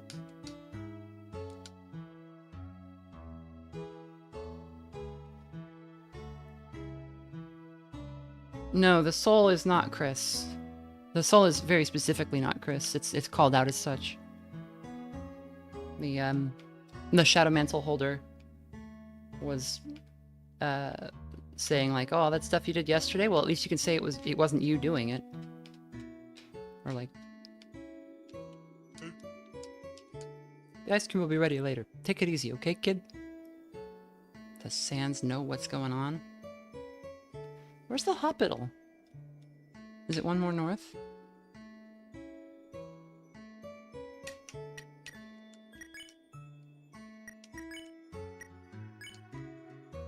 Blank. Chris won't even look at the glass.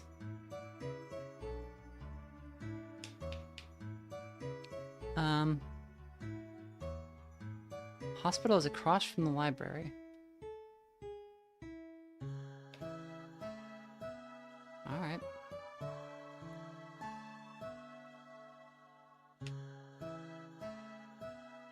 But it's blocked off. Okay, I just wanted to see if we could poke Birdley.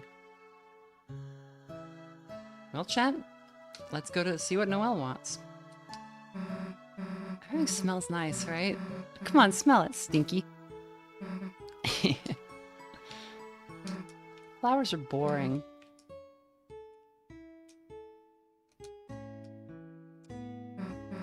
Hey, check this out. Ralsei showed me how to make this wimpy crap. Yeah, it was stupid anyway. Flowers are boring. Looks like your dad's in there. Guess we don't need to hang out with him.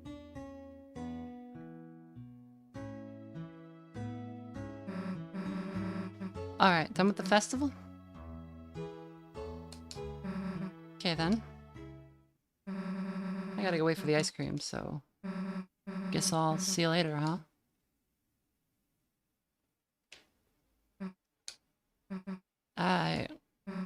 Chris, I'm not good at saying this stuff, but even if we didn't really do anything, it was nice seeing the festival with you and stuff. I know me and Noelle are getting kind of close, but you're still a big deal to me too, so, cheer up, okay? See ya.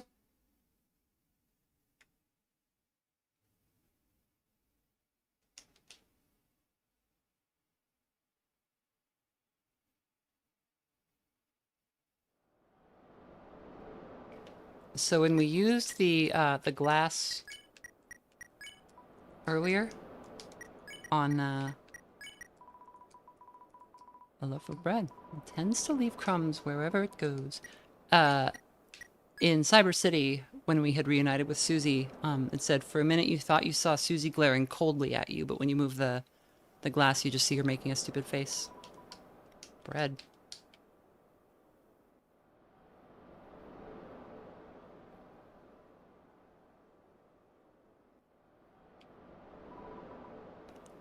Chris. She's not saying that, she's thinking it. I know. I know you want to deny it. I did too, at first. But eventually, we're going to have to face the truth.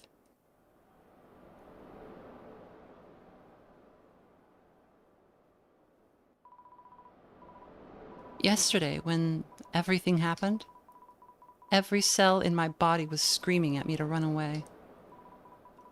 That if I stayed by your side any longer, you were going to drag me down with you. Drag me down somewhere no one is supposed to go. And you know what terrified me the most about that?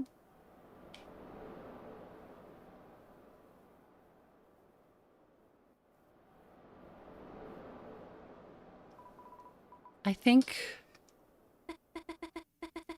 I want that.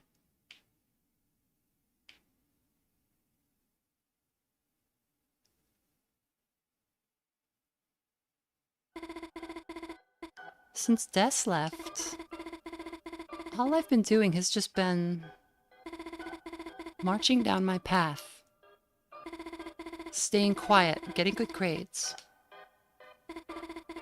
It feels like I've just been watching myself through a glass. Again, we get glass, and when she says that, we get like a ripple effect.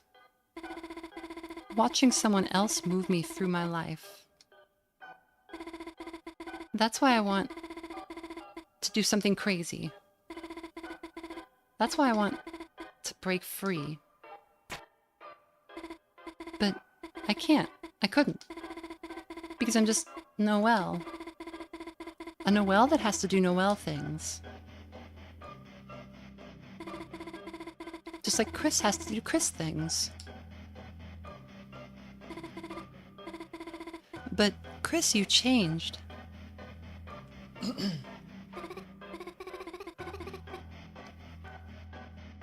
Chris, you actually changed. You found out how to stop being Chris. And no one else has noticed. Because they don't want to. They don't want to see how interesting you are now. They'll just keep marching down the same path without even thinking where it goes. Chris, being around you is changing me too.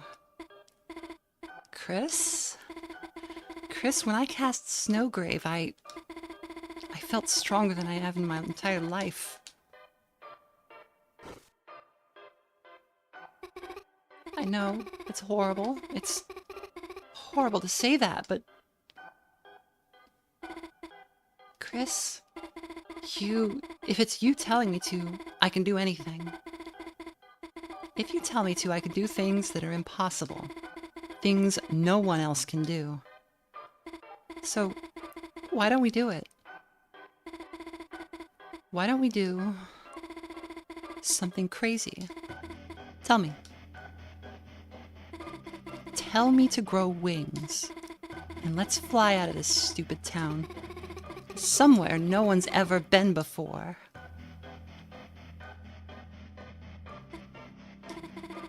The other side of the lake. We always wanted to see what was there, didn't we? The four of us, when we were kids. Chris, let's go there. You'll tell me, won't you? If you tell me to, I can do anything. So, tell me, Chris.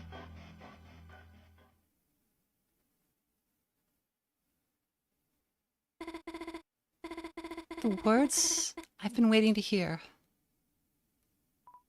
Proceed.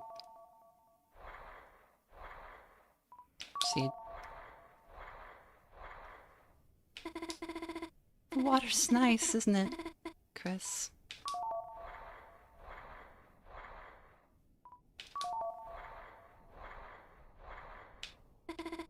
Chris, don't hesitate.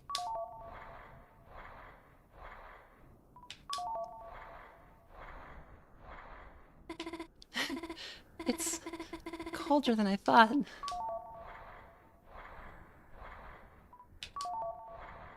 Stop is no longer an option. Chris, don't let go of my hands. Just keep walking. Chris, just keep walking. Chris. Chris.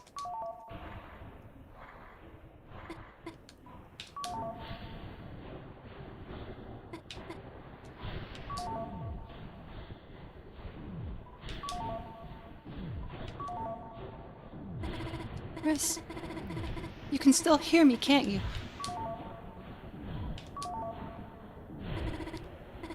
Chris, keep saying it.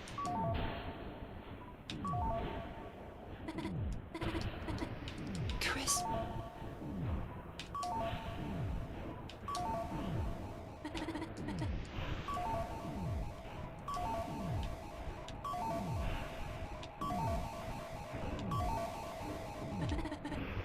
Say it.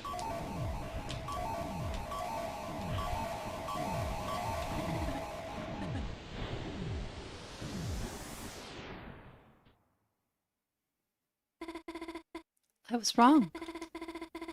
The dream never happened. Chris hadn't changed. Oh, I didn't quite get it fast enough. So this is what happens if you fail. I hadn't changed. I had simply gotten carried away. When did you say you made up that song? Okay, now you do one. Me? Okay. I thought I got it. Oh, French fry on the floor, it's you that I adore. Greasy and salty and lots, lots more. Dude, you could be like a pro music guy. So this is, just chapter 5, right? Like, we're back on chapter 5. And today was probably one of the best days ever. Nothing changed. I thought it was one of the best days ever, but I guess it's still getting better. Noelle, nothing changed. You mean like ran away from home? I guess. But I'm too weak to do that. Nothing changed. What? You were calling about Dad? Nothing changed. Because a Noelle is just a Noelle.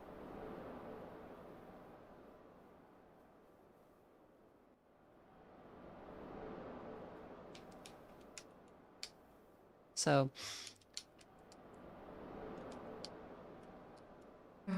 hey, you okay? Wasn't even sure if you were alive for a sec. Me and Noelle, we kind of ended up, you know where she is? So, yeah, this is back to normal, but seemingly not really. I don't think you can go super back to normal after that. So I think it will have consequences, but,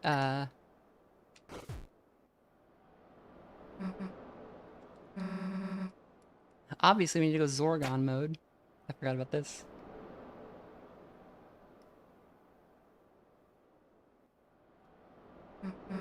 Okay, you good? Yeah? We can go.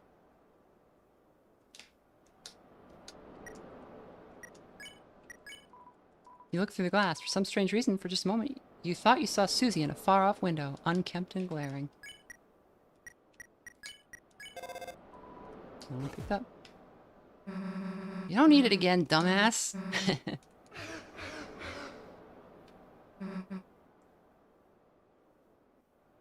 There's a very odd change in one of the Dark World scenes. What is it? I don't know why, but I was really worried about you guys. You were both acting kind of weird, and I'm just glad you're okay. I probably said something weird again. Let's go, okay? Won't take too long to get through the scene again.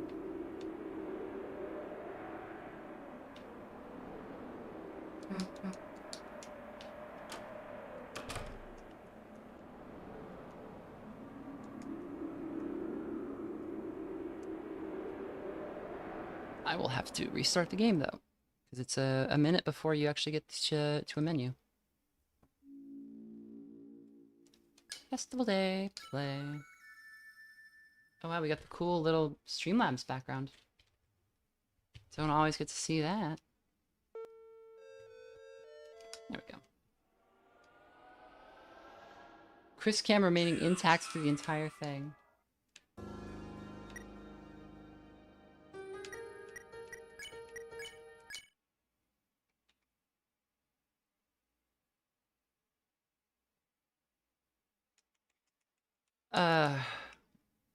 Clearwith is talking about how each chapter represents something, some kind of escapism, and this one was through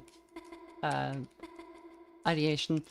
Kind of. I don't think that's actually what's happening. I think it's certainly a metaphor. A speedrun that's tormenting the child.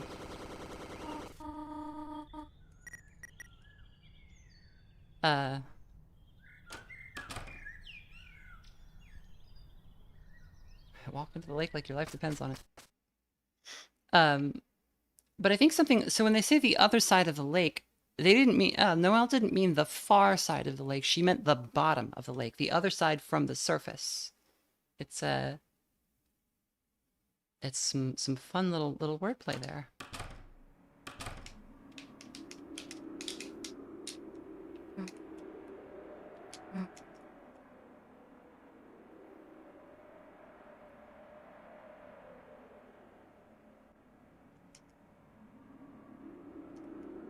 But in the normal route, she does say like, "Oh, I was thinking of leaving before I met you," and Susie's like, "What? Like leaving town?" And she's like, "Something like that." So I think that was definitely, you know, I don't think she's doing so well, for sure. Oh yeah, we need ice cream. Onion-san says the music is at the bottom of the lake, yeah. And then he says he's heard it somewhere else, like the ocean. And he says it's like it's an old song.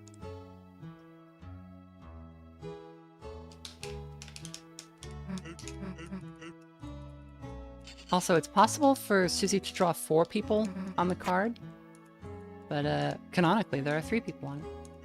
I'm not sure what canon means in this case because we don't know how Sans got from here to Undertale, but...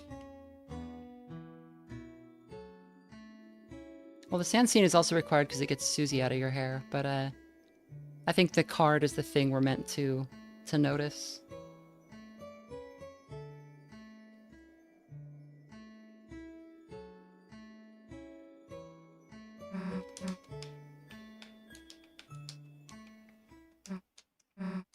Well, we don't know how December ran away. We don't know what she did or where she went. I think Chris feels responsible somehow for what happened, and I think whatever happened to Chris is a result of that, and I think both kids are pretty traumatized by it, but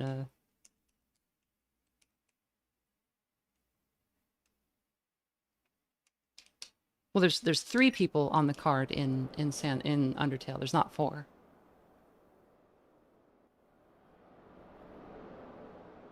Oh, somebody says Susie only ever draws 3 on the card. But if you, in chapter 3, if you say, if you tell Ralsei, I want to share, I want to take you to the festival, he's like, okay, well, that's impossible, but like, get some ice cream and say it was for me. And so you can tell Susie to do that, and she'll draw, and you can be with Noelle at that time, so she'll draw the 4 of you on there, I think. Unless I'm wrong. After Death left. But yes, but she also refers to herself as leaving. But what does leaving entail here?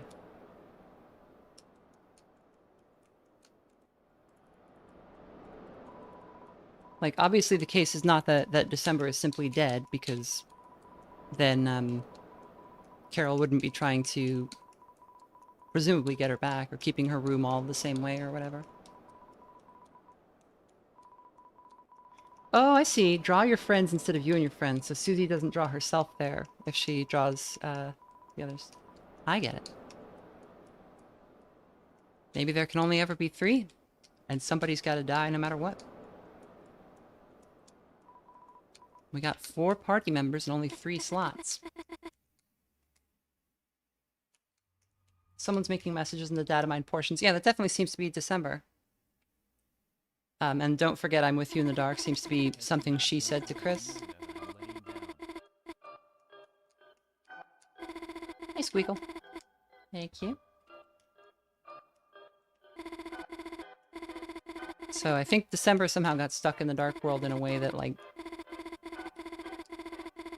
something's got to change before she can come back. I don't know. Or maybe she can't come back.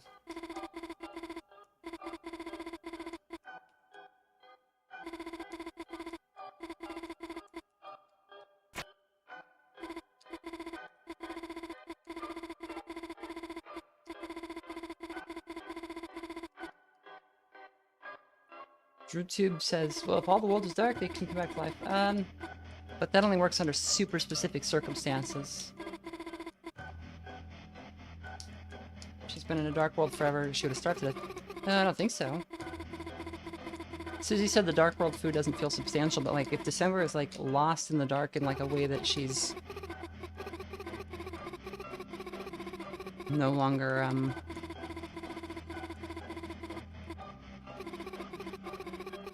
no longer herself or whatever. I don't think she's just in the dark world. I think something's happened to her that has changed like her nature or state of being.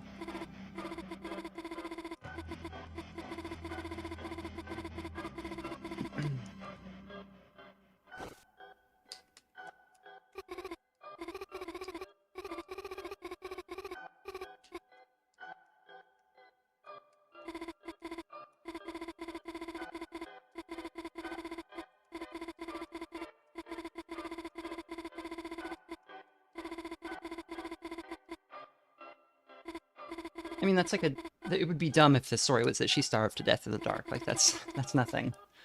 You can just rule that one out because it's not something that would be written in the story. I don't know how to answer that in like a way that speaks to it, because it's just not really an option.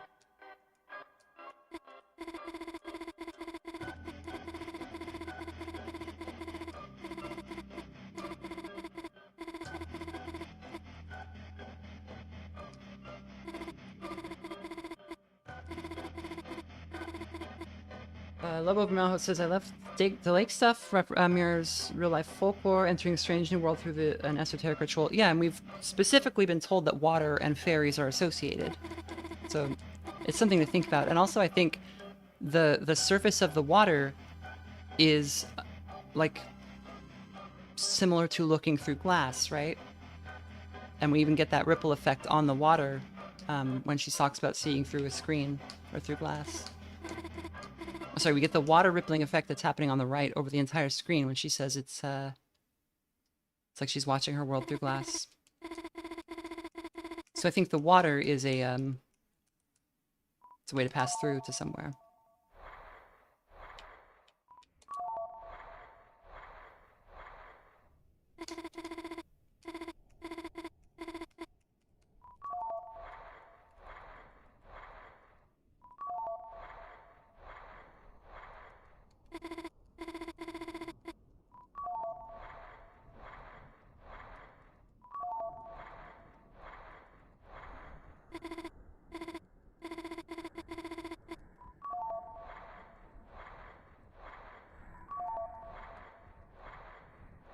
I'm mashing.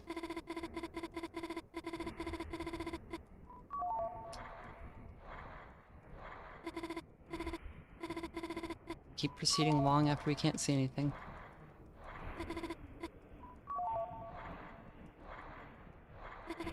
And specifically what we're doing here is we're skipping chapter 5.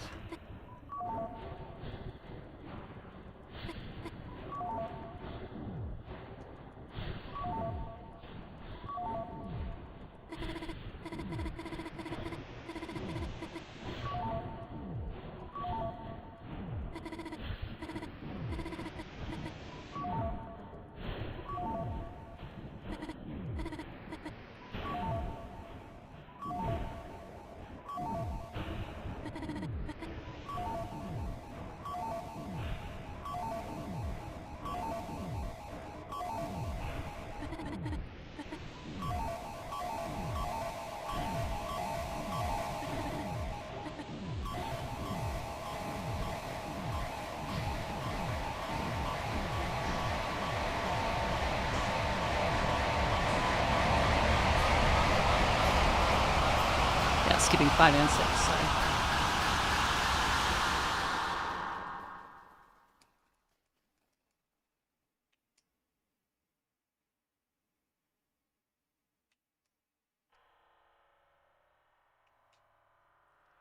And there's what happens when you actually do the lake skip.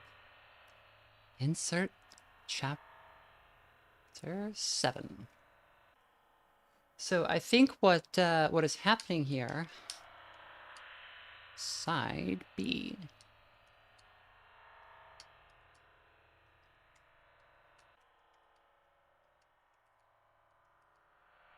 There's no chapter 5, no chapter 6. That's it.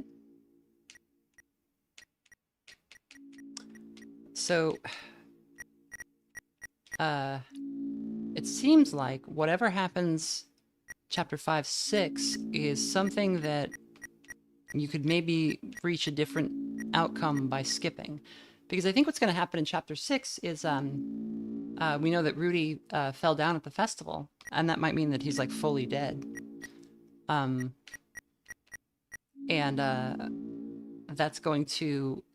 That's happening at like the worst possible time for kind of Noelle and Susie's relationship. And you know, Susie was like, oh, we'll invite Noelle to the dark world, it'll be fine. And so there's no outcome where that's like something bad's going to happen to Rudy in chapter 6, and I think Noelle's going to like maybe take a turn, but skipping to chapter 7 would mean that that incident didn't happen, or that incident, her reaction to that incident is bypassed somehow.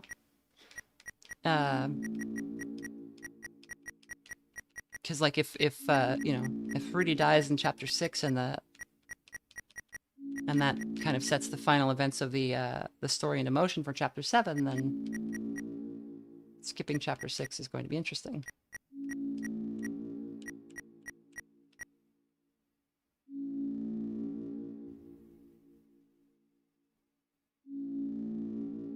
The player FX says chapter 6 has to be finding a way in chapter 7. So I think what we've done is chapter 7 is inside the shelter, maybe. Maybe there's a... I'm pretty sure there's a dark world in the shelter. And,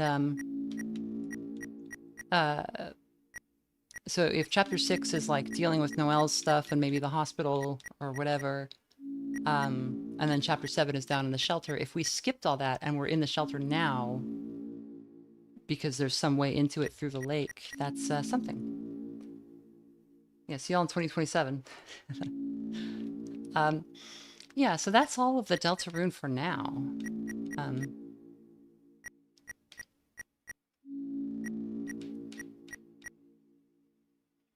Also, these the marks on the right are the boss shards. What are the second and third row? Because there's the 5 shadow crystals.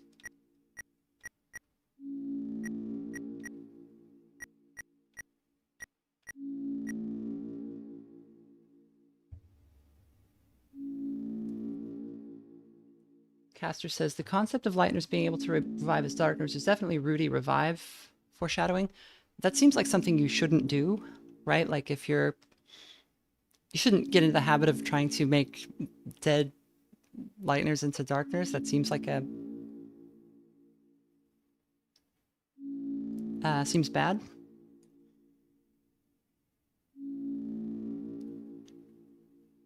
Oh, I see save one. Oh, okay, it's the 3 saves. Got it, thank you. Noelle trying to do something desperate and being coaxed out of it by Susie. Well, if Noelle's the angel, and we have to banish the angel's heaven, is what the thing says, then... you all played Persona 4, right? You know why we can't have heaven.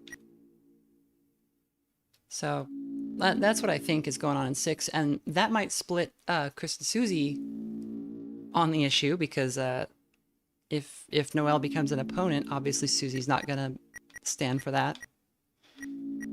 So I think what's doomed is probably Chris and Susie are gonna wind up being enemies, is what I think, because of circumstance. And maybe skipping to chapter 7 is a way to try to get around that, but I don't think that's gonna work.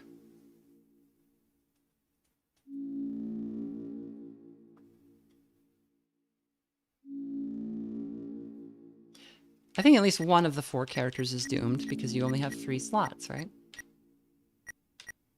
Doomed Yuri once again. There's gotta be a way. There's gotta be a way through.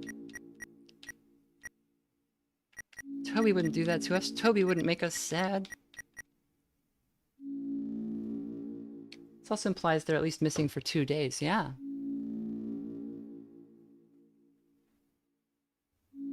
Yeah, and that's what we've been talking about. There's probably some kind of a third route you can take that has some specific kind of thing. Especially, it's kind of teased in since chapter 1, because there's the twisted sword that is made with the thorn ring and the black shard, or the thorn ring and the perfect crystal, the pure crystal, right? And you can't get both of those in one run. So maybe by doing some kind of a skip or something, we can get both in one run. And then we get the twisted sword, and that does something? Question mark? Disco Nancy says, this game is so data mined though, right? It's designed to be data mined. The information, there's information that you can't get without data mining. So like, Noelle has textual reactions to all of the food and equipment in the game, even though you don't have her when you have like most of it. There are a bunch of like commented out dialogue things where somebody's supposed to be talking and it seems like they're trapped in the code, so they can't be heard. There are like images you can't see because like a specific variable is set. You have to like unset it in the code, and yeah, you can't data mine the chapters that haven't been released yet, so. Pure crystal is all of the shadow crystals together, yeah. And that's Sham makes it. Did we get to the trapped code messages? I could just find them real fast. Let me get them.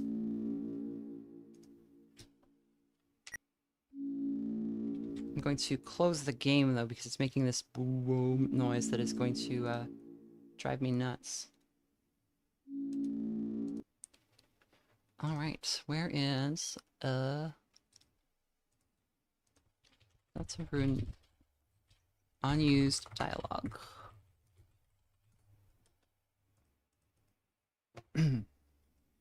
Okay, so in chapter 1, each chapter of Deltarune contains an unused script under the name GML, Game Maker Language, Global Script Unused. Each script contains what appears to be dialogue spoken by an unknown character, and there appears to be continuity across the dialogue in the scripts. Each script is a function whose sole contents are a series of localized strings reproduced below. Where am I? Hello? Anyone? Is anybody out there? Someone? Anyone? Can anyone hear me? It's dark. It's so dark here. Someone, anyone, if you can hear me, say something, please. And then in chapter 2, No one can hear me, can they? I guess not. To be honest, I'm not even sure I can hear myself. It's so quiet here. And yet sometimes I swear I hear something. Something like scratching? And that's in Japanese, that's kari kari. Onomatopoeia. Where's Jisho? Just checking the Japanese translation of a. Okay, yeah, it's just a scratching sound. What is this place? And chapter 3. What is this place anyway? How did I get here? As if I haven't asked that question a billion times already. I always did have that nightmare, walking into the darkness with the light shining from the doorway, and then the door slams behind me and everything goes black. Is this that nightmare, or was everything else a dream? Chapter 4. I'm starting to lose track of the time. Has it been days? Hours? If someone had told me it had been years, I might believe them. Before, the sun came up, and so many wonderful things happened that made time meaningful. Things like breakfast or late-night TV. In this place, I don't eat or drink anymore. I can't tell if I'm awake or dreaming. I can't even tell if I'm dead or alive. It's just nothing but pitch black silence. Except for the noise. The scratching noise I sometimes hear. This sounds crazy, but even though no one can hear me, when I hear that noise, it feels like someone's listening. Anyone, if you're there, thank you. And then chapter 5. I do have one thing, though, and that's memories. Memories of my life. Maybe that's all I am at this point, a collection of memory. Then all I can do is not forget. Right? Don't forget. I just have to keep telling myself that. And don't forget theirs in quotes. And that's all of them.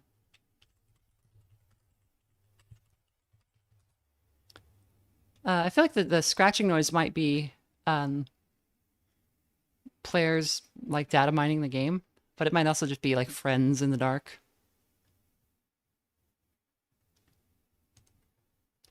Don't forget, I'm with you in the dark. All right. I think that's kind of everything. Cats. It's grub. Just a thought. 64 says physical setup for don't forget, I'm with you in the dark. Yes, that's absolutely what it is. And that is something that December said to Chris at one point. I think what happened is that they kind of like I assume what happened is that she had to stay there for some reason, and because a dark fountain had been opened, and the torch of like being the hero must have been like passed to Chris from the old crew, is what I think. And you know, Chris is a little kid at that point, and she's like, "Well, remember, it's gonna be scary, but like I'll be there in the dark with you." So, don't forget is also what Sans writes on his drawing of Ralsei and Chris. Yes.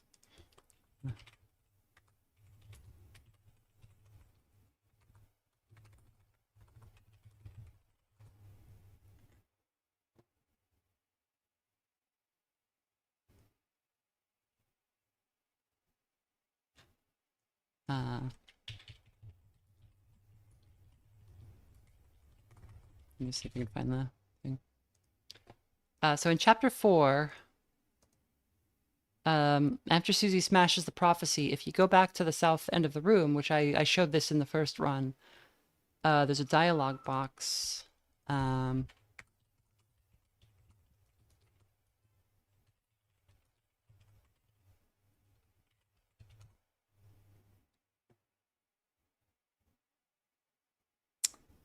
Trying to find the exact line. Oh, God.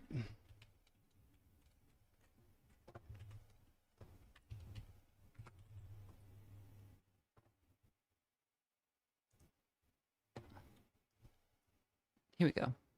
It seems the way is blocked. You put out your hand, and just out of view, just perfectly out of view, another hand pressed against yours and pushed you back. And it plays a silent guitar chord there.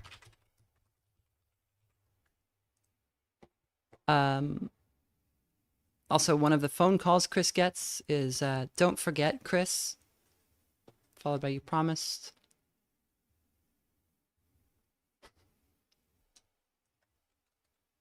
I think it pops up again, but I think it's not it should not go unnoticed that a female vocalist was hired to sing a song that is used in the credits of almost all the chapters of a game about a missing girl who used to be a singer, who was a musician, had a notably beautiful singing voice, all that. So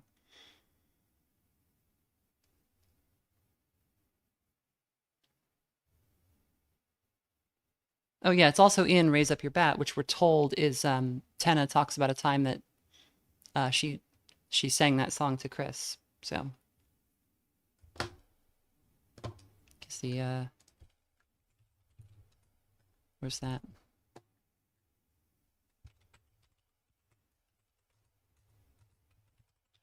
Wait, is it in? Oh no, it's in yeah, because I'm with you in the dark is a line that's in Raise Up Your Bat. So that's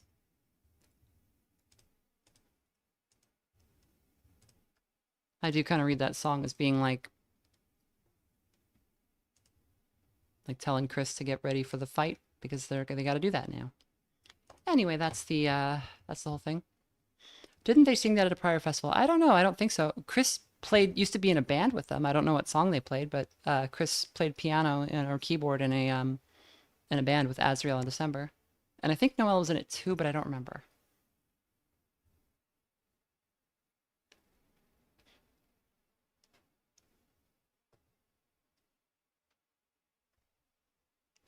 So I will see you all next time. I'll probably take tomorrow off from streaming, just give my voice a break and everything. I'm going to be starting probably in Stars in Time next, which is another kind of an RPG of a similar stripe to this one. So I hope people will tune in for that. Seems good. Seems very interesting as well. Let me pull up the it's even got there's a little wizard person.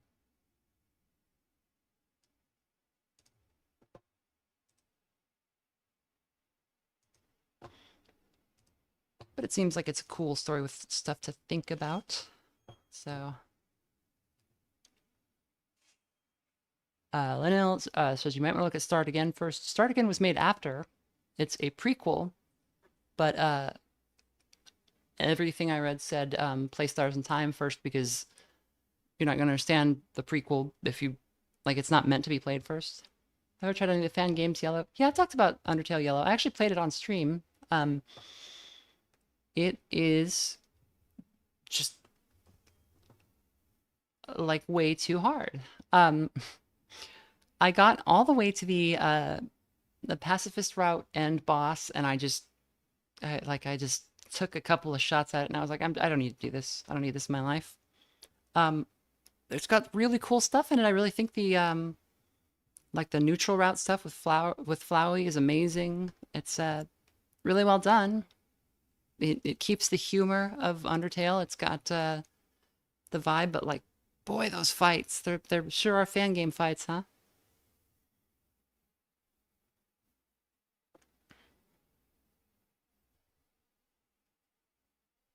Elbow from Elho says the art style for the character portraits chasing against me. It's very similar to the art style for this game.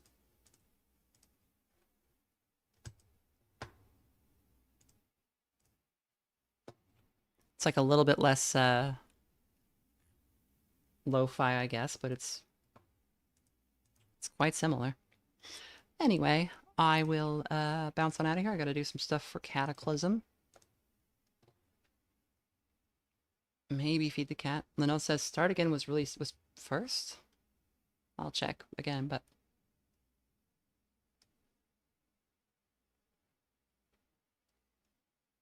I would love to just say skill issue, but I get you. Oh, have you played Undertale Yellow? Have you played Undertale? Did you do the Saroba fight? Did you do the goddamn who's the robot you fight right before her? I got through all of it, and I got to the Saroba fight, and I didn't say I can't do this. I said I don't. This doesn't have to be a part of my life. I wasn't having fun, and I think that's a huge problem. Actually, was My final verdict was like the neutral or like pacifist route, whichever, shouldn't be like that crushingly difficult, like in an Undertale game. Like pack that into the genocide route if you want. There's plenty of room for it.